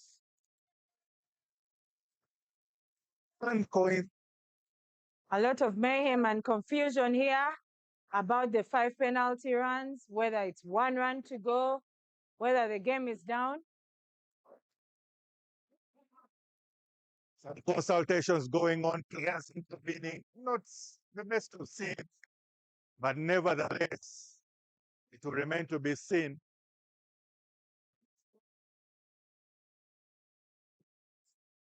And the official scorer runs onto the pitch just to confirm.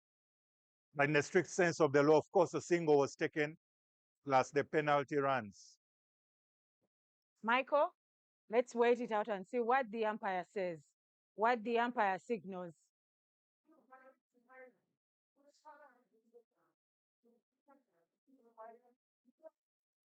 You know, interestingly, yesterday we were in Jeddah and a similar scenario happened. A similar scenario happened because the ball went through the wicketkeeper, hit the helmet, but the fielders had already completed a single run. So I think the question is has it when it has already been completed or before? But either way, so the confusion there in this case, One of the key things, add-on one. One of the key things to note is that the umpire's word is final. So it's important that we keep here. Well, it's still 1 run to win, as it were, according to the umpires. Though the scoreboard still shows 115, but I think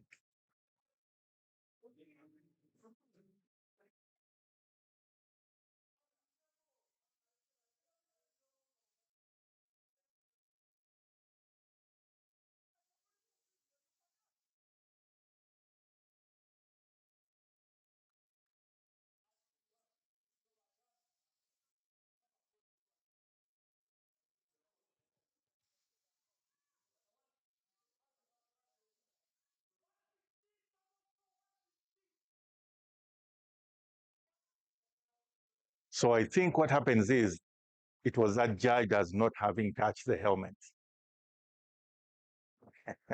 Sorry for those who are watching those scenes. Here we are, it's all exciting, it's all moving, and at the end of the day, probably that's one of the thoughts that could come through and recommendations from the captain. They would want to see if it's possible to employ a bit of a third umpire.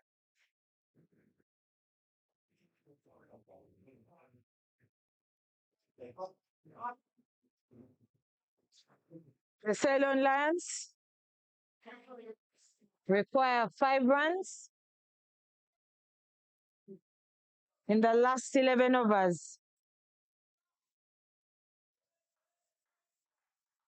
All nerves are up and emotions are high because at the end of the day, this is a very important fixture for both teams, with Ceylon Lions at number 1 and Aboojo at number 4. It's all to play for.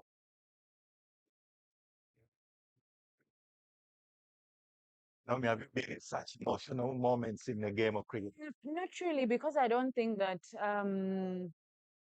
with the ladies, very many keepers keep the helmet on the ground. We usually actually take them off. And then in this particular scenario, there are about 3 of them because they have this silly mid on, silly mid off arrangement. So you have people more than one person putting on a helmet. So that scenario is rarely there because it's either the keeper or the keeper. It's either the keeper or the keeper. And they put it off. Once they put it off, then it's brought off the ground, off the field. Well, at the moment, as it were, there was also a change in the bowling there with Kasai Jeno coming on the airport again. It's up there because Innocent Ali Juna was the fielder in backward point there. But because he's fielding with his pads on, trying to run in, they came into his way and he missed the ball in the process. It's all happening right here in the middle at the Entebbe Cricket Oval. I would wonder what would be in the mind of Jonathan right now, especially as a final wicket. He must be celebrating because the opportunity, the task of everything being on his shoulders might never arise if Miyagi and Cosmas are able to finish the job. Interesting things here. Emotional cricket. Fragility of the hearts that you mentioned earlier is right here. That's why this game is The it is akin to life. umpires have Umpires have a quick mid-wicket conference there to have a discussion. It's all happening. Everything is happening here, and some of it you have to be very human to appreciate and understand.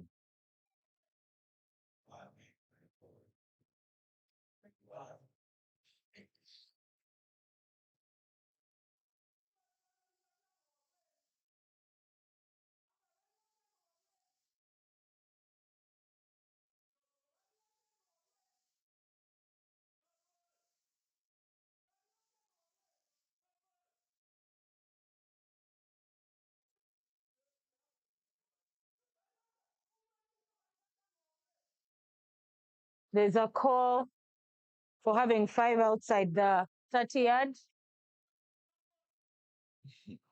And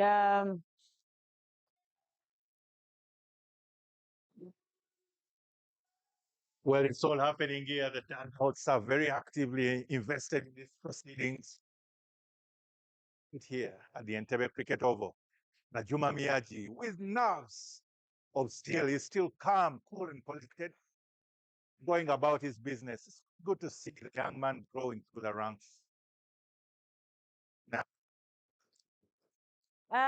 it's emotions here, really. It's emotions here, really.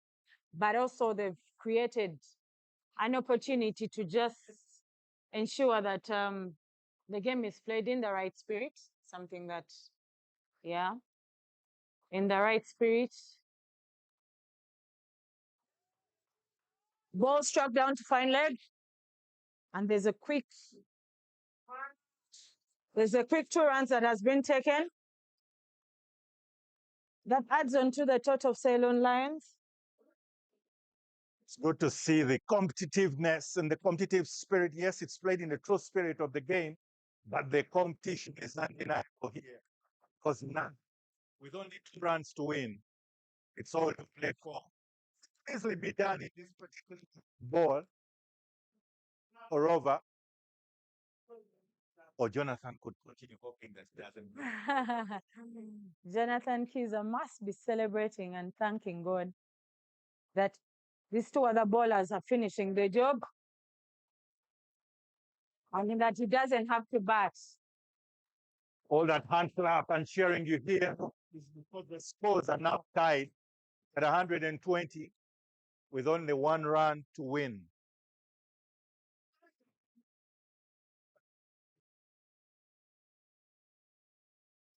And the impossible task is still with Kasaija, He has to deliver magical ball. Will it be the one that breaks through? But certainly at the moment, even Duckworth, Lewis, Stein will be in favor of Ceylon Lions. It's good to see how the batters have adjusted in Cosmas Chewut and Dumamiaji. At some point, they looked like they wanted to go hard and hit everything. But along the way, they've adjusted and tried to just rotate strike, pick up a couple of runs, doubles. And generally, finally, the game is in a very well-poised place. Everyone in the Ceylon Lions dugout is on their feet. And the Aboojo troop is also thinking, is there anything that we could have done to not get into this position? Because 10 overs back, they might have felt that they were in the driving, controlling seat. But that's the game of cricket. This is the beauty of cricket. The dicey nature of pressure and wickets and runs brings us to the captain himself, Mweba the Innocent, bowling the last over. And Miaje stepping him up, cover point for 2 runs, and the game is done. The umpire signals 4 runs, and the game is done and dusted. And certainly, Aboojo would have felt if they had an extra just 20, 30 runs on board, probably 160, the game would have been a whole different picture game. But there you are, it's all happened here. And the Ceylon Lions winning this with 2 wickets to spare. Winning it only by 2 wickets. And indeed, you're right. Jonathan, he's at the end of the picture celebrating. Shaking his teammates' hands because he didn't have the opportunity to come and just add on to the total score, didn't arise. But he did contribute and celebrate to the team's win this afternoon with the ball. And just to wrap up the second innings, we had a good, decent, not so good start from Charles, who was dismissed quite early in the innings. The captain, Rowan, held on with Robinson, Obuya. Robinson attempted to score some runs in there for the Ceylon Lions. Walked in number 4, Ankit Patel and Mohammed Hamza, who also did a good job with holding the mid-order. Ankit Patel taking on some good strikes. And Matthew Musinguzi doing a bit of damage, picking up the wickets, especially the LBW.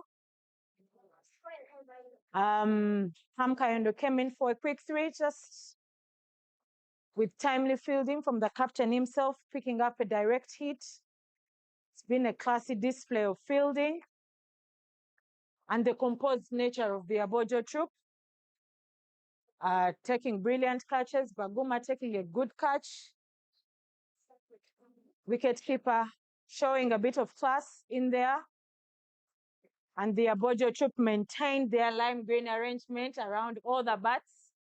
Field setup largely having fielders on the leg side.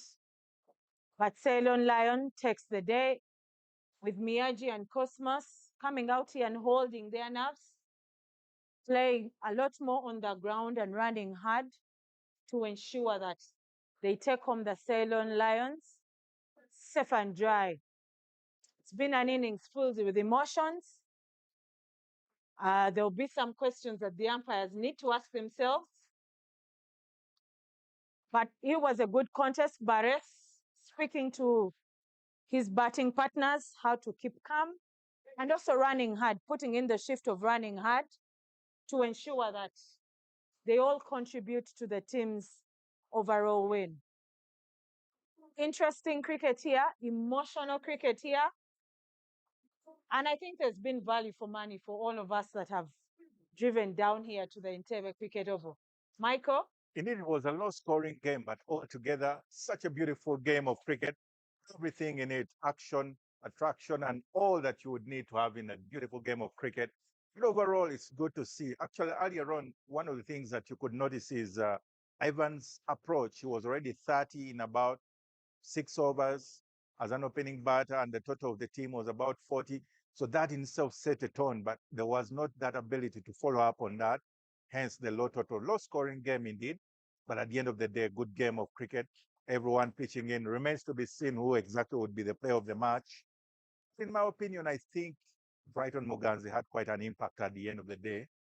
And he didn't have much to say with his bat, but that's it. So with that, ladies and gentlemen, thank you so much. It's been a wonderful day of cricket. I have been Naomi Kayando Bagenda, shot Michael- number 4. Michael Gressendiko used to be shot number 5, so we're in order. Thank you. Okay.